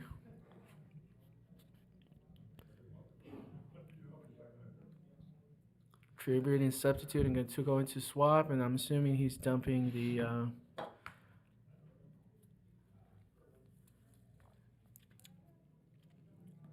man, that glares. That's just a substitute in his graveyard. That Treeborn Frog as well. Oh, Yeah, trap does does shoot shoot it right off the bat. Oh, It's always wow. a good sight to see. Okay. Fossil Dyna, Debris. Wow. What A lot of cards to pick. A lot of good What cards a- to choose from. If you were Jay, what would you choose? I'll probably choose. I feel like he kind of has to take the Fossil Dyna. Fossil. What is, I mean, trying to see what's in Jay's Yeah, I'll hand. probably choose the Dandy. Because if he doesn't have any back row, Not does the he have a Dandy, way I'm to sorry, get the over Lone Fossil Star. Dyna? Yeah. Because he does play Frog Hero, and a lot of the heroes can get over that Fossil Dyna, so.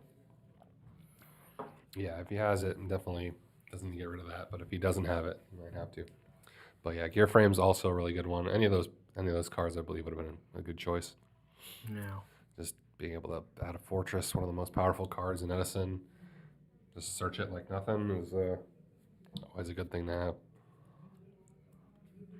All right, looks like that's it. He just adds a Fortress and passes. It's Yeah. kind of more of a reactive.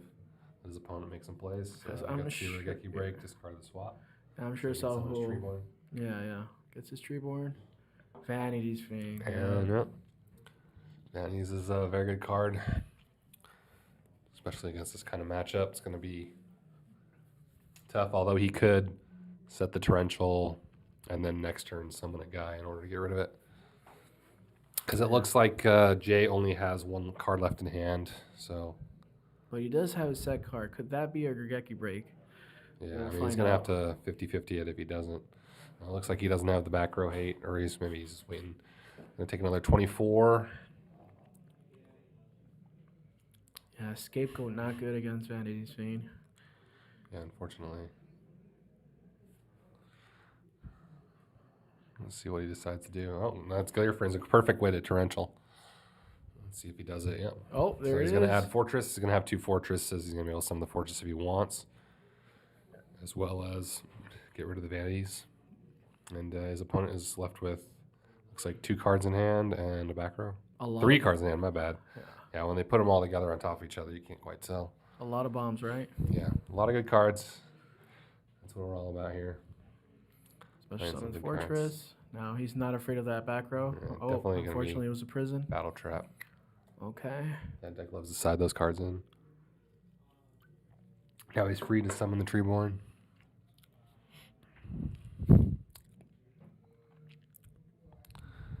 And Scapegoat. I'm assuming Jay passed. That's why he did that. 'Cause I don't know why you would just do that without anything else. Perhaps because he's predicting that maybe another Vanity Maybe Fang might Vanities. drop. Yeah, that might be also correct. Because I mean, there's nothing he can really. Yeah, that's smart. You got it. Yeah, it's just no real downside to activating it right away. Just the Frog is not the kind of deck that's going to be able to just Wow. get rid of it. Good on Saul's part right there. Yeah. His spidey senses were tingling. Yeah. Again, there's really no downside. There's only upside to activating it right away. Something I Oof. personally may not Oh, have my God. thought about. And then this is the point where the Frogs are kind of siding into stuff that might necessarily be bad against them. It's just them having it is just better. Whereas Fossil Dyna is just kind of dead. Yeah, see, I personally wouldn't side in Fossil Dyna against this kind of frogs just because of the heroes like you mentioned. So I think that might have been a Yeah. blunder on his part. siding into Absolutely. The Fossil Dynas, especially whereas it might also hinder him in summoning his own guys. A lot of frog heroes have been like siding in vanities more often, you know. Yeah, So that's that a kind of goes fair against card. that pulling the rug card. Some decks don't really have many outs to that card. It's just very tough. We'll see if Saul can do something about it. Looks like he's just gonna set a lone fire to keep himself as alive as possible. I also forgot to mention that this specific Machina deck suffers a lot from like cards like Floodgates, like Vanity's Fiend, Royal Oppression, just like a lot of decks. But definitely this one. And why not just add another Vanity's Fiend? Why not? Did he draw a third one? Yeah. That's actually insane. That's another thing that the Machina deck might be running is Lightning Vortex. Yeah. There's a lot of cards he wants in the graveyard, and He it's needs good to to believe in clear the out the heart of the field. cards right Looks now. like he doesn't, so I think this is going to be it. I think the life points are wrong. I believe he's at less. Yeah, that's correct. So going to game 3. Game 3. Hopefully Saul kind of figures out what his opponent is doing and corrects to maybe get rid of those Fossil Dynas and put in some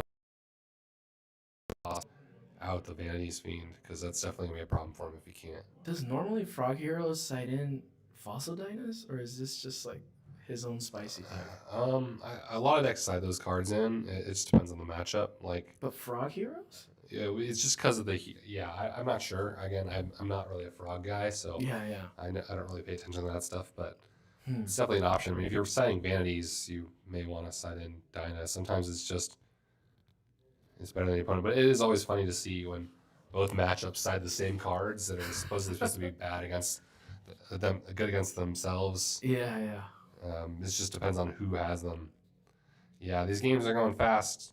When these players know exactly what they're doing, this format is a lot simpler than Advanced, where you played so much with a smaller card pool, and there's not necessarily as much plays. You kind of seen everything, and you kind of go through the motions. You know what you got to do without really having to worry too much about all your lines, unless you're in a very precarious spot. Yeah. So stuff kind of gets simplified, and you can play faster. And again, sometimes you just get floodgates like Vanities, and there's not much to do other than set and hope to draw your outs.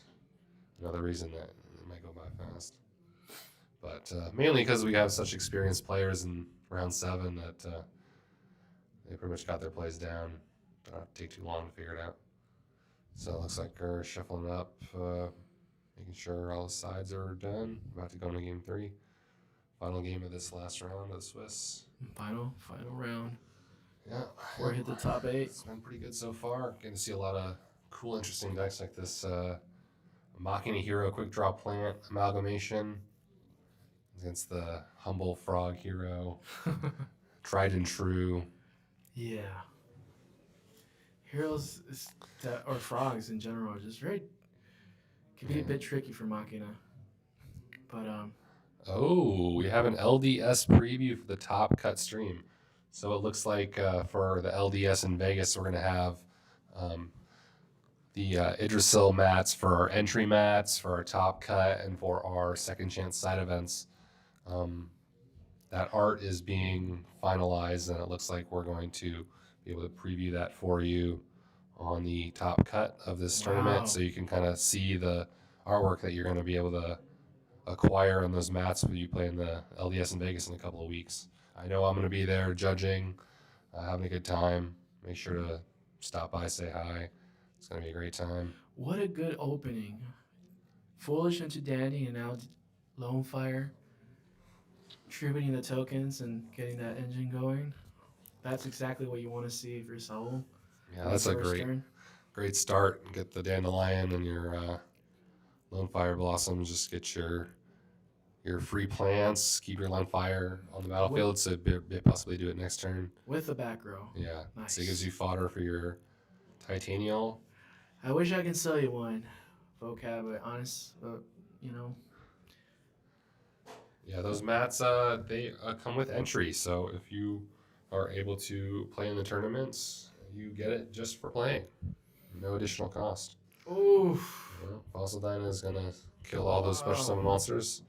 That's a reason why Fossil Dyna is good in this matchup. maybe he should have been a little bit more careful, but I don't know if he could have played around that. Yeah. Possibly like a Stardust, or maybe if he had a way to Yeah. summon a Starlight Road Stardust, there.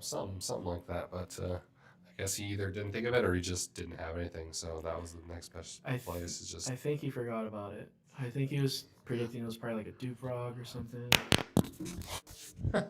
yeah, definitely, probably that was what happened. Okay, so he searched the forest with the Here we Machina. go, Substitute. All right, Substitute, True The Beam.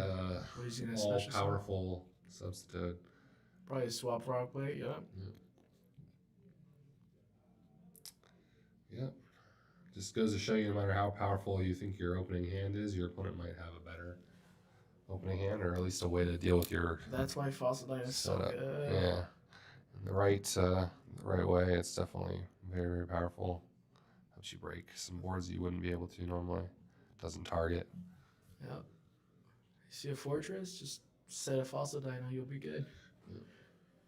Frog kind of just sitting back on their traps. Card Trooper. Wow, okay. Got the machines, got the mills, Let's get the mill got the going. draw power. Now Gonna let's try to beat down right now. let's hope he builds exactly what he wants. Torrential. Okay, well he's gonna call priority. Mill for cost. He's gonna get his draw again.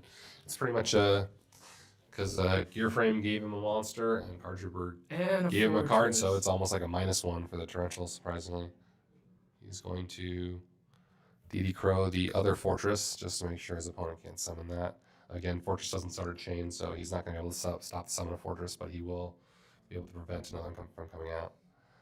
Let's see, Offering to the Dune. So that's a card that allows you to destroy an opponent's monster at a quick play spell speed, but you will not be able to draw for the next turn. So it's like kind of like a -1, but it's a very easy way to get rid of a monster. Especially if you don't need it. Vanny's Fiend is going to get bottomless.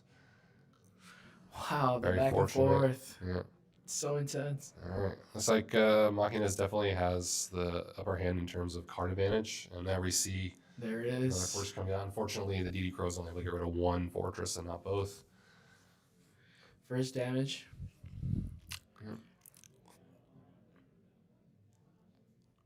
See if the frogs can come back. It's also very tough once the With the Future Fusion. Okay. fortress comes back. He lost a draw because of the Offering. Yeah, Offering the Doomed. I have seen that card being played before. In the right situations, it can be good, but again, you lose your draw, so it's technically a -1.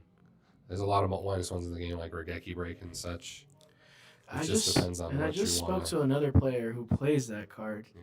and he was telling me that, well, normally in Frogs, you go through your deck, you thin out your deck, you basically already have all your bombs in your hand, and that was his reason playing that card. Yeah, if you're able to loop something like a Monarch with a Swap Frog, or again, you just have your Monarchs, you don't necessarily need that extra card. You've already gotten so many cards off of the Substitute and everything else you're set up. Exactly. It's not always about card advantage. Sometimes it's about tempo or just controlling the board state. Yeah, and that's the reason why they play that spell card.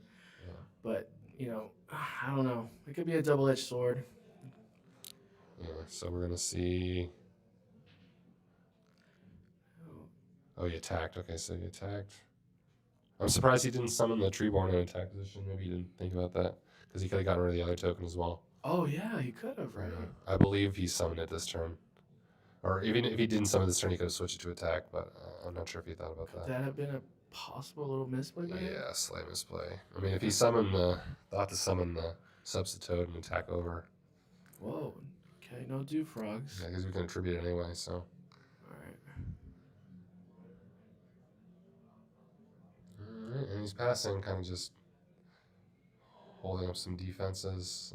The Stratos, another a lot of +1 cards, a lot of bombs, a lot of searchers. Yep. Big 1800. There it is, that beautiful card, Plasma. I think he's gonna hold it back. He kind of wants to keep the fortress, but you never know. At least get rid of his opponent's monsters. Maybe he's gonna do that, and then if his opponent tries to Gores, then he can get rid of that Gores with that Plasma. Alright, let's see. Another Tree Warren. Okay, where does he go? MST.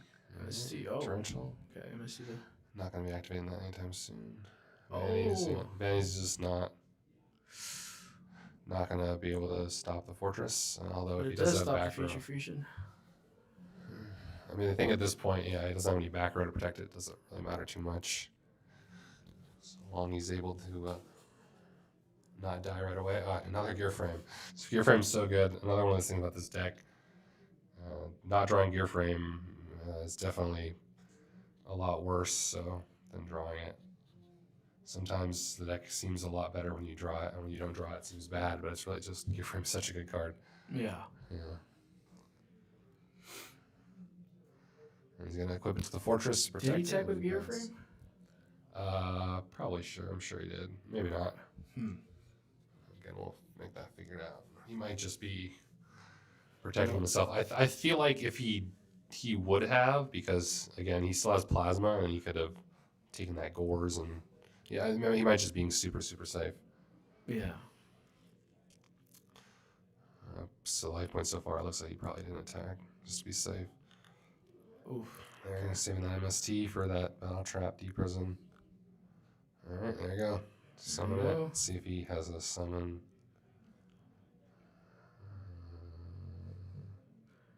Attacks with gear frame, then the fortress. Like, Okay. Gores is not worried about that right now. Nope, no Gores. No gores. No. All right, now he knows the coast is clear. Now he knows that he has no gores following turn. So. I think he kind of needs a Miracle Fusion. At this point, if he doesn't have it. Yeah, it looks like he doesn't. Crashes. Okay. Let's see what happens. This is okay. swap frog. Nope, no sending. Looks like he's sent everything he wants to. There's the Lightning Vortex, like I mentioned before, and that's the game. It's Machina Hero Quick Draw Plant wins it. Wow. Really cool deck. Defeating the tried and true Frog Heroes. It's pretty good Machina matchup. Heroes. Yeah. Let's go. That's such a cool deck. Yeah, definitely cool to see. I love fun decks like those. Even after that great opening and that also Dinah was able to play through it and put his opponent on the back foot and get through those frogs and these fiends. Yeah, it comes to show that even like a consistent deck like Hero Frogs, it can sometimes break, you know? And also just with all the gear frames and the Stratos and stuff, just that card advantage definitely at some point kind of takes over. Just hang in tight, guys. We're about to possibly have an interview with Saul, you know? So...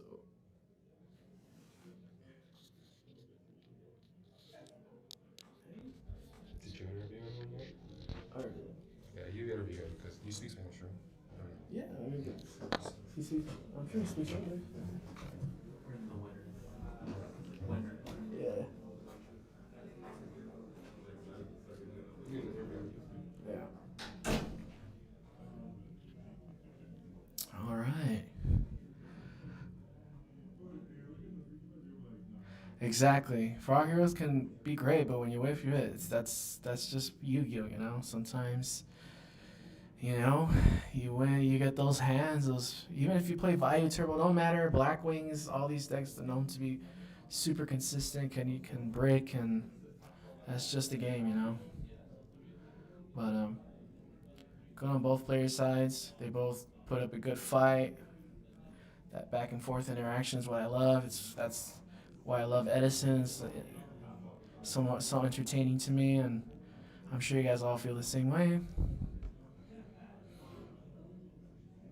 But just guys, hang in there for a sec. I'm gonna have a interview with Saul right here.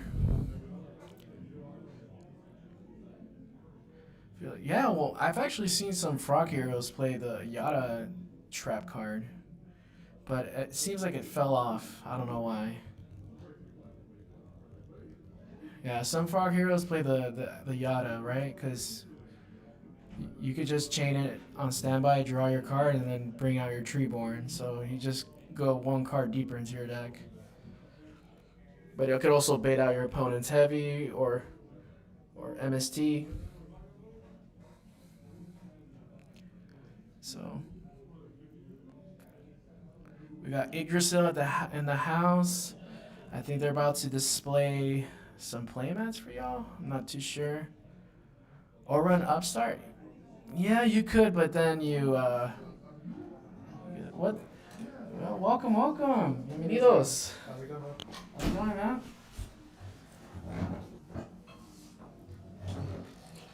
I saw you outside. I said, like, oh man, like, I can't wait to see your what kind of spicy text you have there. Right.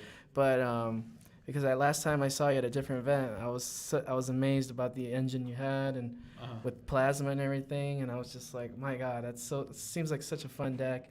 And so tell me a little bit more about your deck. Like, do you feel like it can break at times? What are some positives and negatives about your deck? Well, it does break. The deck does break. Last round I did break.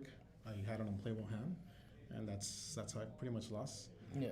But the deck has a lot of engines. If you saw the match, absolutely. I could open with Lone Fire, I could open with Gear Frame, I could open with Straddles. Yeah. And Future Fusion, like any of those cards, and I have, essentially I put a board that's, it's a little, I won't say unbreakable, because it is breakable, but my opponent has to waste a lot of resources to get rid of that board. And when they do, then something else comes in. So what I like about the deck is it has a lot of bosses. Yeah. It has a lot of bosses. It has Fortress, it has Plasma, has Titanium, has all the synchros. Mm-hmm. So it's a very strong deck. The ratios of you breaking, when I do my test hands, it's out of the 6 draw hands I start, only one will be an unplayable hand. Okay. And so it has I think racially wise and percentage wise, it does have a good starting hand. Because like I tell you, it has too many starters. Oh, okay. And like I was explaining to chat, because I also play Machina, Right. I usually struggle a lot with Hero or Frogs in general. How's your matchup against Frogs? Game 1, I'm gonna say it's either 50-50, depending on their opening. I do have to see quick draw. I do need to see debris, and I need to see my plan engine for that matchup, because obviously if I have the machines against it, it struggles because we can't get rid of the frog with machines. Absolutely. I used to play Machina Control, and I could not get rid of those two frogs. It does take a while. But with this deck, there's a lot of things that you could do to get rid of the Duke Frog. You could debris black rolls. You could summon Titanium. They can't target my monsters or my spell traps when the Regeki breaks. I could also do Plasma. Summon Plasma, the boss, and it's pretty much game over. Game 1, I'll say it's 50-50 depending how we draw, how we open. As you saw on the stream, I went pretty good. Absolutely. I was not losing that. I knew I wasn't losing that duel. I knew I wasn't gonna lose that duel. I was like, I'm gonna win the first round 1. Now it's game 2 and 3. That's where the whole struggle becomes, because as you saw, my opponent had triple Vanity's Fiend and a Dyna, so I couldn't play. But if you saw my hand, it was pretty cracked. It was. If he had nothing in there, I would have, done some damage. I thought game 3 you had it too. You foolish dandy, then you summon Lone Fire. Yeah, right. And I'm like, oh my, and the back row. I'm like, oh, he's good. And then you attack the face down. It was another fossil Dyna. It's a Dyna, but as you saw, like, and I was just telling you, he got rid of the field, but then right away, Gearframe comes in, Stratos comes in, and it's like, and it's just late game. This deck is pretty good. This deck will not lose late game because it has so many bombs, so many cards. Yeah. So it looks so much fun, man. It's a good deck. It is a learning process though. You have to learn the lines. You have to accept the fact that you're gonna draw Titanium. You're gonna draw Titanium. You're gonna draw Force in hand. You're gonna have unplayable hands, but it's okay. It's a fun deck, and that's what I like. I love fun decks. No, tell me about it. Like I said, I played my quick draw Machina deck too, but I just got tired of the inconsistencies. I'm like, so I went into the dark side and started playing a little bit of Wings, Right. We'll have to eventually. But I love Machinas. Machinas will always have a special place in my heart. Now, another thing I remembered about Machinas is the siding. It could also get a bit difficult because, like, for example, Frogs. You want to side in all those cards against Frogs, but how much do you side in and how much do you side out? Like, because if you side out too much, then you start breaking your engine, and then it starts becoming less and less consistent, no? Well, yeah. I usually try to do either 5 to 6 cards for my side, depending on the matchup. I don't want to break the whole engine itself. Okay. Against Frogs, I do take out some cards that aren't too strong against them. For instance, I do take out sometimes Gores, because as you saw, Gores could be that when you summon Dyna, that is Fiend. So I take out cards like that, and I start like my chainable cards. I do play sometimes Compose, Book of Moons. Okay. I do play Lightning Bolts and Smashing Grounds. Do you still play the Trap Sense? And I take them out. I take the time out. It depends on the matchup, and it honestly depends on my opponent, how they play. Oh, okay. I gotta keep inside how they play. If I see that my opponent likes to set a lot of traps and likes to just sack them in, then maybe I'll keep the trap zones in the main. If not, then I'll just take them out. Okay. So knowing Jace for so many years, I knew he's gonna be playing the one trap and that's it. Like the traps are bad. I don't need them. So and that's usually what I end up doing. So 5 to 6 cards, the ratio 7 depending how I'm feeling. Yeah. That's how much it is. What cards I do. So you feel comfortable on how to like side cards in and all that? Yeah, absolutely. Okay. Yeah. All right. That's good. So and then, like I said, I've been with this deck for almost a year or so, and it's a pretty good deck, man. It's a pretty good deck. Yeah. I can't wait to see you top 8. Last match I saw you playing against Tommy Ferries, and you put up a good match against. Oh, that one. That was the last one. Yeah, I mean, I felt confident in that matchup that I was gonna win. Once I hit plasma, like I was going to win that matchup. Like his only out was the actual orange light because I think he only had 2 cards in hand or so 3 cards in hand. Yeah. So I had to force him for him to have it. Yeah. And I had a solemn set if I'm not mistaken. So plasma solemn, honestly, it was pretty much game. But he had the monster to stop it. So I mean, it's part of the game. But that's the game plan right there. I just I'm gonna win, and you must have this out. If not, then it's game over. It was a pleasure having you here at this event. Thank you so much. Thank you. And hopefully we get to play more. Absolutely. Hopefully I get to see a top 8, man. Sounds good. Thanks so much. Yeah, of course. All right, guys. Thank you for watching. We'll wait for the top 8, all right? Catch you guys later. Thanks so much, man. Yeah, of course, man. Well, Eric. Eric, so. Nice to meet you. Nice to meet you, man.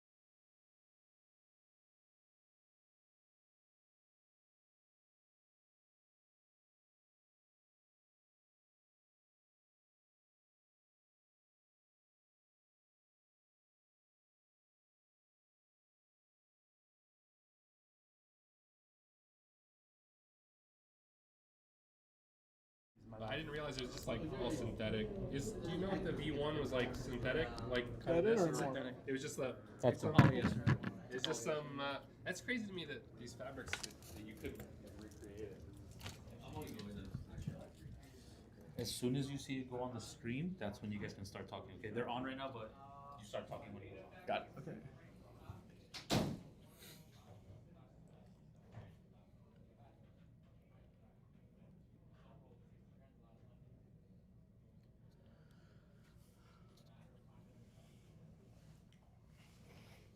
So this is top 12, right? Not top 8? Mm-hmm. Top 12.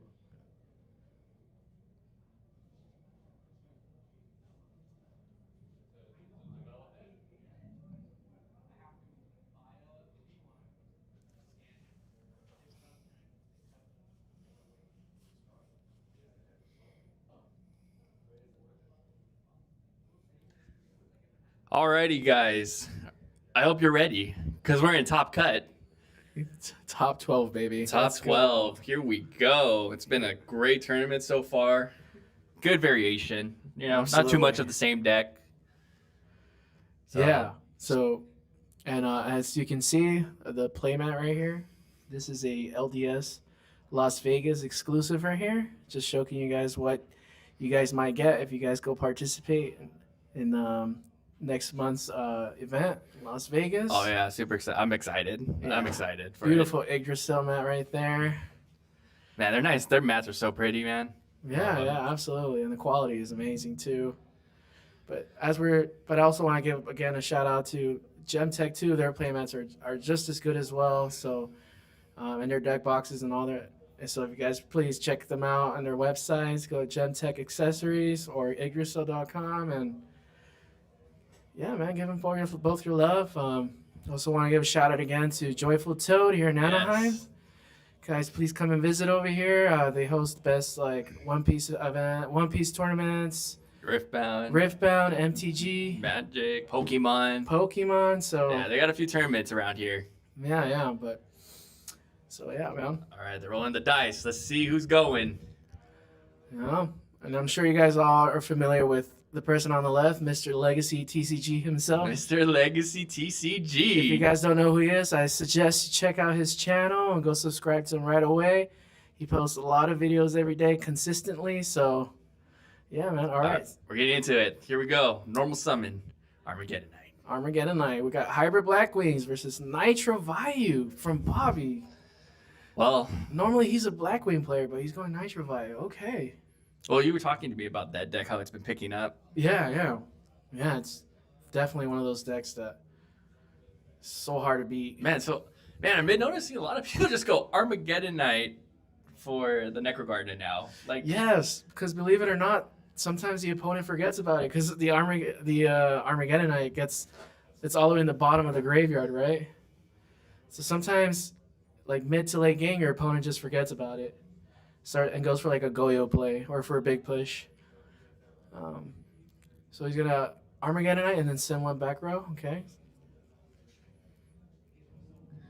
yeah, Bobby, we're gonna see how he goes. Sometimes he can be really aggressive in his plays. Yeah. So, but I mean, it pays off for him. He knows how to play aggressively. Yeah, they're both are really good players. Bobby is one of those guys that he has that aura and it's just. Oh, we're going for the mirror. Here we go. All right. Now let's see. Oh, what did he send? Vayu, maybe? I didn't really see it, but he's taking the crash. Set 2 backfield. Oh, Legacy TCG. Legacy But they said, TCG. man, we are just in a mirror match right now. Okay, MST's a solemn. Okay, oof. Big bomb is gone so far. All right. Good hit. Yeah. I am still trying to figure out what that card is in the graveyard. Oh. Another Armageddon Night. Okay. All right, we dumping the Bayou or the Plague? I would probably dump Plague. Oh, what? Shura. Shura. All right, okay. he's setting up for the Savior. For those of you that don't know what the Savior is, it's Blizzard. It's Blizzard. Because that is Yeah. the one that always got you out of a mess back in the day, man. He was the Savior. You draw him, you go into Goyo or Brio for the Yeah. win, you know? That was the out. So just recently, I built this deck myself, and it's so fun so many different combinations you can do by using both engines, the Vayu Turbo engine and then the Blackwing. So my guess, he might have Whirlwind in hand. Did Bobby just pass? I think so. He just set one card and passed. Okay.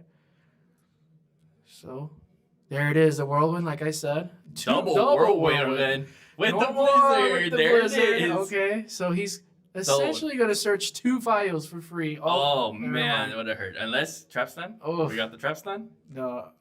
Well, we know it's not solemn. Thinking about it. Letting it resolve, okay. Yeah. Man, that would have been so good. It would have went into Bryonic, searching for 2 Vayus. Yeah. And then you can just discard it, just start bouncing this field. Exactly. Or he would have kept it, and then if he had Greffer in hand, he would have did a Greffer play, the following play, you know? Pitch one of the Vayus and get the Vayu Turbo engine going. So, yeah. Very, very fun, interesting deck, Hybrid Blackwings. You know? Bobby thinking. Heavy Storm. Oh, my God. No way. Man, that's going to hurt. Bobby. Losing the double Whirlwind, man. Yeah. Why not? I mean, that's going to hurt. That's going to be such a setback.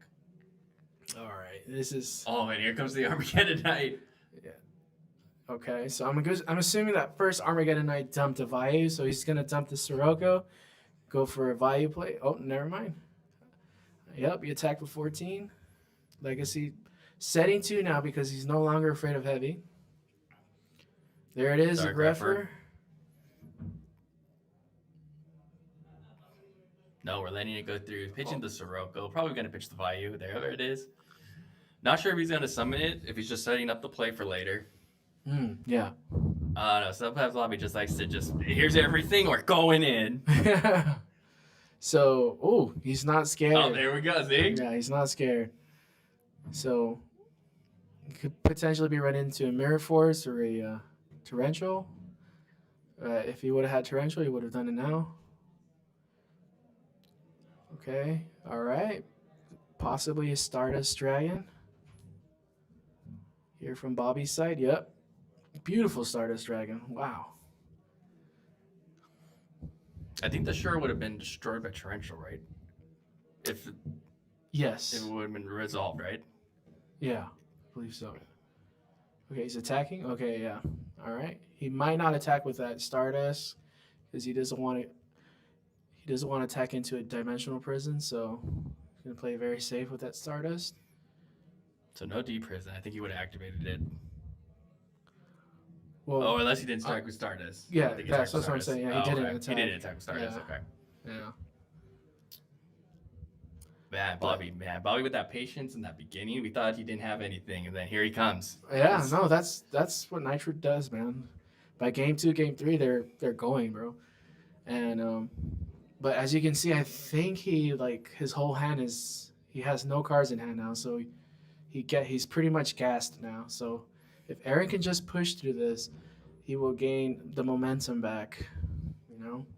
So he needs to get rid of that Greffer. That's the card that's most dangerous right now. I mean, this is what's so hard is he's so far set back. Like, I just don't see how you can push that board now. He has the Stardust. Mm-hmm. Yeah. And he has that brain control. I wonder if he's gonna use it now. He might Greffer, brain control Greffer, dump the other Greffer, and go into maybe a Plague play. Yeah. And he has the Necro Gardener, so. I mean, he could risk it, like you said. He goes into the Dark Greffer, gets the play, goes for Goyo Guardian, swing at the Stardust. Yeah. Take the Stardust. Yeah, because that Stardust was summoned properly, so Goyo could take it. But that back row. He has an Icarus in hand, so I feel like he has to go for that play. Yep, that's like his exactly only what he's option. going to do. Take the Greffer. He's going to dump his own Greffer, send Plague, top deck, and hope that back row is just a bluff. But he has no choice because otherwise he's going to die the next turn. So he has to go for it now. Yeah, this is it. So is it a bottomless, a D prison? His most famous line, for all the marbles. Here we go. There it is. There it is, Goyo Guardian.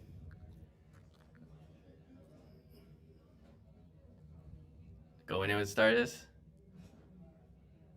Remove, make sure that plague's removed. Okay. Necro Guard now. He did have the Necro. Okay. See? Oh, so it was Necro Guard on the It was first turn. Necro It Guard, was yeah.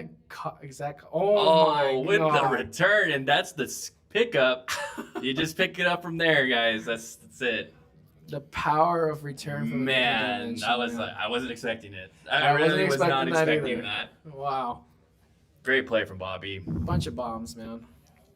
Yeah, fortunately, the heavy storm. I mean, after the Yeah. heavy storm, it was so hard to come back to rebuild. Yeah, I think Legacy got a little too excited, and I think he should have just activated one whirlwind and just gone from there, because his solemn is gone now. So there's no way to protect those two whirlwinds in case your opponent has the heavy. So he was just basically basing it on like, okay, well, if you have it, you have it kind of thing mentality. Yeah. Which he did. So Yeah, I agree with you. He should have kept the whirlwind, especially when you know you don't have a strong Blackwing. I mean, you're only sitting on Blizzard. You Yeah. can only search for value. So I mean, you should have just waited, held Yeah. on. So you either have a Bora, Sirocco, or Shura, right? Yeah, to yeah, then exactly. really get ahead. Yeah. So maybe a slight misplay from Legacy there, but it's okay, you know. Maybe he's gonna look into this and exactly. But that's how you go, man. You learn from the mistakes. So what do they side? What are we thinking that the values Okay. side against each other? I already struggle with just regular value turbo, and with nitro value, I have no idea. Maybe. Well, I mean, to be fair, it's Blackwings, right? Hybrid Blackwings versus. Of course, the DD Vayu, Crows, so, right? I mean, the DD Crow. Damn, maybe I don't know. Dust tornadoes? I don't know. Yeah, maybe Dust Tornadoes. You want to get rid of those bombs, you know? Those. I don't know. What would Aaron sign in? What would Legacy sign in for this? I mean, if they have the spice, I'm thinking my body. Oh, my body. My I body forgot is about a that shield. card. There you go. It really helps against the Icaruses, the Bottomless, Mirror Force, Yeah, Torrential. absolutely. Yeah.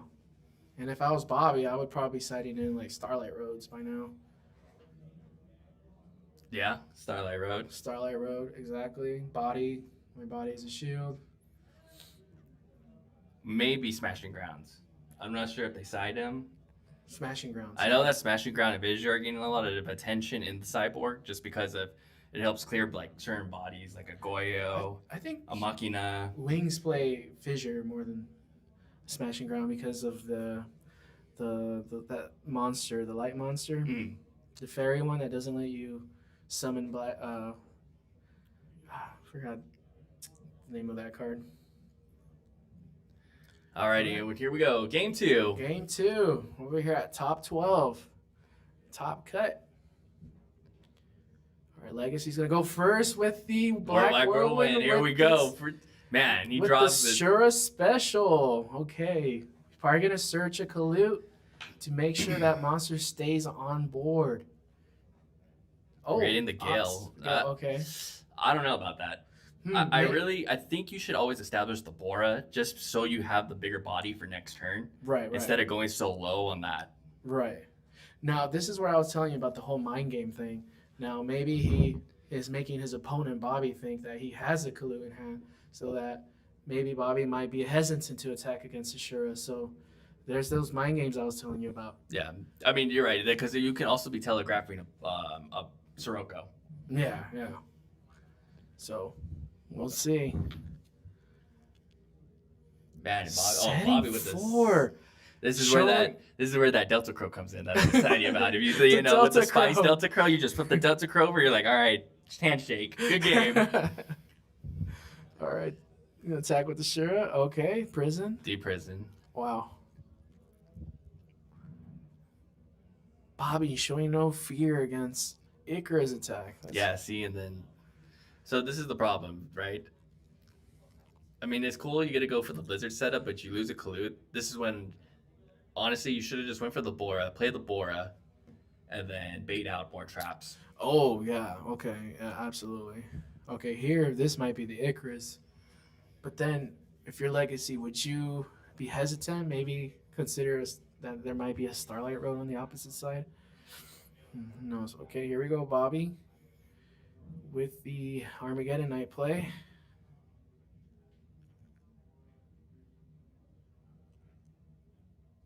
Man, it's so crazy that Armageddon Night crashes with a Kalut.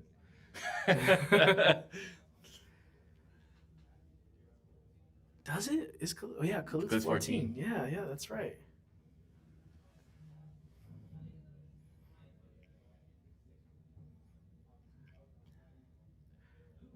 And I feel like Bobby's board is a lot stronger now because Bobby now has 2 Darks Engraved.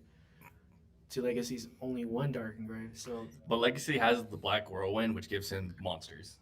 Yeah, so Bobby has to have an answer for the monsters that he summons, so the Black Whirlwind does not go off. Yeah. Okay. Yeah. Here we go. And there he is, the savior. Who are we bringing back? Oh, we're getting the Whirlwind first, of course. Of course. Search the value. May set up for that Greffer play next turn. To dump that volume and go. Oh, I thought there was a oh, he DD. Yeah, he de-prisoned. De-prisoned. Yeah. Nice. Oh, all okay. Right. Only attacking with him. Okay. He's probably afraid of that bottomless. Is he gonna leave the monsters like this? Oh, he is. Okay, setting 1 more card. I mean, wouldn't you just Icarus right here instead of risking it?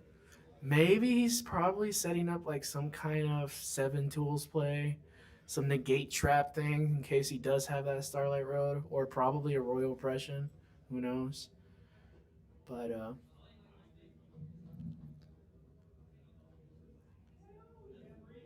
if I saw that many back row, I would automatically think that one of those is Starlight Road. They were taking the set from Bobby. Okay, just set from Bobby. Okay.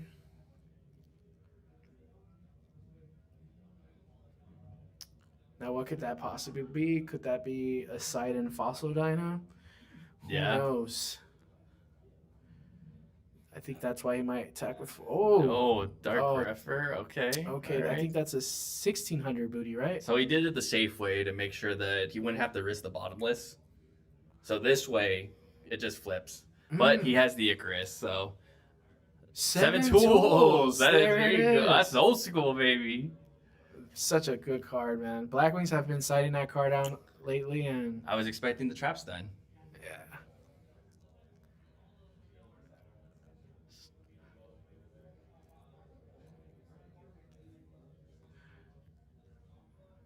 Dolphin Main phase 2? Okay. Yeah. Bottomless. He still gets the effect. He still does get the effect. I don't know about that, dude. I don't know how I feel about that. I feel like you should have held it, right? Because, like, what does Dark Greffer really get you? You know, like, it could get you the Plague. I get that. But I feel like banishing the Blackwings and stopping the Whirlwind is just more important. Yeah. But he has to get rid of that Greffer. That Greffer is the one that... It's a key card that helps Nitro value with...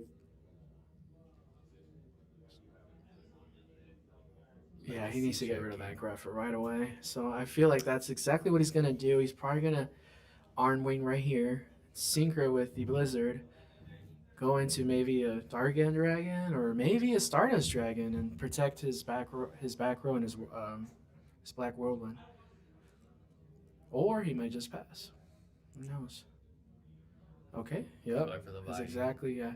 I know Legacy, so I know how he thinks, and that's exactly what he's gonna do. He's gonna get rid of that Greffer because following turn Bobby could have a play and a Plague play, and it's over. You know. So now what do you go for? The Stardust, the Dark Probably End? Dark End. The Dark End. Yeah. Dark End. Yeah. There it is. Yep. Get rid of that Greffer. Yeah, so now Legacy could just pass, and now anything that Bobby sets, he could just get rid of. Yeah. Man, and another upstart. You know, I haven't seen any upstarts all day till Bobby. Yeah, I told you. No, this is what Nitro Value does. They play the upstarts. Oh, and he comes in with that heavy storm again. Please tell me you have... With the Yada? Oh, no way. No. Why would you set that many cards? I mean, now I'm thinking you should have just went for the Stardust. But Legacy doesn't look like he has any monsters. Doesn't seem like it. Well. 21.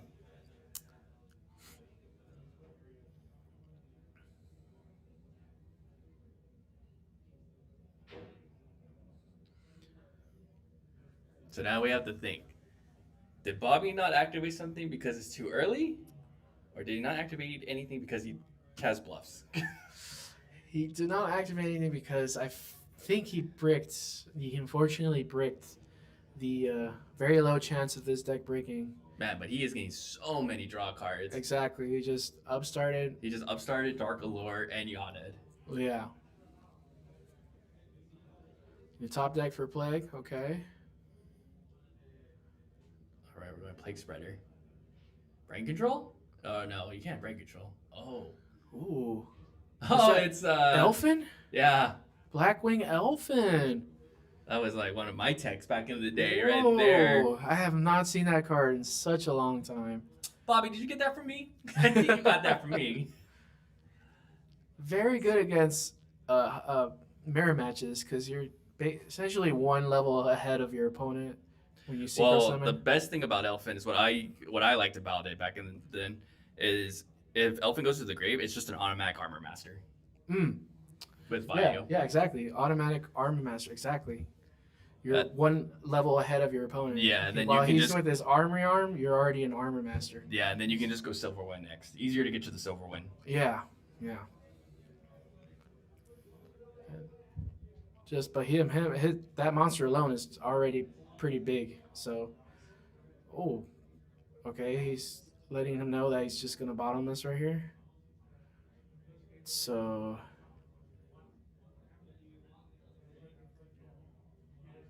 Okay, he's gonna pass. Man, the Elfin's coming in clutch. Coming in super clutch, man. And that heavy storm. Man, you think Bobby's down, and then all of a sudden he just turns it around, man. That heavy storm, man. Crazy. There it is, the kill. Of course he's gonna have it. Wow, Bobby doesn't have the deep prison. Yep. Or Mirror Force. Probably an Icarus attack. Most likely. So that could be maybe. All right, setting one. What do we think? Dang, nothing? Nothing. Well, I mean, I think at this point he's like, might as well just poke instead of like put more on the board. Oh no. Because I think he still also has Torrential, right? So I mean, hey, Legacy's making it happen with this Gale. Gale beatdown, guys. There it is. So it was a deep prison. He just decided to wait. Yeah. So. Yeah, that's what it comes down to. Like later on, you have to just take the damage. If you're not seeing anything, just take the damage, and just hopefully you'll see a little bit of more tempo, and then you can activate your traps, then set up your play. Yeah, absolutely. Oh, and he tossed off the dark arm. Oh my! Oh, Legacy with the let's traps then. 7 tools. 7 tools. That 7 tools is coming in clutch. Guys, get your 7 tools right now before they start going up in for price. Oh my god. I mean, it's counter trap, right? Yeah. Starlight Road? Starlight Road? Starlight Road? Starlight Road. Bobby, man, coming in. And again, like we said, just take the damage. Wait. If you got the damage to spare, just take it. And then set it up. This guy, man. This guy. Look at him. Look at him. Look at his aura, guys. This guy's just like, yep, I got Look this. Look at Bobby, guys. man. You thought he had nothing, but hey, he actually had everything. Bro foretold his future, and he's already... Oh, okay, Dark. Brain control, dude. Okay. This is what I was talking about. Always have the brain control, man. Save it for last. All right. The momentum has changed. A great game. There you go. Oh. Did you sacrifice it? Yeah. Oh, yeah. Black Whirlwind Tribute. Oh my God. What is going on? Legacy's like, nah, we ain't doing this. You ain't getting the tempo. Nah. I'm taking it back. You got Stardust and Dark Arm Dragon? I got this, man. I got brain control. And wow, Bobby concedes, bro. Oh, wow. What a crazy game. Brain control. Hey, guys, this is what I tell you, man. Brain control, always save it for last. Even if you get super low, just hold the brain control because it will get you game. That is the best card, I think, of the, like, Edison. Such a good card. I'll always hold that down. That brain control is the best. Yeah. And Legacy would always also tell me that if I brain control, I want to make sure I capitalize on that monster. Never want to give the monster back to your opponent. So you either tribute or synchro with it, you know, or attack with it, but never give it back to your opponent. No, this right here, this is Top Cut material, guys. This is Top Cut gaming right here. Top 12 right here at OC series over here. OC Classic Series. I almost forgot the name of it. Legacy TCG, guys. Man, okay, what a crazy game, man. I'm loving it. You guys haven't checked this guy's channel, I recommend you check him out. Yes, go check out Legacy TCG. He always commentates in every video, and you get an insight of how he thinks. And it even helps your game. It even helps your playstyle. Like, exactly. If you're just watching just to learn, you might learn something new. Exactly. I learn a lot from him, and sometimes I like to rewatch my games to see what kind of misplays I did and like see his insight on it, his opinions, and you know, helped out a lot. So I'm definitely a different type of player now than I was before. I mean, it's really cool, especially for me being an older Edison player. Since when I was playing, it's way different. So like watching how people play now, the new techs, where the decks have gone. Yeah. So much stuff that we never got to discover. Exactly. The same thing with Bobby, man. It's always a pleasure to play against that guy. That guy is such a good player. He's always topping at my locals. Man, oh no, these are two of our best. Yeah. Local legends right here. You guys are witnessing two card addiction beasts. So always topping, always winning, one or the other. Yeah. Yeah. So ripping the Team OC. Yeah, I see that. The jerseys. Team OC. Yeah. Bobby is also a Team OC member. He's just, yeah. Left at home. It's all good. He's rocking his... Bobby got swag, exactly. That guy got aura, man. Like he's just chilling there. He's like, I'm all right. It's all good. I don't know about that team, but hey, so... Oh man.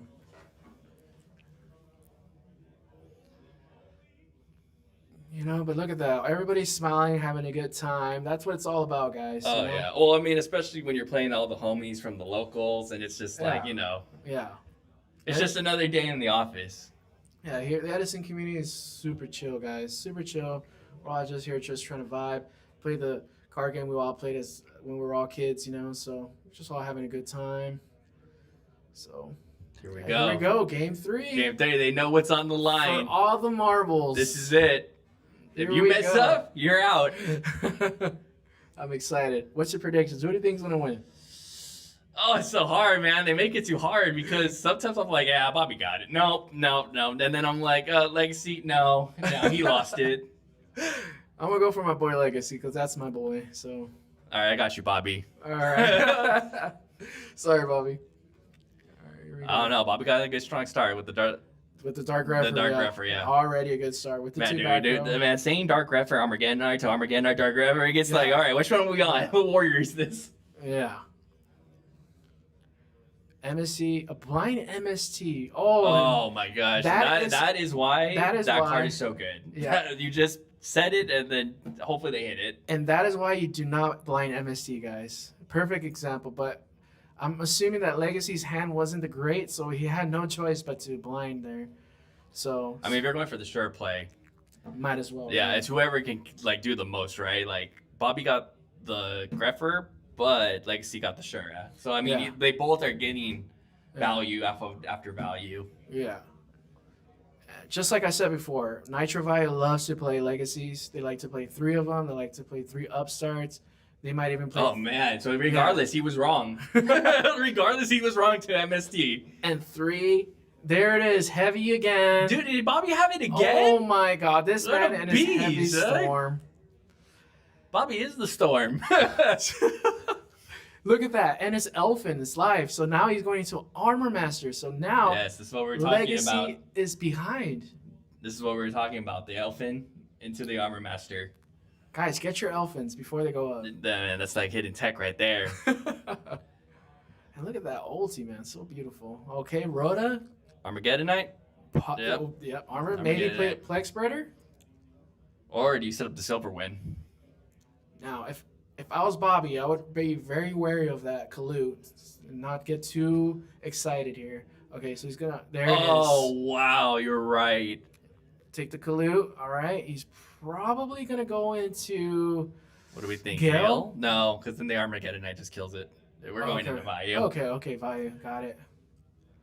So Arma's gonna attack the. Oh no, you couldn't win. You couldn't win. What should we call it? What's it called? Kalut. You couldn't win. Just busted out Kalut. But now Bobby's gonna get a silver win next turn, and there it is, I believe. There he is, silver win. Now, why would he do that? Because that might just be a deck Devi back there. So. Oh yeah, Deck Devi or Icarus. We gotta be very careful with that. But it's nothing much Legacy can do about that if it is. What do we think it is? Okay, so you attacked Arma. Yeah, Icarus. It was the Icarus. Okay. Yep. All right. Set 1. So we got 2 Vayus in Legacy's graveyard. Yep. 2 values. 1 card in hand. Okay. See, now you guys are seeing the power of Nitro Vayu. Just pushing, just going through the deck as much as possible, and all that momentum, all that gas. It's crazy. What is Bobby gonna do here? Man, Another Greffer. With the man, plague. he has the Warriors, man. With the plague in the grave. Okay. Can't really see it. I'm thinking he probably sent either the Vayu, maybe, or the Necro card now. Allure of Darkness. All right, let's see if Legacy can hit his Dark Arm. Is Dark Arm live though? It's not live, but it wouldn't be bad to have because all you need is a Sirocco. Or Blizzard. Or a Blizzard, exactly. Oh. Plague Spreader. Oh, all right. There it is. Okay. So now we have to hope. Now Legacy has to hope that we're not running into a bottomless or a deep prison. If it's a deep prison, it's the worst option because it just gets banished. And now you don't have your gas anymore. Yeah, you don't. But they do play the what's that quick spell card? Where you return 3 banished monsters to the grave. Forget. Burial, exactly. Yeah, so they're not really that scared. Both players are not scared about banishing their cards. Bobby with no Mirror Force. Wow. Man, all right, here we go. This is what we're talking about. These guys, these Titans, just big punches. That's fear. all it is. Big punches after big punches. No fear. And I'm guessing that might be a 7 tools, perhaps.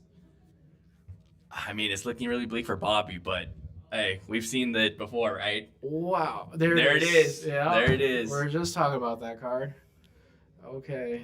So he's going to choose. Man, does Bobby have 2 silver wins in his extra deck? Possibly.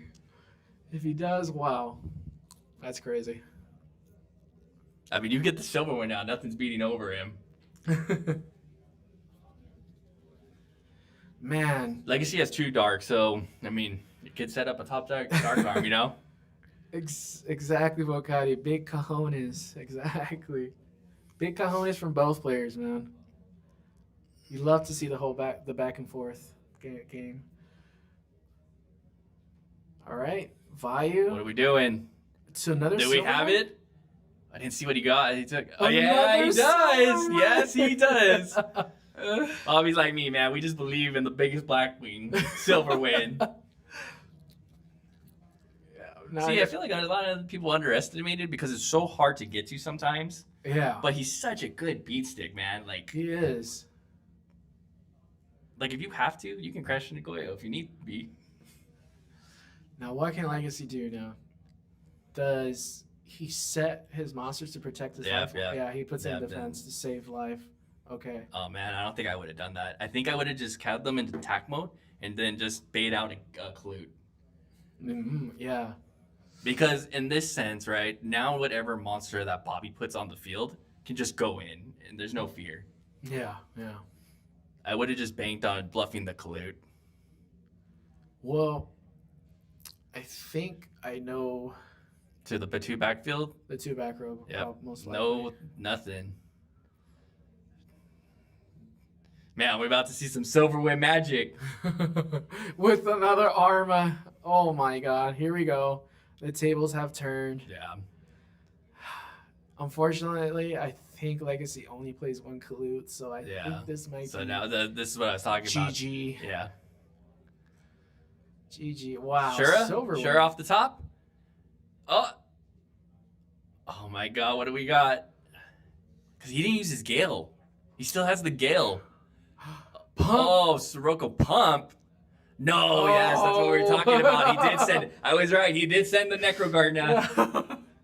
What a great game. Bobby clutching it out, man. 2 great Titans. Good. Man, Wow. that was a great game. Great games. But, hey, man, Silverwind.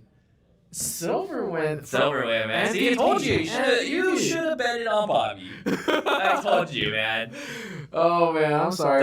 Double Silverwind, man. The double Silverwind. Wow, that's crazy. Bobby's probably the one, honestly, rocking 2 Silverwinds. Of course he would run 2, because he's always pushing. He does play the Elfin, so, he'll always have... Does the Nitro usually play Elfin? Elfin? I don't think so. I don't think so, but... You know what? Why not? It works. It works very well. You play 3 Grepher, 3 Arma. I mean, why not? And the 3 Icarus attacks. So why not? And I think they also play Card Trooper. Let's just hang in there, guys. We're gonna have an interview with Mr. Bobby over here. But who else is in Top Cut? Well, we got, let's see. We got Saul, who you guys just watched, Machinas. Does the Machina that made it? Yeah, he made it. Oh, wow. Cut, yeah.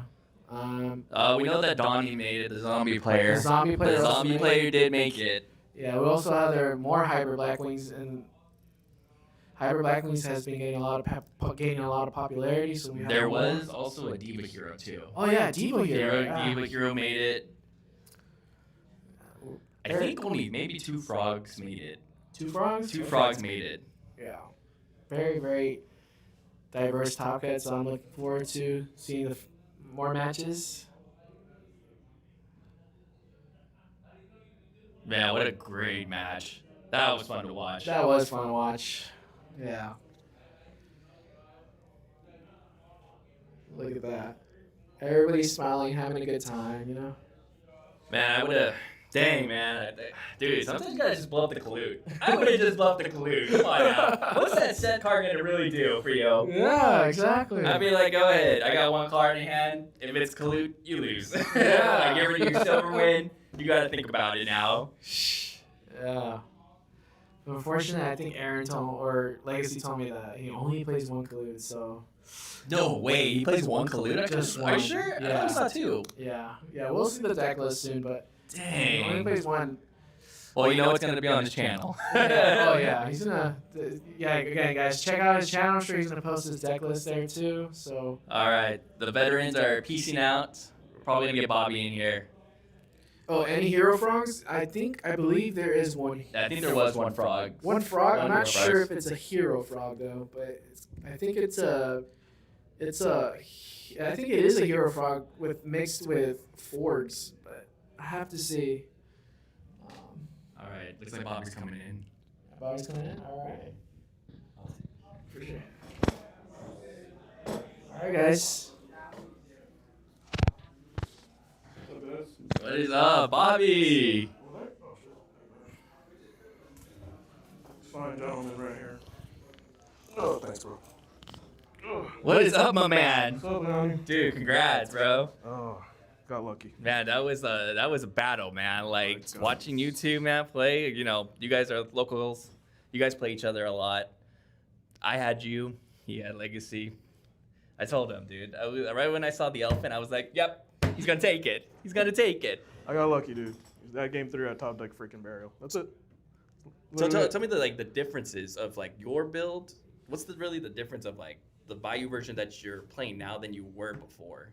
It's faster. Last I was running more to Aaron's build where it was the Blackwing value with Whirlwind and it was like half Grepher, half Arma, and the other half is few Blackwings.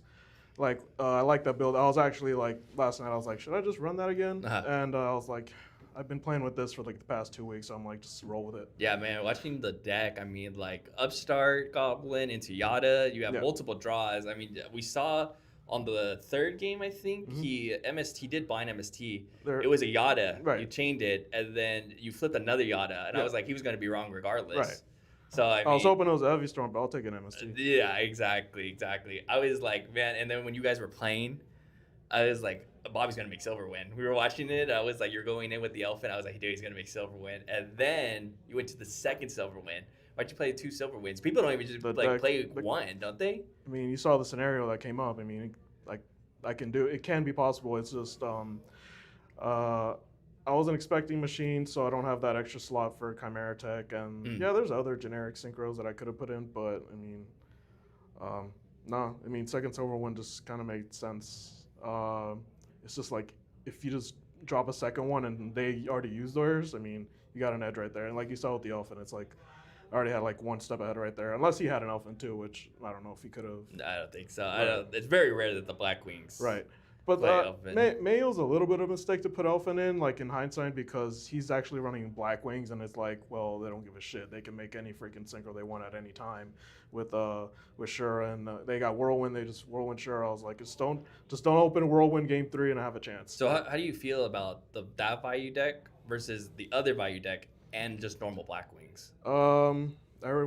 They all have their own strengths and weaknesses. Mine, it's faster, obviously, and I mean, I'm just trying to, like, you know, sometimes it'll be a real trap, sometimes it'll be a draw trap, and it's like that's the mind game I want to play with my opponent. It is what it is. Nice. And also, too, what caught us by surprise was the double counter trap you were playing, the 7 tools. Yeah. The 7 tools of the bandit. We're expecting Trap Stud. Where did that come from? Well, Trap Stud's going to, you know, screw me over because, you know, sometimes I'll have an Icarus that I want to use on my turn, or either turn, and like if I'm under traps and that thing's dead. But 7 tools, there's only like key cards that are like gonna kill me, and I'd rather just like trap stun could get they could chain other stuff with trap stun. 7 tools, if they don't got Solemn or their own 7 tools, it's an auto, like, you know, it goes through pretty much. Yeah, man. I was like, I'm still waiting. I am still waiting for one of the values or Blackwings to just flip over a Delta Crow. Man, when I watch these Blackwings play, I'm just like, man, if one of you guys just end with set 1 with a Delta Crow, the other player just goes set 3, pass, and you just flip over a Delta Crow, man, like, how do you feel about that card? I was actually my round 6 opponent. We're just like, he comes to Addiction 2. I forgot what his name, but we were talking about that. He was running a very interesting Blackwing deck today. He was running Swallow's Nest. He was running Econs. For the mirror match, and I was like, we're talking theory, like, hey, like after the match, like, hey, what do you think about this, and Delta Crow did come up. I'm like, what do you think of like Delta Crow? Like, do you like it recently? He's like, I like it, but it's like, it's kind of like you do just want to like first turn, like, and just freaking blast your opponent like immediately when they set two or more, and like they can't come back from that spot. It's really hard for them to come back from that spot. I like Delta Crow. It's just I mean, I think we might see a little more Starlight Road action because I think there's more decks playing Icarus now. Yeah. Like all the value, every value is going to play Value Turbo, or any value version is probably going to play Icarus from here on out. So like I expect Starlight Roads, I expect more like 7 tools, I expect Trap Stuns. Really? So it's like you're all expecting that. 7 tools. Is that a common thing for this deck? deck? I mean, yeah, it's been like the guys from Chicago originally started with their Blackwing versions, putting it in there, just so like their summons could go through bottomless and all that stuff, and like mirror matches Icarus. But with value for me, it's like obviously, you know, it's like making all these pushes, and like I'm just trying to get through Torrential, Mirror Force. Like they're like at the LDS like a month ago or whatever, I did it twice against a return, and I'm like, it's just it's a clutch card. It's literally, if it goes through, it goes through. All right, well, Bobby, we wish you the best, man. Good luck. Hope to see you again. You're a freaking genius, dude, at card games. Thank you, Doug. Appreciate it. All right, guys. We'll be right back with the next round. Thanks.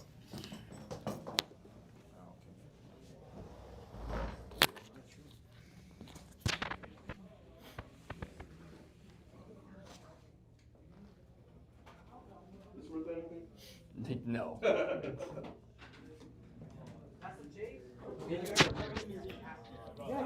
I'm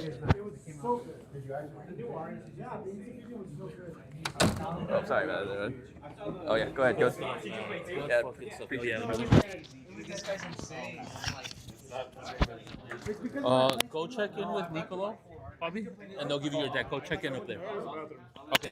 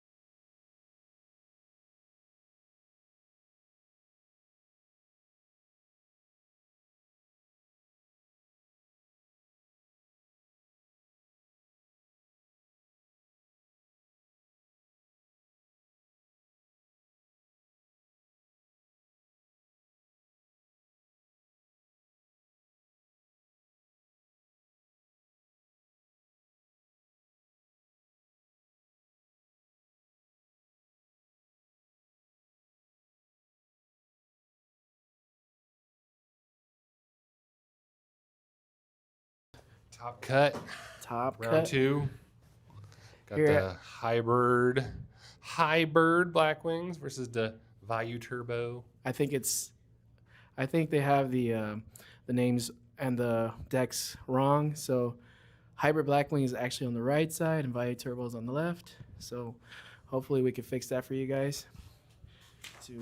But yeah, we have here Ernie versus Byron. Here playing at Joyful Toad in the OC Classic Series here in Orange County. Once again, shout out to our sponsors, Yggdrasil with this beautiful mat. You guys are playing at the Las Vegas LDS. You guys can possibly get your hands on one of these beautiful mats right here that we're displaying right here in the stream. And also give a shout out to Gemtech Accessories. And of course, Casa De Tarjetas. If you guys haven't subscribed to them, please go ahead and give this channel, subscribe to it. And yeah, man, so both of these players are great players. Ernie has topped so many events. I mean, Ernie goes way back. I think he's even topped the YCS.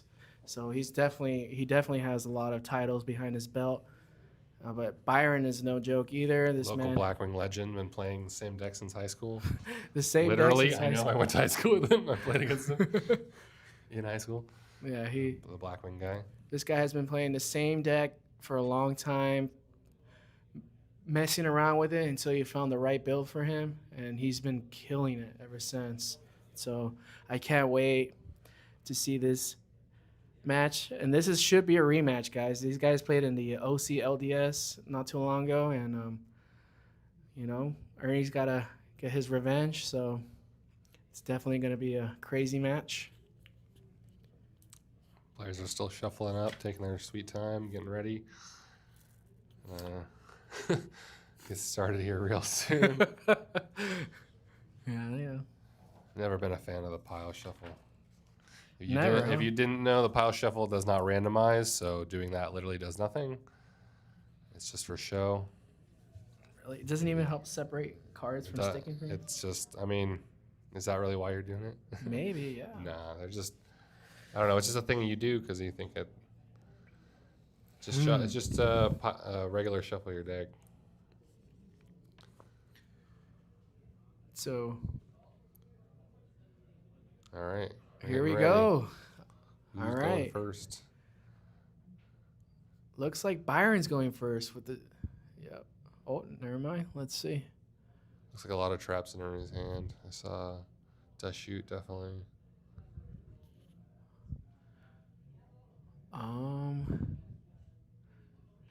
It's hard to say. Oh, let's see. Oh, I think Ernie's going first. He has 6 cards in hand, so Ernie's going first. I'm sorry, guys.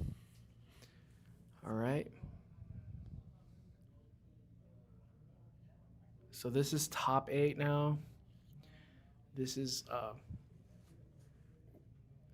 where all the best players. You're gonna see some really cool plays, some back and forth action. This is what I like to see. You know, Ernie's gonna set 1 card and set 2 back row and pass. How's Byron gonna respond? Oh, trap Dust Shoot. Oh man. Right off the bat. We can see Byron's hand, so we know what he's got. Card Trooper, Blizzard, Burial, Vayu, Bora. A lot of good cards. Another Dust Shoot as well. Definitely going to get Ernie back on the next turn. Dust Shoot for Dust Shoot. Love to see it. Dust Shoot is such a strong card, man. Honestly, what would he want to get? Depending on what Ernie has set. Yeah. Blizzard doesn't do anything but really by itself. But with that Bora, I'd probably take one of those two. Either Bora or Blizzard. Those Card Trooper, no? You wouldn't get rid of the Card Trooper? Well, it just depends on what Ernie has, because if he has something for the Blizzard, the Bora, that doesn't really. If he has like a deep prison, he doesn't really need to get rid of that card. Yeah. Again, guys, it might seem like they're slow playing, but he's taking his time just so he can remember every card and plan it in his mind so he doesn't forget. And again, you do obviously need to play at a reasonable pace, so he can't just sit here forever, but still got to make sure that he makes the right play within reason. Yeah, exactly. So, you know. At what point is the judge going to say, make a move? Yeah. Pick it. Which card will you take? Yeah. He's going to take Blizzard. All right, takes Blizzard. One of them. So that means he probably doesn't have a Deep Risen for the Bora. Would you summon the Bora here first? It really depends on what Byron thinks his opponent has. He's summoning. He's just trying to get his stuff in his grave. With the Plague Spreader in the grave. Already trying to get it Okay, there we go. Well, he's even got the YCS card trooper. With the Necro Garnet, okay. Right. Sets the trap, does shoot. Right back at you, Ernie. Here we go. Right away. Draw phase, standby. On standby phase, activating trap, does shoot. Got Caius and Gale. All right. If I was Byron, I'll probably get rid of that Caius. It's gonna be a pain later on. Yeah, he's got. You can either force him to use the brain control to take his card trooper and synchro with it. And such beautiful cards, by the way. Ulti Caius. He's won so many tournaments, he just has one every single high rarity card in his deck. That's the truth. Good for him.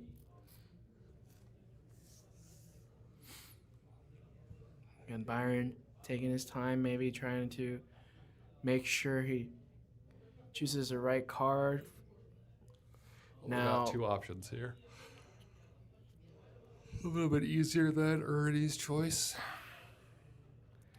Opts to choose the Gale instead of the Kais. Oof. Okay, well, hopefully that doesn't come to bite him later on. So I don't mind this play because if he just keeps one card on the board, his opponent really can't Caius his card trooper. But he has brain control, you know? But he's going to have to Caius his own card, so it's kind of even. Like I said, if Byron just leaves the card trooper and doesn't do anything else, then it doesn't really matter to him too much. Yeah, okay. So I'm assuming that's what his thinking is. He didn't say anything last turn except for the Death Shoot, which he knew he was going to activate, so.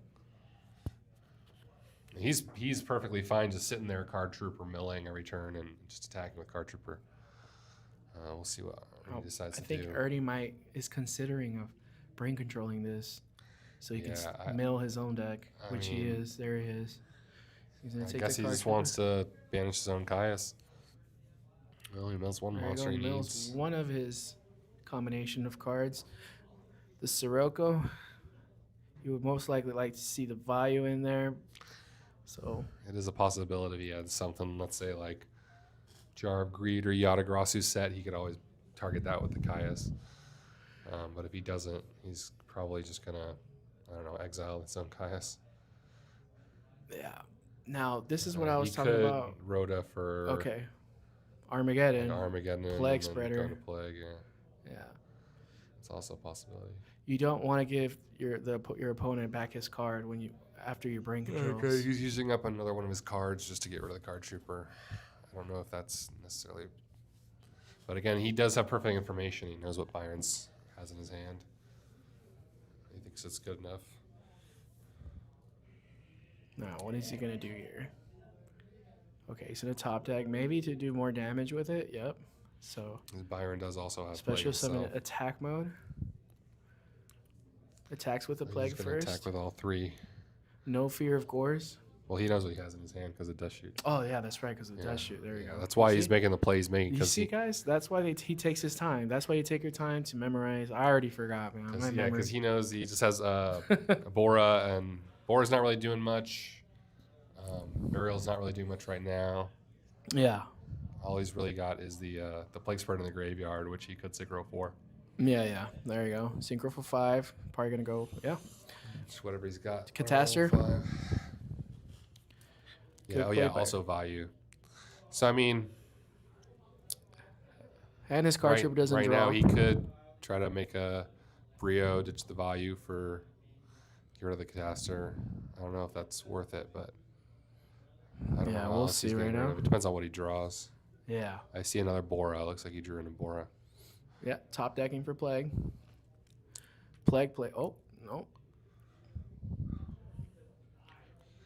Just got to make sure whatever he does is. He did correct. point to his Plague. Now, he's basically locked in on activating the effect, right? He can't take it back? I don't know. He hasn't really done anything yet, so. Okay. All right. Special. All right, special summon. Most likely going to go into Brio. He could go into Goyo, take the try to attack over the Armageddon Knight, but he doesn't know what Ernie's back row is, so. Wow, okay, so he's going to discard Bora. Bora. Interesting. Oh, okay. Well, I think Ernie was like saying, well, you need to wait until see if I have a response to your summon. We want to make sure the summon is going in 100%. You can't just call priority because that could possibly be a solemn judgment. So you need to take your time and make sure give your time opponent to respond to your plays. Okay, so he attacks Arma. Necroguard now. Because Ernie, Byron should know that Kai's is coming up, so. Oh yeah, he doesn't know he has Kai's. Yeah, I kind of question Byron's play. He does know because he top deck Kai's to bring out Plague. So. Yeah, it might have been better just to summon the Bora. Well, he would have probably died next turn. Yeah, there just really wasn't many good choices for him. The last card in his hand is the Vayu, unless he top decked it. All right. So he drew another Bora. Kai's. Yeah, exactly. That's probably why I should have gotten rid of the Kai's. I feel like Kai's. He already top decked whatever you top deck for. All right. Okay, I don't know why he discarded the Bora. He wouldn't discard Vayu. Oh, it here doesn't we really make go. any sense to me. Oh yeah, Burial. Burial is the other card. Oh my God, such horrible mills. Yeah, that's just. And the game is over, just like that. Vayu Turbo, man. Ernie's one of those people that know how to pilot the deck so well, and just plays it. He's always playing 3 steps ahead, So you have to really be cautious of how you make your plays against Ernie or any other top cut Vayu Turbo player. That trap death shoot, the Gale was questionable. I think Kai's would have been the right play there because if he didn't have that Kai's, Ernie would have been behind because he wouldn't have any monsters strong enough to deal with the Kai's or the Brionic. I'm sorry, but okay.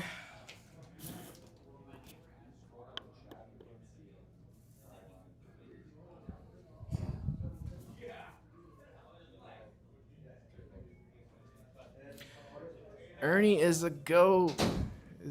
He is a go, man.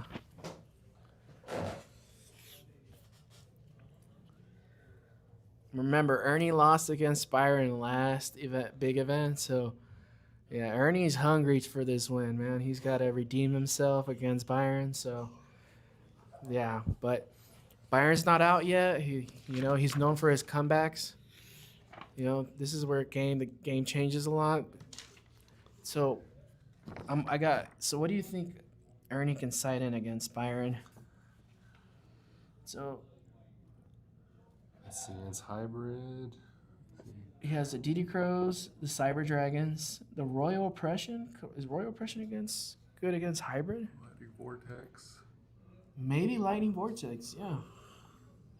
Ghost Tornado, pulling the rug. I wouldn't say pulling the rug. Kaiku, and then Fossil Dino. Yeah, I'm not sure. Possibly the Cyber Dragon, just because it gives you an extra summon. Cheap fast summons. Byron's playing the 7 tools, the Bandit, so. Right, so with the hybrid deck, it's mainly just DD Crow, no, and Kaiku maybe. So this is the main deck. Yeah, because they don't run the Raikos and Hamster, and they run the Whirlwinds instead. That's the difference between the hybrid and the Bayou Turbo. Now, I don't want to spoil it for you guys, but Byron's known for playing some spicy tech cards.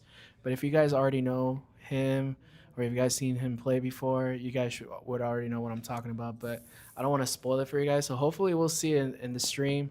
But yeah, he has some very spicy tech card in his Blackwing hybrid. So hopefully we'll see some of that. Yeah, man, it's so difficult to side against Vayu Turbo, like I said. But I guess the best cards for Byron right now is Kaiku, some DD Crows. Yeah, I definitely think DD Crow's probably a good choice to sideboard against the hybrid, just because. Pulling the rug, maybe? No, there's nothing really you want. It doesn't stop. Stops Armageddon. It starts. He only runs Kais. one. It's how many Kaises? Oh, I'm talking about him signing for Byron. Yeah. He doesn't have a Kais, right? No Kais. No Kais. So the only thing you're really stopping is Armageddon Knight and Blizzard. Right. And I feel like DD Crow's just. All right, guys. Game number 2. Will Byron clap back, or will Ernie win this match? We'll see. Let's find out. Starting off. All right. What's Byron going to do?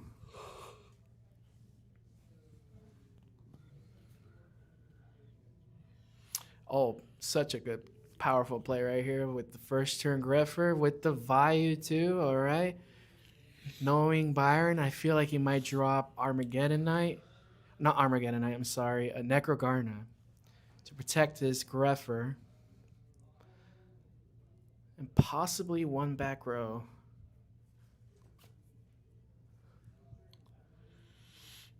Yep, you see? I know my card addiction guys, man. I know them so well. So we all like to just dump Necrogarna as soon as possible.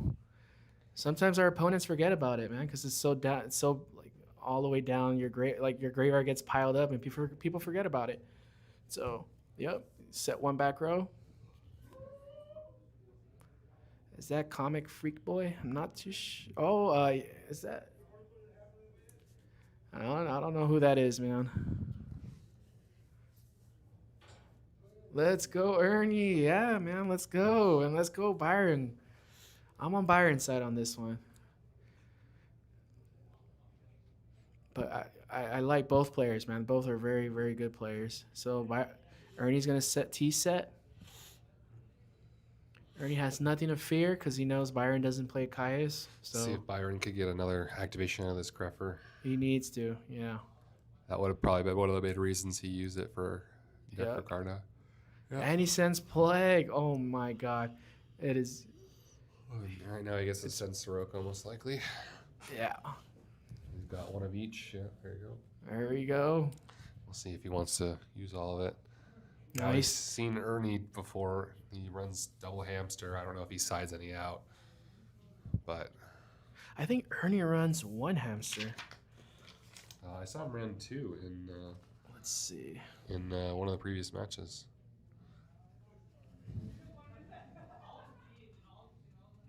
Oh yeah, 2. Yeah. He runs 2. Yeah, you don't see that happen very often, but Ernie is running 2. He went before. He used to play only 1, but I guess he changed to 2 hamster now. So.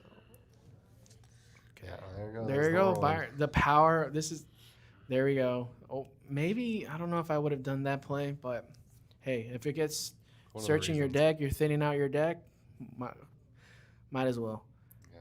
So he's gonna grab the Blizzard. Because he's expecting that Kalut to die. So, and if he's to summon that the Kalut or the Blizzard, the Blizzard.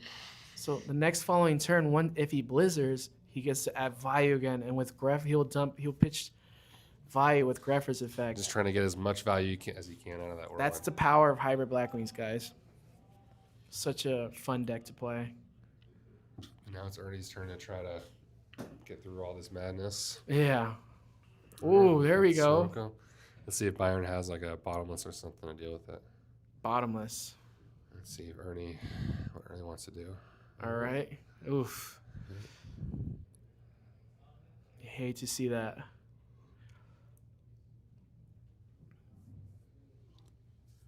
See if he has a follow-up play. He's just gonna end up setting or passing. All right, looks like He just passes. All right, now Bernie's turn to, or Byron's turn to put the pressure on, keep the pressure on. Yep. Did he not attack last turn, or did they not update the life points? I'm not too sure. I didn't. That's a good question. I'm trying to think because he didn't set anything, or no, maybe he attacked into the with Greffer, no? But who knows? Yeah, because the value is from what he set last time. Yeah, I'm not sure. So Byron needs to put some pressure and not show any fear. He already has 2 monsters on board. If he's really scared of a Mirror Force, he could just put his Greffer into I wouldn't be afraid defense. of Mirror Force. At this point, you've gotten so much value out of your monsters, you don't really care if you. Yeah, that's right. Yeah, exactly. All right, he might be looking to activate Greffer's effect once more. Perhaps. Might go for some sort of Stardust play. Definitely be wary of Torrential Tribute or something like that. Yeah, exactly. So he's going to go ahead. He really hasn't done much else except for a set of values. Definitely something that you could do. There we at go. A torrential set. Now, okay, no DD Chrome. There it is, bottomless. Okay, Bottomless. so That's fine. what I'm getting from here, he must have Gores in hand, or that could he might be bluffing it. You see, those are the mind games. Because Ernie does play Gores, so. Yeah, they both should.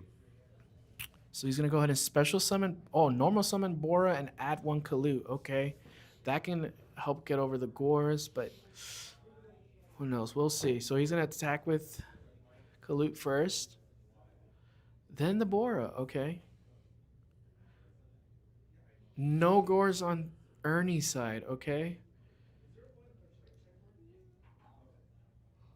Did he attack with Greffer? I assume he did, right? So, yeah, he did. Okay.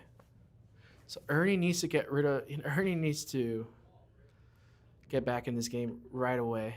Yeah, and do remember, Byron still has Plague and Necroguard in his graveyard. And he still has Plague and Necrogarner. That's right. You see, I already forgot about the Necrogarner, guys. You see?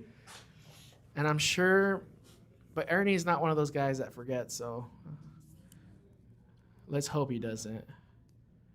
But he needs to get rid of that Greffer right away. Looks like he's got a Bottomless in his hand. He's just keeping it in there.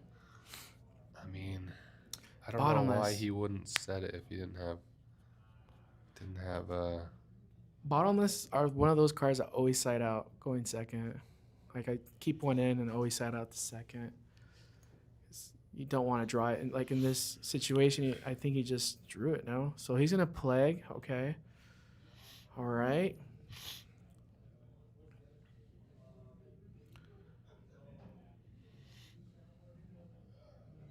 What is he thinking? He got an MST in his hand, it looks like. He does, but It's also very interesting. He chose not to save it for the world unless he just drew it this turn.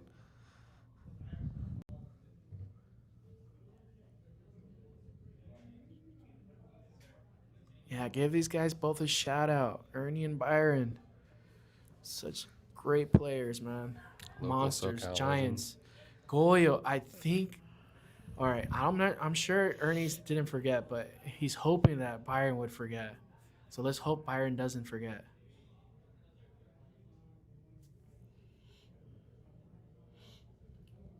Will Byron forget? Oh my God.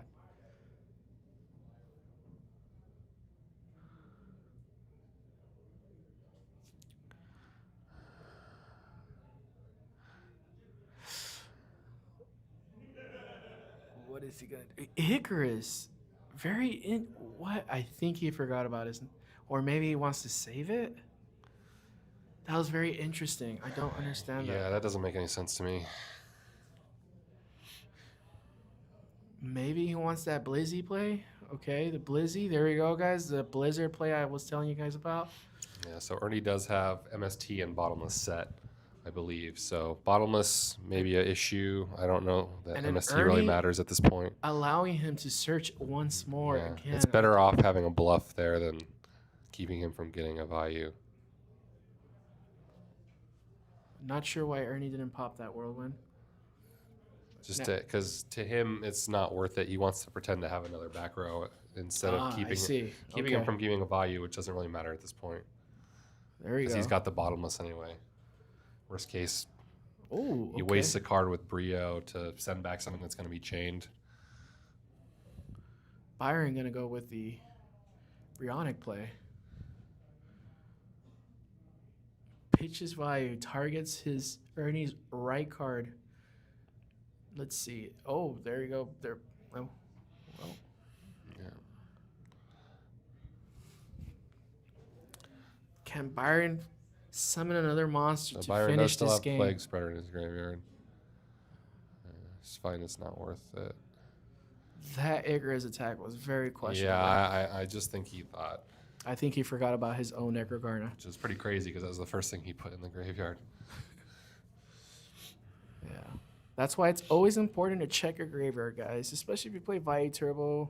Always check your graveyard, and when your opponent attacks you, make it a habit, you know?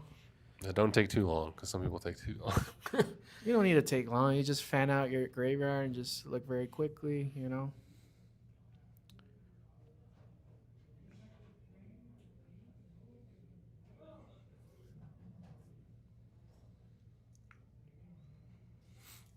Definitely feel like Ernie had an uphill battle this match, but Byron maybe gave him a little bit easier of a time than. Yeah, I think Byron would have had this a while ago, but again, we don't know everything. There might have been something that we're missing.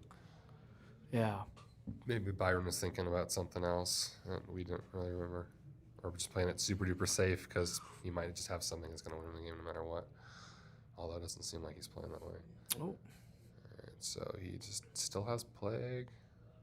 Yeah. Plague Bayou and Necro still in grave, so he's in a very good position. Full life points. There it is. Another Bayou effect. Okay. Yeah, see if he still had that Icarus, he could have been clear of those back row, but yeah, he must have just Necro Garden. I thought that.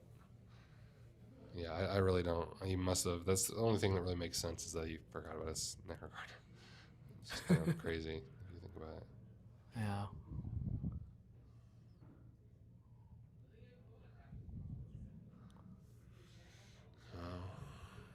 And then again, these guys have been playing all day. You get you get tired. Your head starts to hurt after a while. Maybe you forgot to eat your lunch. Blizzard. Another blizzard. Okay. That's Byron for you. Always drawing the blizzard. Probably gonna go into an army arm, or not army blizzard. Arm. Definitely one of the best cards in the format. Okay. All right, that's the game. Wow. There you go. Not that. I mean. Came we out all with it know no that matter was what. an MST, so. But Byron still pushed through. He's like, if you have it, you have it kind of mentality. So. Whirlwind definitely came in clutch that game. Yeah. Definitely helped Byron secure the victory. Maybe if Byron wins, I kind of want to ask him about that Necro that. I'm like Icarus 95% sure that he just forgot about the Necro, or he just didn't think it was worth. He thought it was better to use the Icarus attack. But guys, here we go. Game 3 for all the marbles. Ernie versus Byron, guys. Who do you think's gonna win?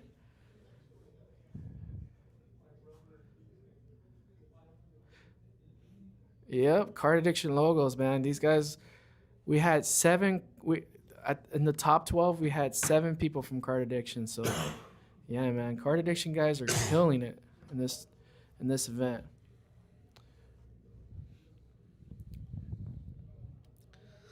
All right, sideboarding back.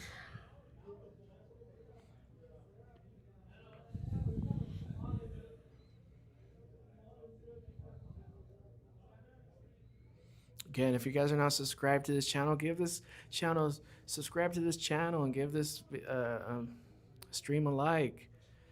Go ahead and share with your buddies. Shout out to Casa De Tarjetas for streaming these events, man.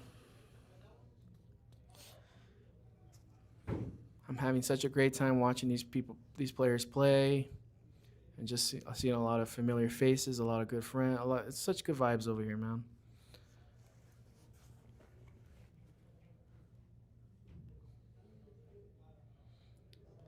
It's like Ernie's still finishing up his sideboarding.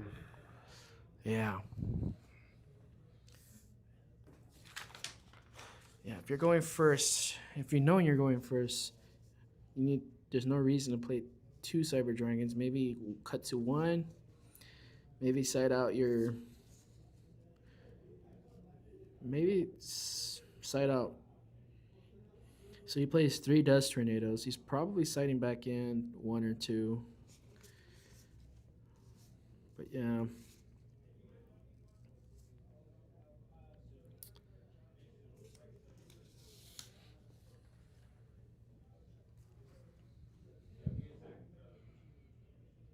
Buy Turbo. All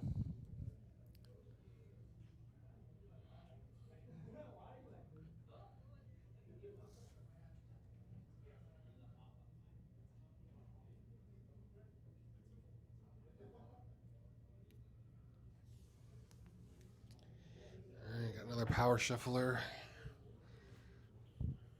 Yep. Got about 12 minutes left in the round. Let's see if they can get through it. I'm sure they'll do it. I'm sure they will. Are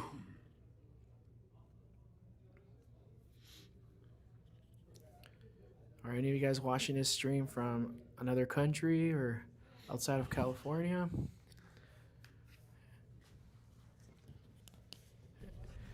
Any European people in the chat?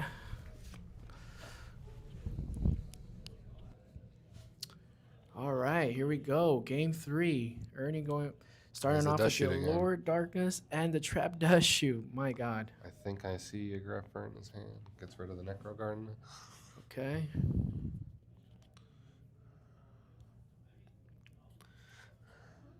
Oh, right on, man. Right on. I didn't realize that North Carolina was another country.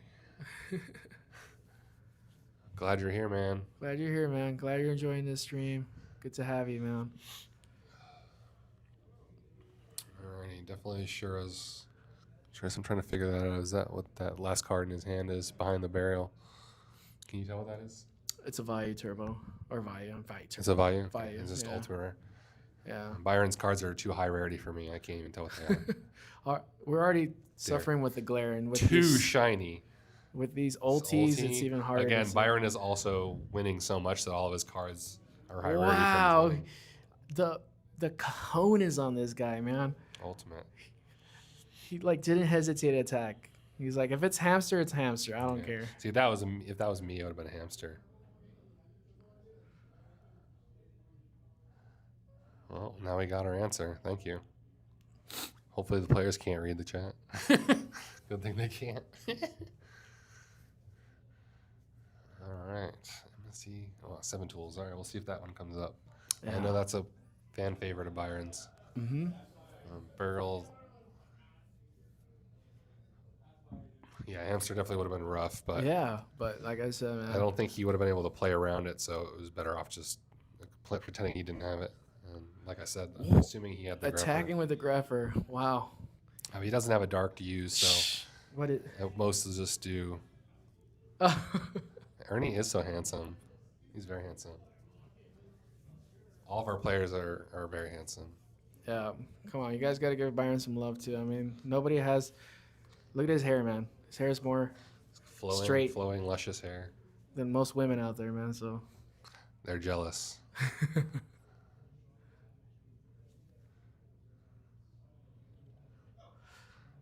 Yeah, man.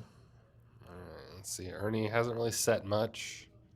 So both players not seeing the combinations they want to see. Here comes Dark. So it's all about top decking. Let's see. Yeah, Greffer, and Sirocco. Yeah. So what would Byron? Byron has a 7-tool set probably. So yeah, he most likely does have. Dark Arm definitely would get 2 cards from him.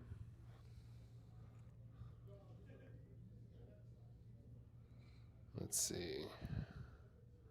I don't think he has. If he wins and we get an interview, we'll definitely ask him what shampoo he uses. Oh my God! I spoke too soon. He does have the Dark Arm Dragon. Yeah. Oh yeah, Ernie dusted him, so he knew he had what he had in his hand. I forgot that he did that. Oh my God. That shooted him. Does he go for the pump or is he just gonna attack? Oh my God, this guy. That was too good. Let's see. That's What shampoo does Byron use? 30, I don't know. 33, Probably like 43, Manscaped or 53, something. 63, I don't know. 61. So he's 200 short, I believe. That guy is a stud. There you go. So we got the 13. No, he should be at 200, I believe. 200 life points. Yeah. Okay. Because it's 33 plus 3 minus 2. So 60, 61. And he's probably going to go into Stardust Dragon, maybe, and bluff. Then he has a back row to back it up. So this might be it, guys. Byron needs to see like a miracle. A miracle. A miracle. I don't know what he could draw. Brain control, definitely. Oh, it's too late for brain. Oh, and there it is. Oh, yeah, no guys. life points. All right. Ernie takes the game. Dude, the Dark Arm Dragon's such a good card. Yeah, I mean, Bayou Turbo, you gotta draw the one-ofs, and Ernie did draw that one-of several times. So I swear, every time Ernie plays Bayou Turbo, he always mills like a god. Every time I play Bayou Turbo, I mill my Dark Arm. I mean, he milled like maybe one Sirocco. I don't think he milled like crazy. Byron did mill a Plague. So I don't think they milled too crazy, but yeah. Round of applause, guys. Definitely drew the Dark Look Arm. at that, a handshake. That's the kind of sportsmanship I like to see, guys. But just even if you lose, man, it's okay. We're all having a good time and just enjoying the good vibes. Look at Bobby in the background, stud over there. They're trying to get their screen time off of Byron. Byron's had enough. He lost. Now it's my turn to be on camera. All right. We're going to get this. So, yeah, we're going to go ahead and give Ernie an interview. So, you guys just hang in for a moment. Maybe you guys get an insight on Ernie's thoughts on how he plays, why he did this, why he did that. So we're not going to get Byron on the stream to ask him what happened with the Necro Garment. I'll go ahead and ask Byron for you guys about that play and see if I can get his side of the story. But, yeah, man. Good play on both players. Oh, okay, guys. We're going to go on break. All right. So maybe we'll have an interview after the break. Just hold on, guys.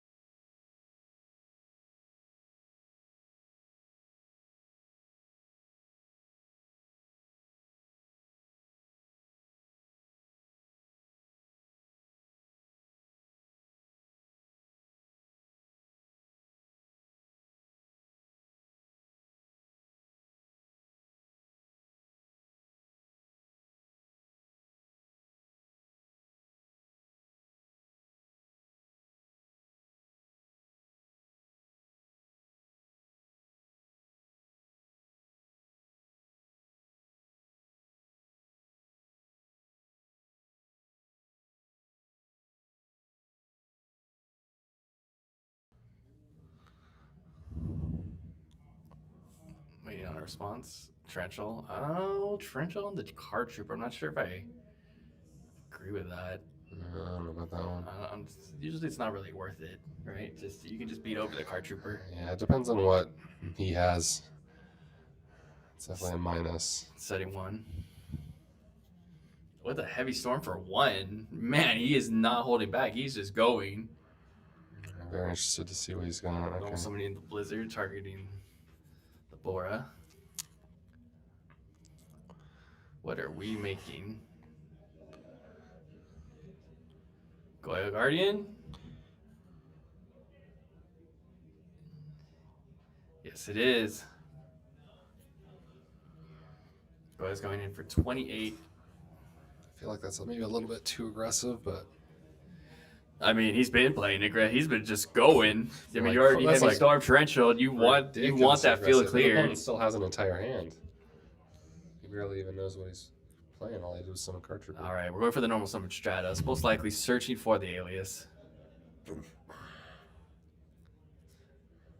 Oh, malicious. He probably or not malicious. Plasma. Yeah, he only runs one alias. The alias he summoned off of the got bottomless in the beginning.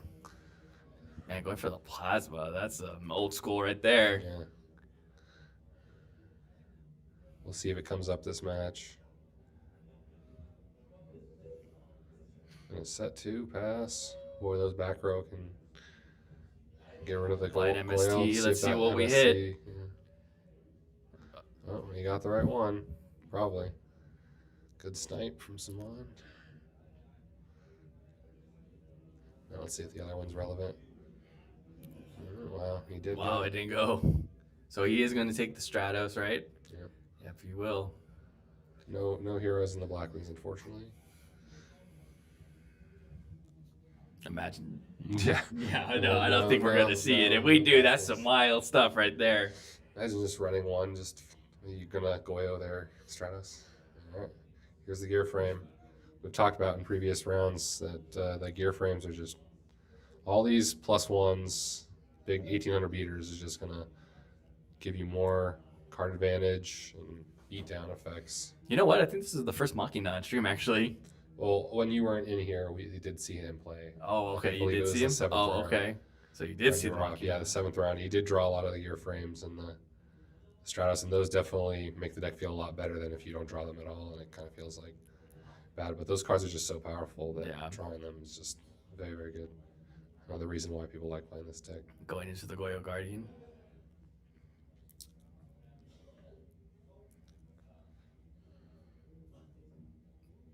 All right, he's not going to try to take the fortress. Although it wouldn't matter because he could just attack over the fortress and use its effect to pop the monster. Yeah, I mean, you use so many resources, right, in the beginning. Yeah. I mean, he's very limited on what he can do now. Summoning the Shura. Tempted to going in. See if he has anything. Do we have the D prison? No, but he's got a Kalute. That will go through. All right, let's see. Either Vayu or Gale, most likely. Or Kalute. Oh, he didn't even activate the effect? Oh, he didn't even activate the effect. He passed on it. Did he not think about it? What? I mean... Okay, this is like off the beat reservation. This is... Man, just passed on the Shura. Yeah, so if he had have taken the fortress, Saul would have just attacked over the fortress in defense with his gear frame. And then because it's his Machina Fortress going to his graveyard, he would have used the fortress effect to pop his Stratos. So the same outcome would have happened. So it doesn't really matter. People don't realize that even if you attack over with Goya, you still do get Machina Fortress because of how the chain links work, that the fortress will be summoned before it destroys the Goyo. Although you will get the effect of your own fortress if you send it to the grave. So it's a trade-off. It just depends on the Say one. game I state. mean, Yeah, man, your options are so limited now. I mean, he didn't summon with the Shura. Maybe it's just jitters. Maybe he just playing too fast. But he's definitely missing out on some stuff that he could have seen. Like he could have easily, depending on if he thinks Saul has a Starlight Road, he could have easily summoned let's say a Gale with the Shura and then just Black Rose his opponent's field. Going in with the scapegoats. Definitely a possible winner there. And we know what's coming. All right, Good those old Plasma. Gonna take your face down card for 0 attack.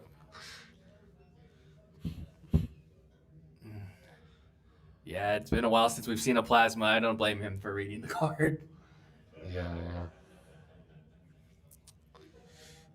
Man, so crazy. Yeah, I don't know about this one, but Machina Hero Quick Draw.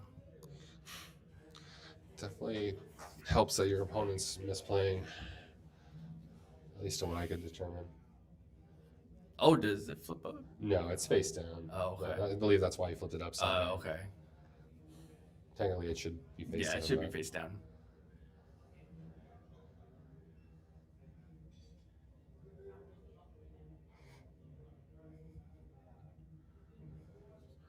Not looking good for Blackwings here. We'll see if he can find a miracle comeback somehow. He doesn't get monster effects. Oh, we got the Sirocco.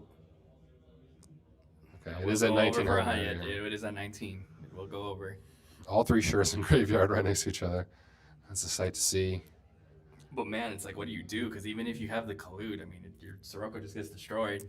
Yeah, again, using that Collude to get over the Stratos and then, or the gear frame and then not using effect is definitely a big mistake there.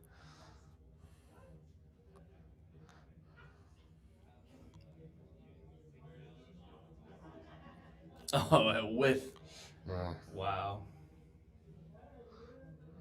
Gonna go most likely into a Titanial here, maybe a Dandelion.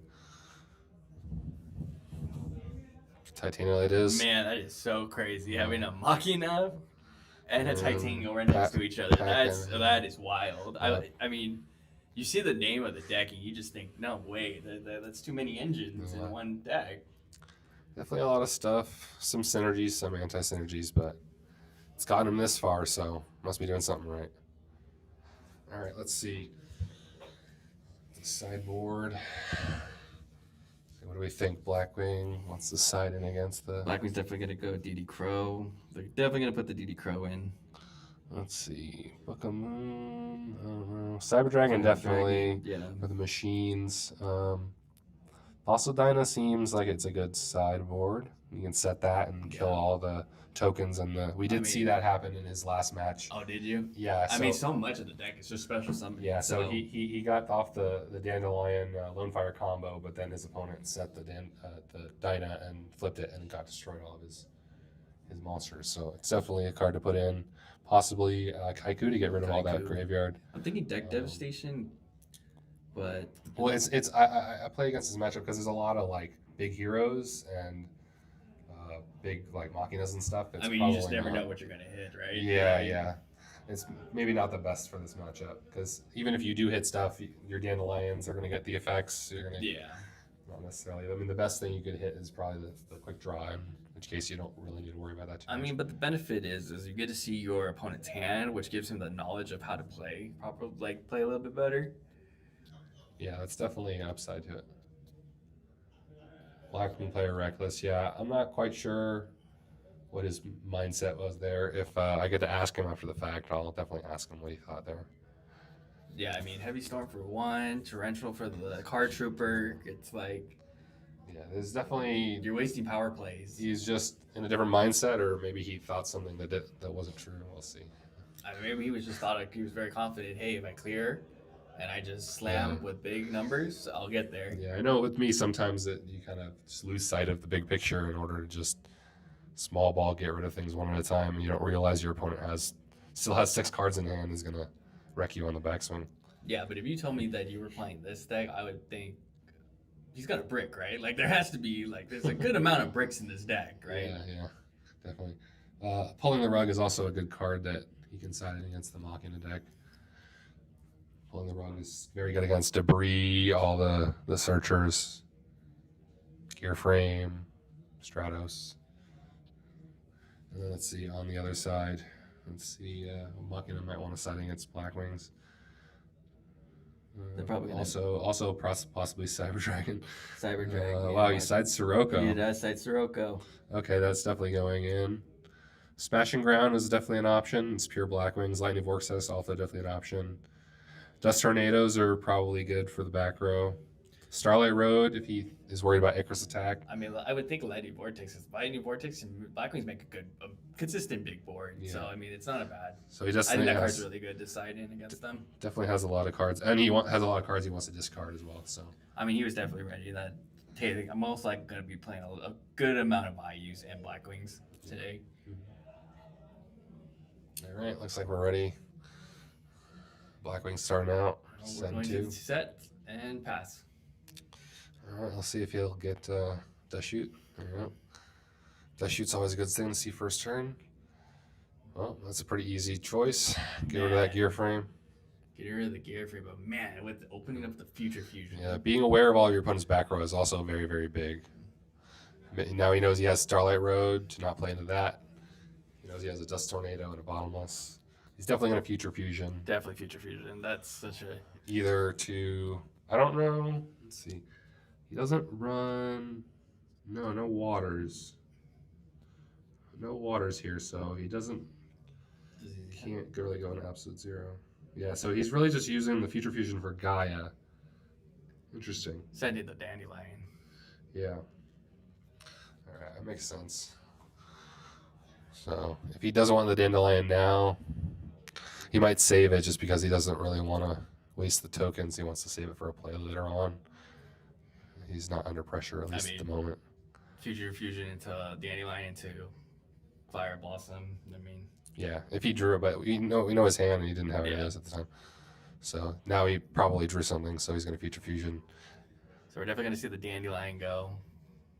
Pretty sure he's revealing Gaia. Wow, Oppression. Okay, there we go. Royal Oppression. That's good. Let's see if he has a MST or something. Dust Tornado. Oh, he knew he had the Dust Tornado, so... Yeah, he knew he had the Dust Tornado. I'm interested to see why he doesn't make him use it. So he's going to set a card with Dust Tornado. I'm not getting the alien. Quite sure why he would do that, because he's on his turn. He just set it anyway. But I guess maybe he just thought anyway. All right, so we're going to get our Here comes the tokens. And now we get to see what his follow-up is. Nope, nothing. Another set. So we know that it's going to most likely be Bottomless Starlight Road. Yeah, maybe he's just thinking, I'm just going to tribute for Fortress next turn. And he just needs a turn to be able to distribute him. He does have he does have Bottomless and another unknown back row, as well as Starlight Road to back him up. Starlight Road's a lot worse when they know about it.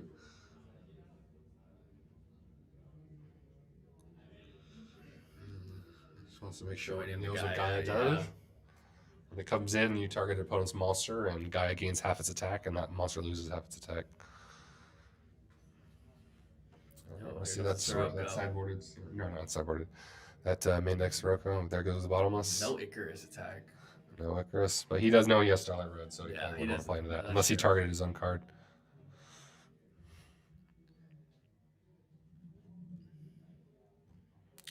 Not looking.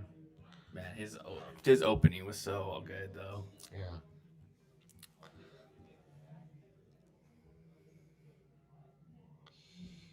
Already uses normal summon. Pure Blackwings, once they lose their normal summon, are kind of stuck. Thinking about what to do. I mean, Alright, Gear Frame. Gear Frame. Another good draw. He did have a Fortress in hand.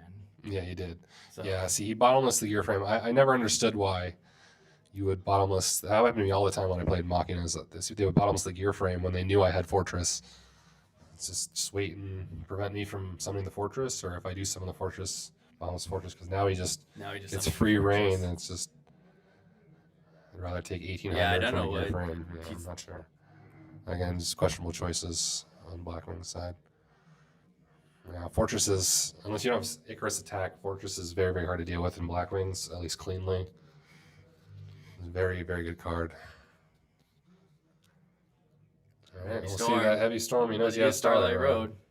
So he's just trying to beat it out, I guess. Maybe he's just... Brain control. Okay, there we go. That's a good one. So he's going to bring control the Fortress or the Stardust in order to crash with the Fortress so that his opponent loses both. We're going in. And again, that one card that we don't know what it is set. So we're going to find out. Yeah, he knows he's about to. So we'll see. His opponent says, I'd rather keep this card. Yeah, that's alrighty. The Stardust is free for me, and the Fortress I can just get back. Said he wants, so here comes the Gaia. The Gaia will be coming out. That guy out. Here comes Gaia. Bottomless. Trenchal. Oh, Trenchal, really good. Use those tokens.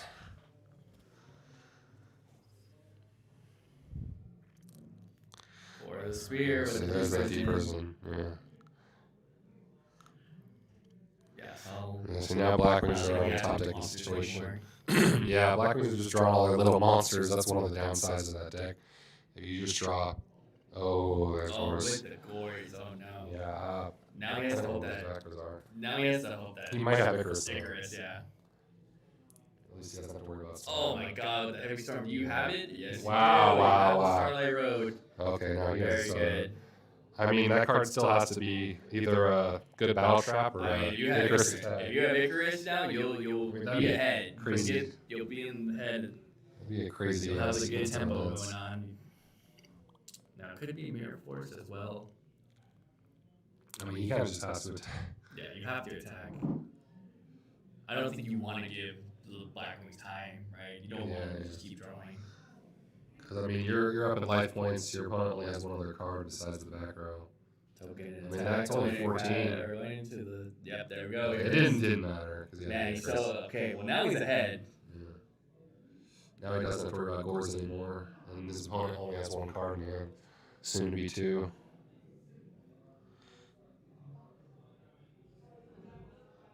Alright, that's the perfect top deck. Another Gear Frame and a Force. Is definitely get him in their Fortress.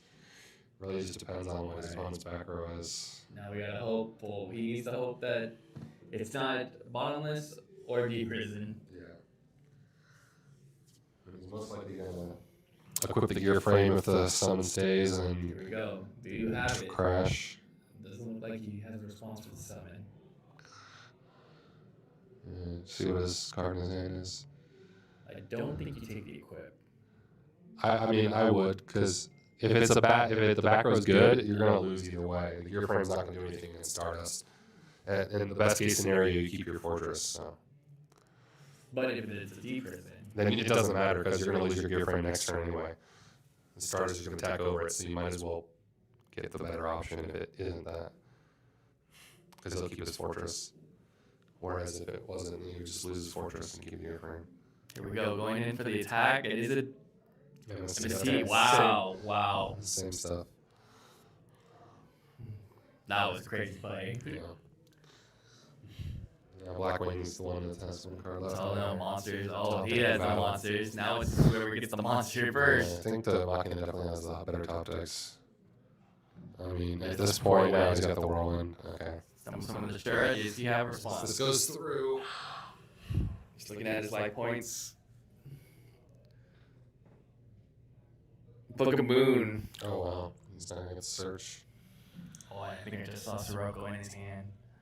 Cool. Do you almost summon the Sirocco?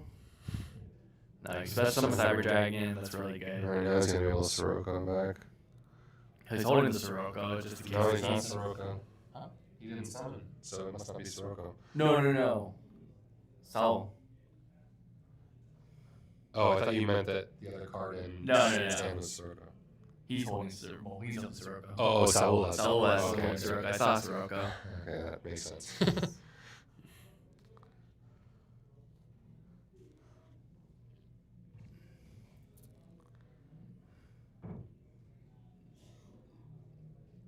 Debris Dragon? Yeah, Debris Dragon. It is. Getting into the Dandelion. You get that Black Rose, get those tokens. Most likely no effect on the Black Rose.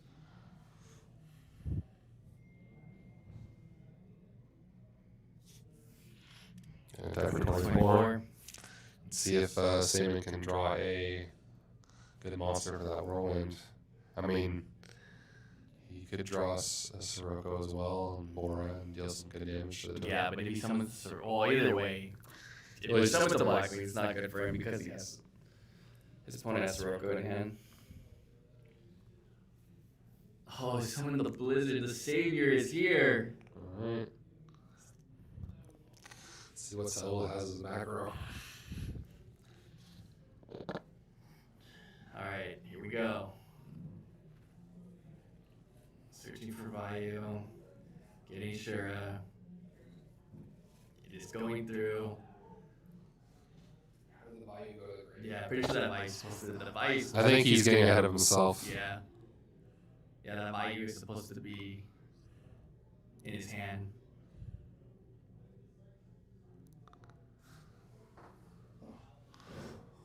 Hold up.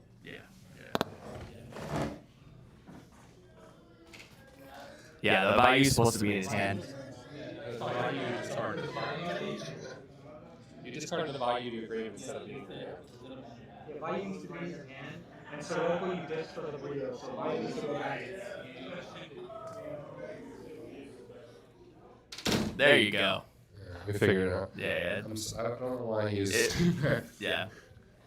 He had to play, but I mean, you still have to do it properly, right? Yeah, he can still do it. He can still do it, but yeah, everything needs to be done correctly. Yeah. All the steps. Wow, with the dark arm. Fantastic play, though. I mean, he still had to play to get out of Yeah, it. he came back.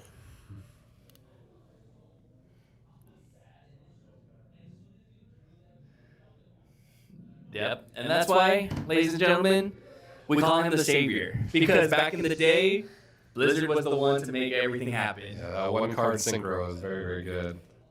Especially with Black Roland.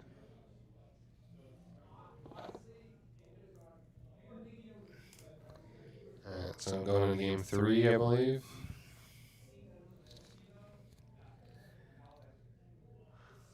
Back to sideboarding.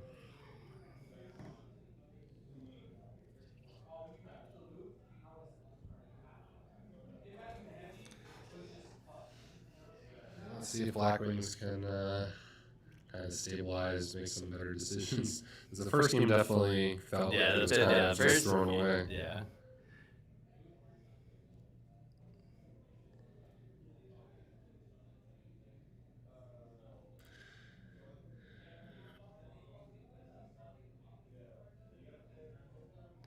Yeah, he going back into the sideboard.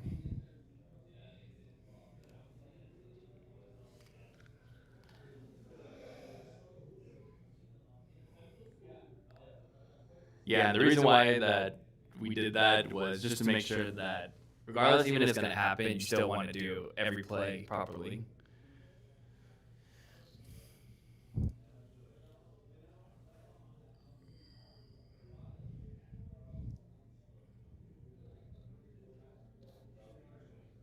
It's a big play mat. He's got a lot of space. Yeah. Yeah, you got to use it somehow. You use it, you lose it.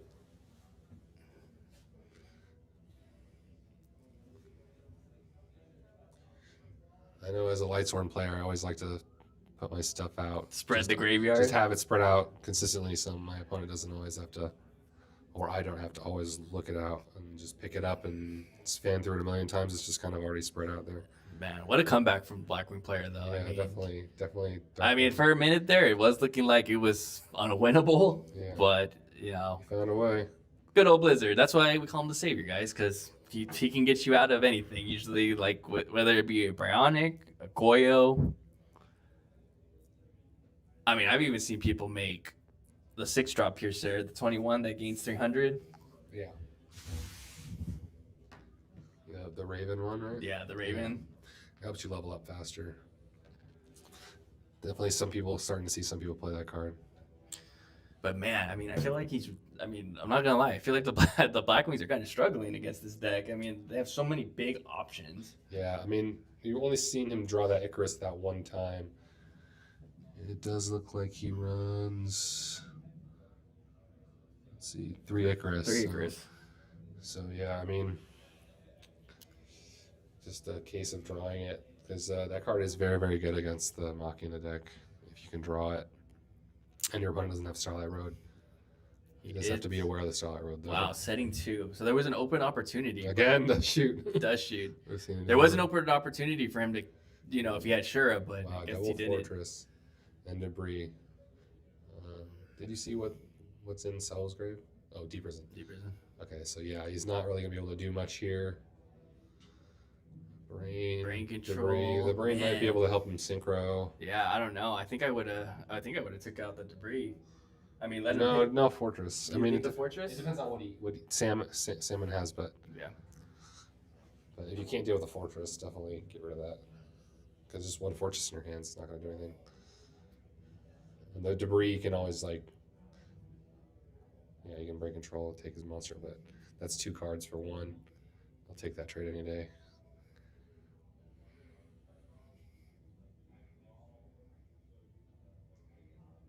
Thinking about what to do.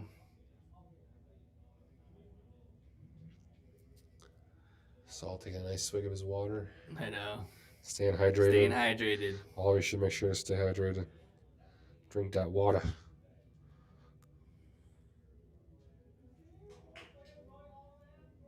All right, we're going with the set. So no, I don't think he has any big black wings, unfortunately. Oh man, another gear.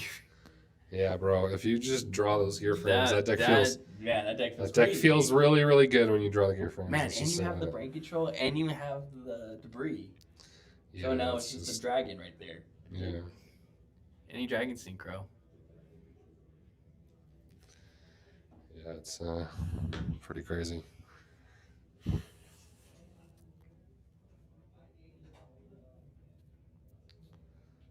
I'm assuming he had another Fortress in my card. Yeah, I'm pretty sure Saul. Oh, there comes the Heavy Storm.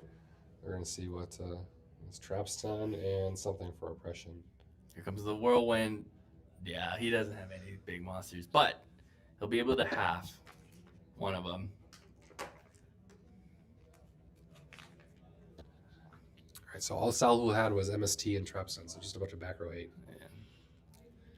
I mean, what do you do though? Because I mean, you have the option to Goyo, but I mean, he's just gonna run into it, right, with his Yeah.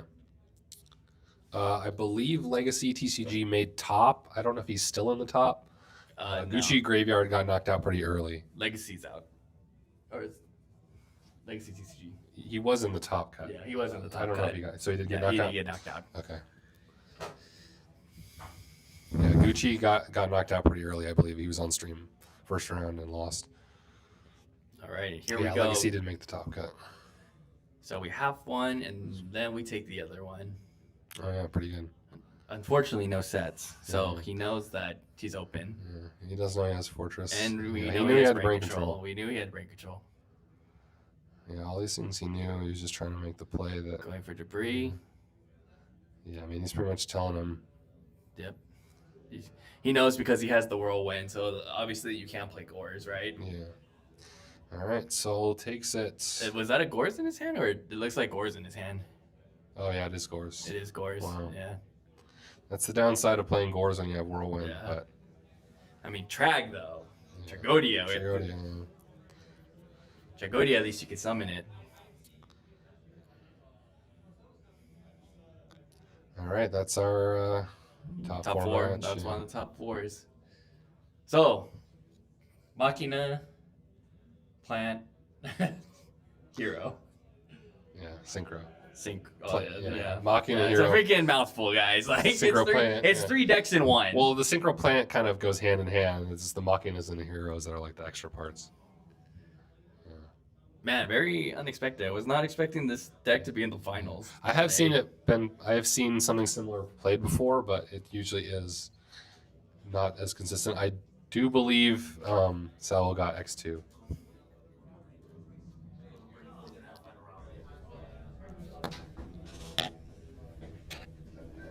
All right, guys. We'll be back later for the final round.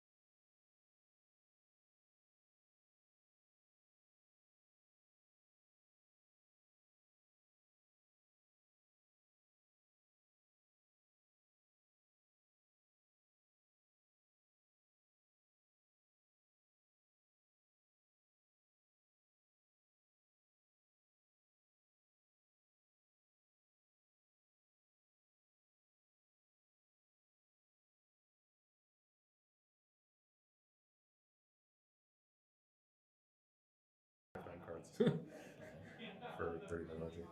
All right, we're here for the finals. Let's do it. We made it. Majid Khan versus Saul. Prisma Diva Hero versus Machina Hero. Quick Draw Plants. This is a very cool finals we got. Wow, I would not have seen this coming. I was expecting frogs in the finals, maybe black wings. Nope. You never know in the OC what you're gonna run into and what's gonna make it. They knocked them out. They knocked them all out and made it all the way to the finals we got right here.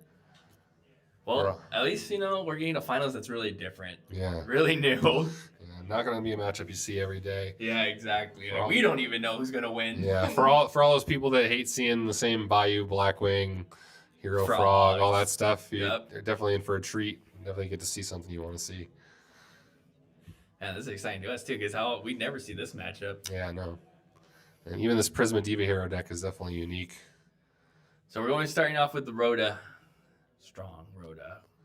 Oh, wow. Okay, he's trying to dump those monsters in the graveyard to get his Miracle Fusion online and have his back row for his backup. Interesting. Thunder King. Is he playing Stratos? Yeah. He's running E-calls too. Dang it. I wonder why you don't go for the Stratos play. Like, why didn't you search out Stratos? I'm not sure. It's just because he's trying to get stuff in the graveyard as soon as possible.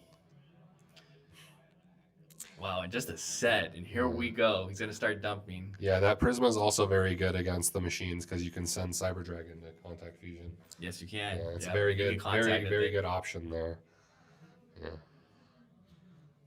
Alrighty. And Thunder King can negate Machina Fortress effect because it is an inherent summon, which is also very good. Yeah. Also very, very good. You know that against Machina Gadgets specifically. He's very, very good against that deck, but no gadgets here, just the Fortress. So we're attacking the Dandelion, and then we're attacking the Dandelion token. Now, if he has a Lone Fire Blossom, this can turn out really bad for him. Yeah, it's not going to be great, depending on what his back row is.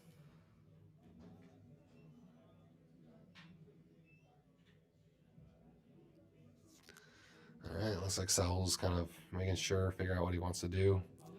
Staring down the face of a Thunder King in an unknown back row. Man, and like you said, if he keeps the Prism on the field, the Prism can just keep dumping. Yeah, Prisma is just going to get its effect. It's just going to keep turn. dumping and dumping. It's doing exactly what it wants to do. Doing something different every single turn.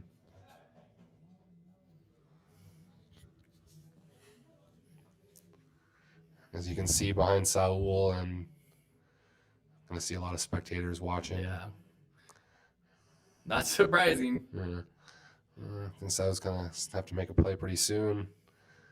This is untimed, although there is still such a thing as slow playing. He's just going to pass the turn. I guess he just doesn't have a good play. Oh, maybe that Thunder King's doing the work. Here we go with Prisma. I got Prisma again. Going for another another Ocean. Another Ocean, just trying to get those in the graveyard as soon as possible. As we can see, you can see Honest, E-Call, Miracle. Yeah, so that Thunder King is preventing him from searching his own cards, but at this point he doesn't really need it so long as Saul's not doing what he wants to do. The way Saul's played, he could possibly have a Gores in his hand that he's trying to use to get over the Thunder King. We'll see if he attacks directly. For 19. Do you have the Gores? I would not be surprised, but he didn't really do anything else. Oh man, he's shaking his head. I don't think he has it. No, he passes the turn. Saul draws. So much damage. And yeah, like you said, I mean, the Thunder King is just keeping him in check. You can't search. Yeah. You got the Machina. You can't summon the Machina. Yeah, can't get over the Thunder King either. 18 versus 19. Crazy. He could just by playing monsters, he completely shut him out. Yeah. I'm gonna see. Does he?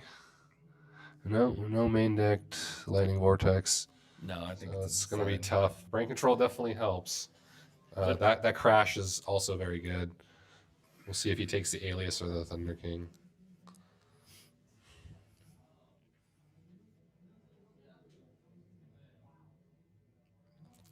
Saul's figuring out which one he wants to take. I mean, you take the Thunder King, right? Yeah. He takes the Thunder King.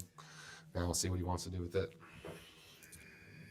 Most likely crash with the A-list, but he could possibly have a synchro play. Now that he controls it, his opponent can't use it to negate his synchro. It looks like he's going to try to crash. Oh, he's not going to try to crash, so he must have some sort of tribute or a synchro. All right, takes 200. Now we're going to see what he's got for the Thunder King. What tuner do you have for us? He's going to try to tribute. Okay. Oh, he has the Caius. Yeah, very good. Get rid of that alias, banish that alias. Prevent Majid from having another hero in the graveyard. Man, Majid's hand is so stacked, though. Yeah, he does have a lot of back row. Now that he has his own Thunder King gone, he can search again for that second go for alias. the alias. He does have Miracle Fusion in his hand. And Snowman Eater. We'll see. Maybe he'll just set the Snowman and pass. Or he can just attack with Honest. I forgot. The alias into the 0. Wow, okay. So he's going to vanish. There's no Oh, yeah, he does have Prism in the graveyard as well. Yeah, he has no backfield neither, so he's just going to go for it. He's like, if you don't Well, have doors then, you're not going to have it now. Yeah, that's it. That's game 1. Oh, yep. We'll see. Double checking the life. Be Honest. Yeah, because that should be game. Yeah. That's good. And he didn't have it yet. All right, so that's Thunder King definitely. That was crazy. Completely just shutting him down just with Thunder King. Yeah. Man, people forget. People don't munch Thunder King's Thunder King's doing what he's supposed to do, right? I mean, he was a menace when he first came out. Yeah, definitely. Right, let's see. First sideboard. See Majid. And someone's face is just like, man, what just happened? He's like, this is the finals. Like, this is the finals. I worked all this way just to lose the Thunder King. Yeah, he's like, dude, where's my Blackwing? I forgot that card existed in this format. No one plays that card. So we got, let's see, Majid could decide pulling the rugs most likely. Yeah. Dust Tornado if he thinks he has a lot of back row. Trap Hole, just regular old Trap Hole. I don't know if he would side that. Nobleman, I don't think so. Fossil Dyna definitely is a choice. Needle Ceiling seems pretty good. Needle Ceiling seems really good. Against this deck? Against that deck actually seems really good. No, in this deck it sounds really good. I mean, all the summonings he's doing. That's a cool sideboard card we don't see very often. And then see Saul. Kaiku, definitely. We want to get rid of those cards that Prisma sends. Smashing Ground would probably be good. A lot of 1-for-1s. Lightning Vortex, definitely. Yeah. Book of Moon to get over stuff. Breaker, there's a lot of back row, possibly. It's also a 1900 meter. So he definitely has a lot of options as well. I mean, the problem with the Breaker is, I mean, you break, hopefully it's not a bait, and then you go to 16 to Majid's 1900 beat sticks, right? I mean, he has so many beat sticks. Yeah. I mean, you have Alias, that's 19. Thunder King, that's 19. Stratos is 18. Yeah, they can definitely do that. Alright, shuffling up, finishing off sideboards. Majid's ready to go. See Soul finishes off the sideboarding. Looks like he's ready to go almost. Oh, there he goes, back into the box. Shuffle up those cards.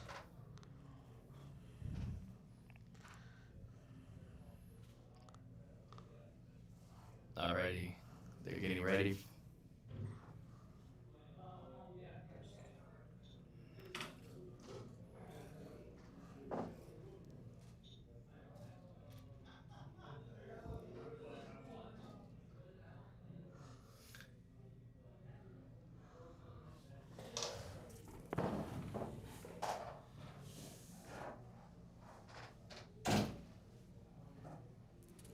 Alright, here we go. Alright, off to game 2. I saw heavy in Saul's hands. Starting off with the E-Call. There we go. That's the classic E-Stratos right there. Just a lot of searchers giving you free cards. Looks like Muji has D-Prison. Gets D-Prison Stratos. Let's see what else. Another Alias. A lot of back row. Prisma Alias in hand. Interesting. I know Saul has a heavy storm. I did see it, so he probably will end up activating it at this point. I mean, most likely try to 2-for-1. No, he just passes. Interesting. I don't know about. Did you really have to D-Prison the Stratos? I don't think Yeah, so Majid does not run Starlight Road, so no matter when Saul heavy storms, he will resolve it unless Majid activates Solemn Judgment. You might have. Another set. All right, that might be the heavy. All right, here we go. Prisma. Gonna send that ocean most likely. Yep. He's like, watch this smell multiple foolish burials go off right now. Yeah, we're just gonna thin our deck out. There goes the deep prison. Prisma's done its job. You can see that miracle in his hand. Gonna pass the turn. I think Sal's just gonna kind of wait until he wants to make his big play before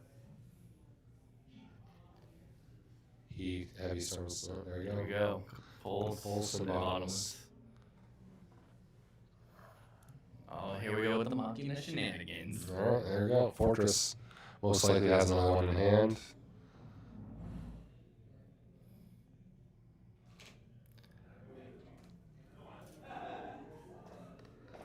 There we go. Simulator.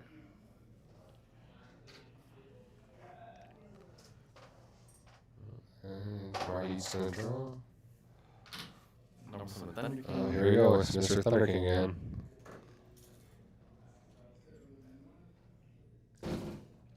Gores. He has it this time. Gores. Although Majid does have back row. He did have deep prison on him.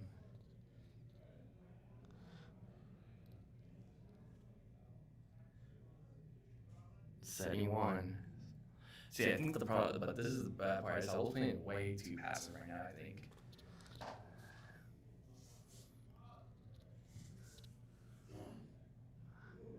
Yeah, definitely. Like, once she gets, like, miracles going, it's, like, going to be a big problem.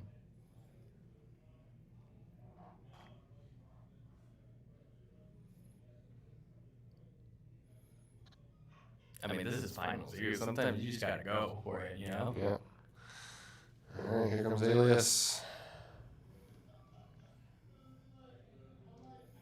I mean, I understand because Sal's probably afraid of Honest. Running into Honest. Yeah, he did show that. And there it is. There we go. The Lightning Vortex, the card we're talking about. Really good in this matchup. Zero frame. Let's see. Yeah, Majid does not run Torrential either. He does not run Torrential. He does run Mirror Force. So there might be a Mirror Force there. I'm assuming Saul's going to play around it. Possibly, unless he has the Starlight Road. He might just have the Starlight Road set. Yeah. There you go. That's what I'm talking about. You just go for it, man. You're in finals. This is it. Yeah, Put it all out there. He does need that win to keep himself alive. So she does have a deep prison. So they're going to get rid of one of these monsters. Well, he's definitely going to get rid of either the Gores or the token because he does have some dragon in hand. Oh, okay. He's got to make sure he stays alive. Oh, here comes Saul with another one. Oh, wow. I mean, I think that's game if he doesn't have anything. If it's not the Mirror Force.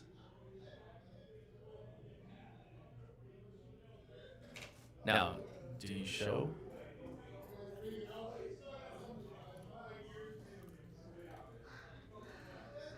Alright, inside. Fix it up. Alright, that's it. 1-1. Going to game 3.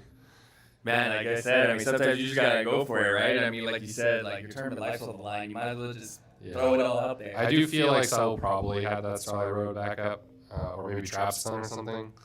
Let's see if he runs that card. Yeah, he does run 2 Trap Stun, so he most likely had either Trap Stun or Starlight Road as protection, so he didn't have to worry about that. Yeah, it's smart Majid instead of like just showing what you got. You know, he just skips it up, hides his cards. You know, not showing what else can possibly be in the deck. Yeah.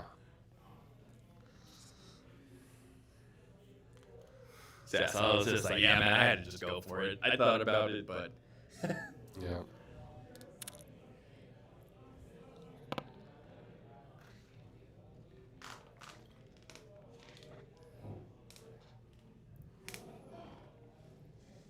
Oh, we're going back into the side.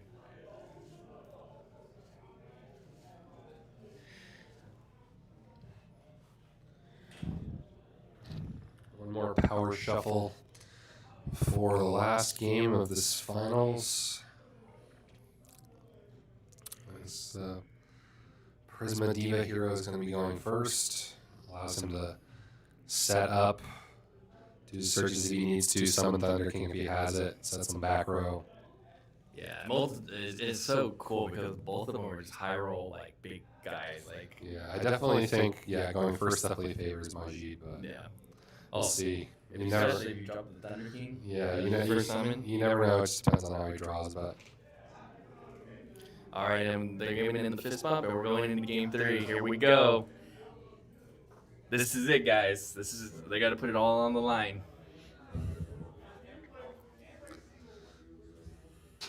He's gonna keep coming back. Yeah.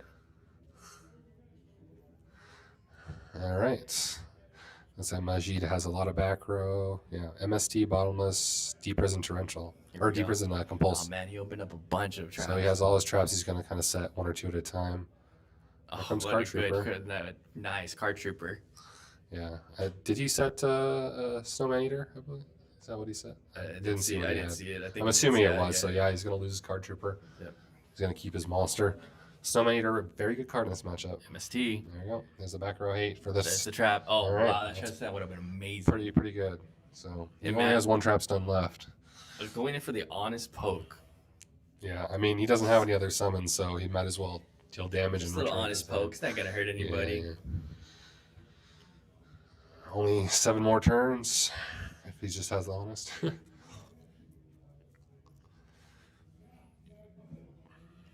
Let's see what Sal wants to do.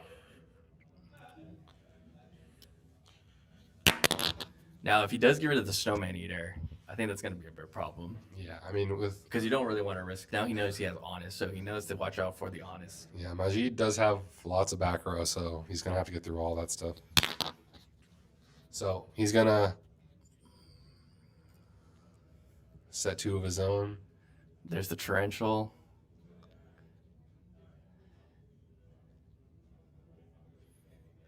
Oh man, and we're going with Future Fusion. He uses MST, so we'll see how the Dust Tornado. That's getting through. He's going to be able to send some of his. Now we're waiting for Majid's Future Fusion. Yeah. Let's see, he targeting the guy. He does side 2 Dust Tornado, so, but he did not have one of them. We already did see most of the traps in his hand. I mean, man, seems like he has like one of everything. The problem with Majid's hand is just so many traps. You're not gonna like slowly. You're gonna let Salo just get advantage on pulling you. the rug on the Debris Dragon. Gonna pass it. You took the 1100 off of the wrong thing. All right, we're gonna slowly start poking off the tokens now. Set 1 card at a time. Yeah, when he doesn't have a lot of monsters, those it's gonna fluff tokens definitely give him a lot of time. It's gonna be kind of rough. And now he's gonna get he needs to see another monster. A Gaia. He's gonna return to his hand. So at this point, Majid's just like, I'm gonna set most of my back row. You already have so much at this point. Here we go. Good old Gaia. No monster to suck, so he's just gonna have 2200 attack.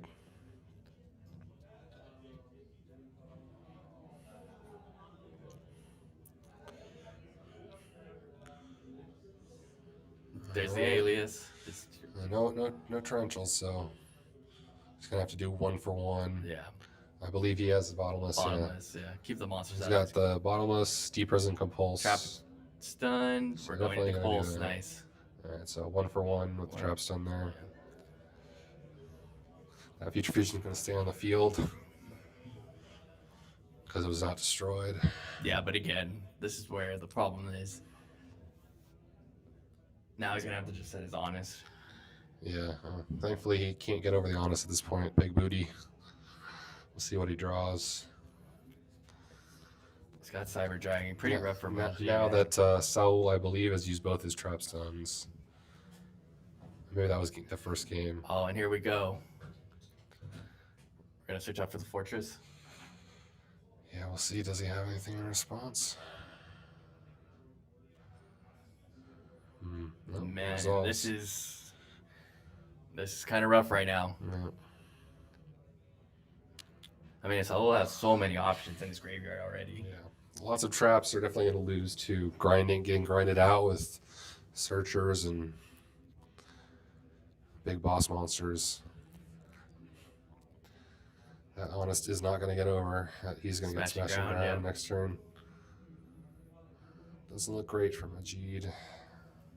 Gonna have to try to hang on to see if he can maybe build up his graveyard into a Miracle Fusion or something. Oh, there you go. Some Cyber Dragon. Do you have it? Wow, Majid with no answer to the trap stun. He's kind of just got to play with the cards he's dealt. He does still have a lot of back row, so he's not quite dead. Yeah, he needs to save the D prison for the fucking fortress. He's going to use it on the Alias. Oh, but he's going to do it on Alias. It is a big beat stick. Most of his monsters can get over the gear frame, but they can't get over the Alias. Another set, I mean, half the deck is back row. It's going to go down to man, but the first and 35. second game, we just saw so many monsters in his deck. Yeah. All right, with the set.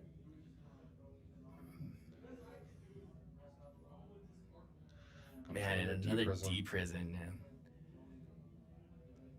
I mean, unfortunately, that's not the one you really want to D prison, right? Yeah. All right, it resolves. We'll see if Sal has anything else. I mean, Majid just really needs to draw some monsters or some searchers. Oh, there's the Thunder King. There's a Gilliman. Hopefully, Sal doesn't have anything. All right, some more tokens. Wow, slowly the tides are turning right now. Majid is a little bit. Majid's getting his second win right now. This Thunder King is definitely going to help him out, though. All right, it looks like he drew an Ocean.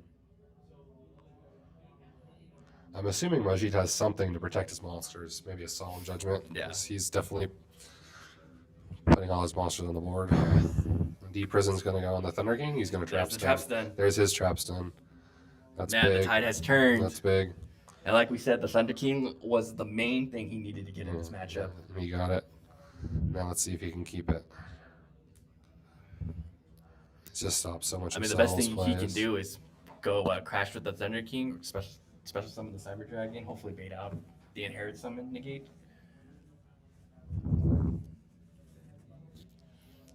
Majid does have 2 back row left, so he does also have a lot of protection depending on what Man, it is. the crazy thing about today's the tournament today was the tempo, man. The tempo just kept switching to these players. Yeah, back and forth. Like all the players.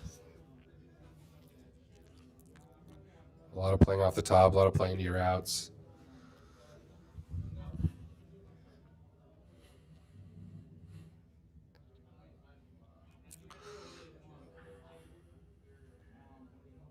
Alrighty. Saul really needs to think of his options now, because this is where it really matters, because he cannot afford to take any damage. Yeah.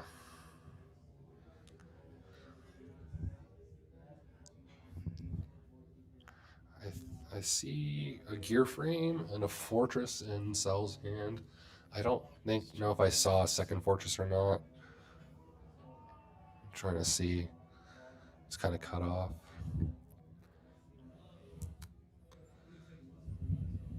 Oh, here comes Fortress. Here we go. Fortress. We'll see if Majid knows if he maybe has Bottomless or if he's going to Thunder King. Yeah. Thunder King. All right. 2 for 1.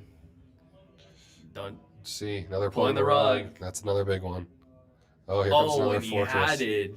Oh, and he had the Bottomless. Does he have anything for it? Does he have? No, because he doesn't. He already used both his trap stones. I'm pretty sure. I mean, a surprise body. My body has a shield. No, I don't think so. Wow, incredible game. Here goes Ocean. Here comes Ocean. This is definitely gonna. Here we go. Gonna carry the game away. Oh no. I think that's the UFC though. Yeah. Spine Gilman. Although he doesn't. Oh, he's taking the Spine Gilman. One more attack if this goes through. Do you have it out? Pulse. Okay. Definitely a suboptimal play. Tournament lives are neck and neck. This is it. Yeah, I don't think Saul has any cards in his hands. He's gonna have to top deck. Here we go. Force. Machina Force. Yeah, that's Man, and that is it. My G taking the OC series. Man, what a crazy game. That game went back and forth. For a minute, though, So I thought he had it. Yeah. I didn't think Magic was gonna come back. Yeah. I mean, he did have a lot of back row. He did have a lot of ways to stall for time. And they're showing him the belt, the championship belt. Oh, what a great match. Very, very fun. Very, very cool to see these different decks battle it out. Great games. We saw some great games. We saw a good variety of different decks. Yeah, definitely felt like it could have been anyone's both times. I mean, coming in today, I thought definitely see frogs in the finals, right? Nope. Nope, no frogs. Saw a bunch of black wings. Nope. None of them made it. Nope. It just tells you can make it with any good deck so long as you're good. I mean, that was pretty legendary, right? Like 2 decks you never see, very unique. And these two worked very hard to make it through the frog matchup, through the blackwing matchup, hero matchup. They sure did. All right. But yeah, we can't wait to get him in here. I gotta pick his brain, you know. I really want to know what was going through his mind through this whole day. I mean, incredible gameplay. Always a pleasure to see.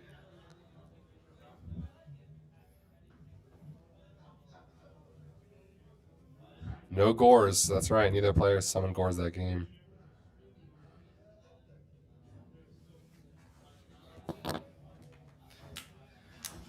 Whatever happened to Trag, man? I feel like we need to bring back Tragodia. I mean, it has to be a deck that has a lot of cards in hand. Otherwise, it doesn't do too much. Whereas Gores is just generally good without it. I mean, listen, the decks that I just saw in finals, I think Trag can make a comeback. I definitely think Trag would be okay. Maybe not so much in the hero deck, but oh yeah, no, you're right. I think Trag would be great in his definitely deck. the Machina. The Machina deck, it's definitely man. an option. You have so many different levels you Yeah. can steal. Yeah, it's just at some point you're giving a little bit less consistency, but sometimes you just do nothing, summon the Trag, and just have a big booty. So big beater definitely helps out. All right, guys. Well, we got to get the champion in here. They're going to get his belt situated.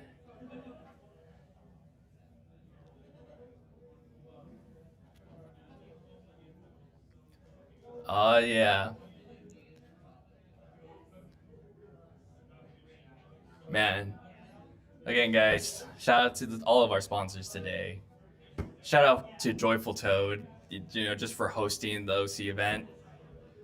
Phenomenal players out here. I mean, hopefully we can get more tournaments like this. Hopefully we get more people to come out, play. We have some phenomenal players out here.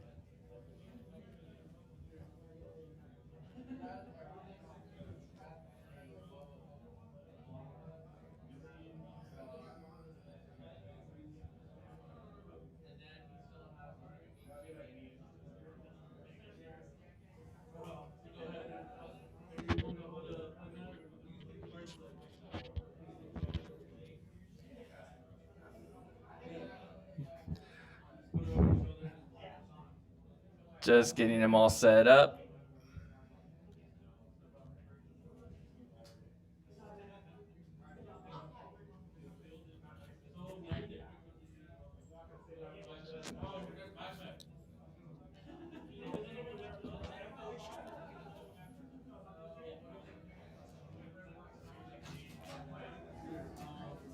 There he is, the man of the hour, my G, brother. Hey man, so much shit here. Good shit. Congratulations, man. Thank you. Can't wait to pick your brain. Oh my. Yeah. I love this Diva Hero deck. It's one of my favorite decks. Yeah, come around. Years.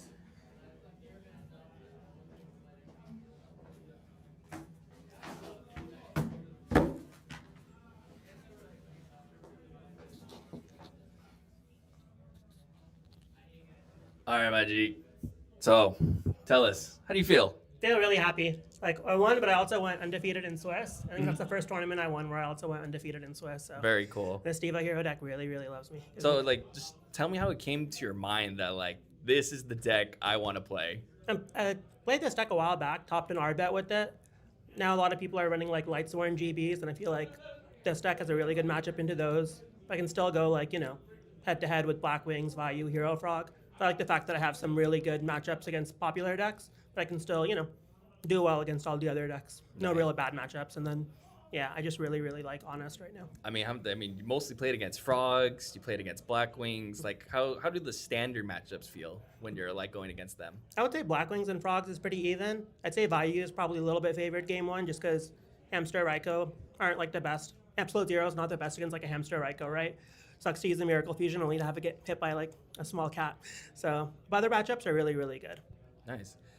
So when you were playing solo in the finals, like when you were playing against that deck, what was going through your mind? Like, were you like, man, this is like, I'm going against heroes, Machina, plants, all in one deck. Like, have you seen that before, or? I've seen it before, but I don't think I've really played against it because I don't play much Edison outside these tourneys. So it was like, there was definitely some surprising stuff. I was just trying, all 3 games, I think I just drew trap heavy hands. So I was just trying to figure out like how to time the traps correctly. I think game 2, he just had traps done so it didn't matter, but game 3, I think I did a good job using the Thunder King first, which then made him summon the Gear Frame, which made my Rug live, because my Rug's dead with the Thunder King anyway, and then the Bottomless sealed it.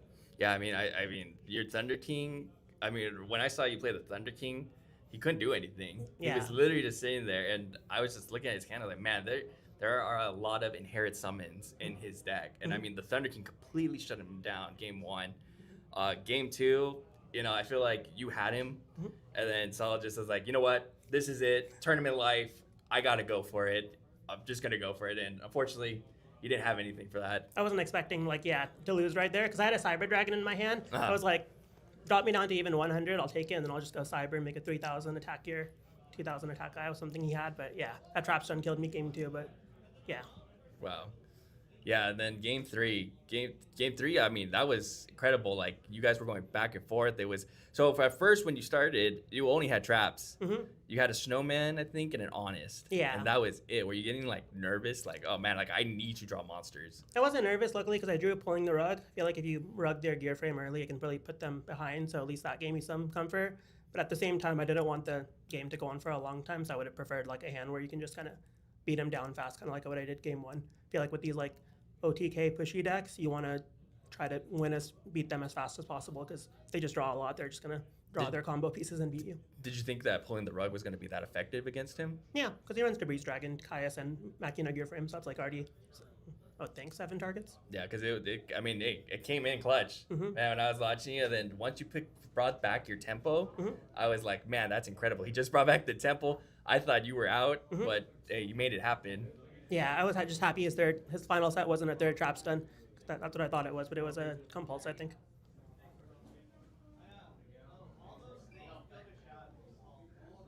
Yeah. So are you feeling like, are you ready? Are you going to go to the LDS in Vegas? Yeah, definitely gonna go to the LDS, signed up for that.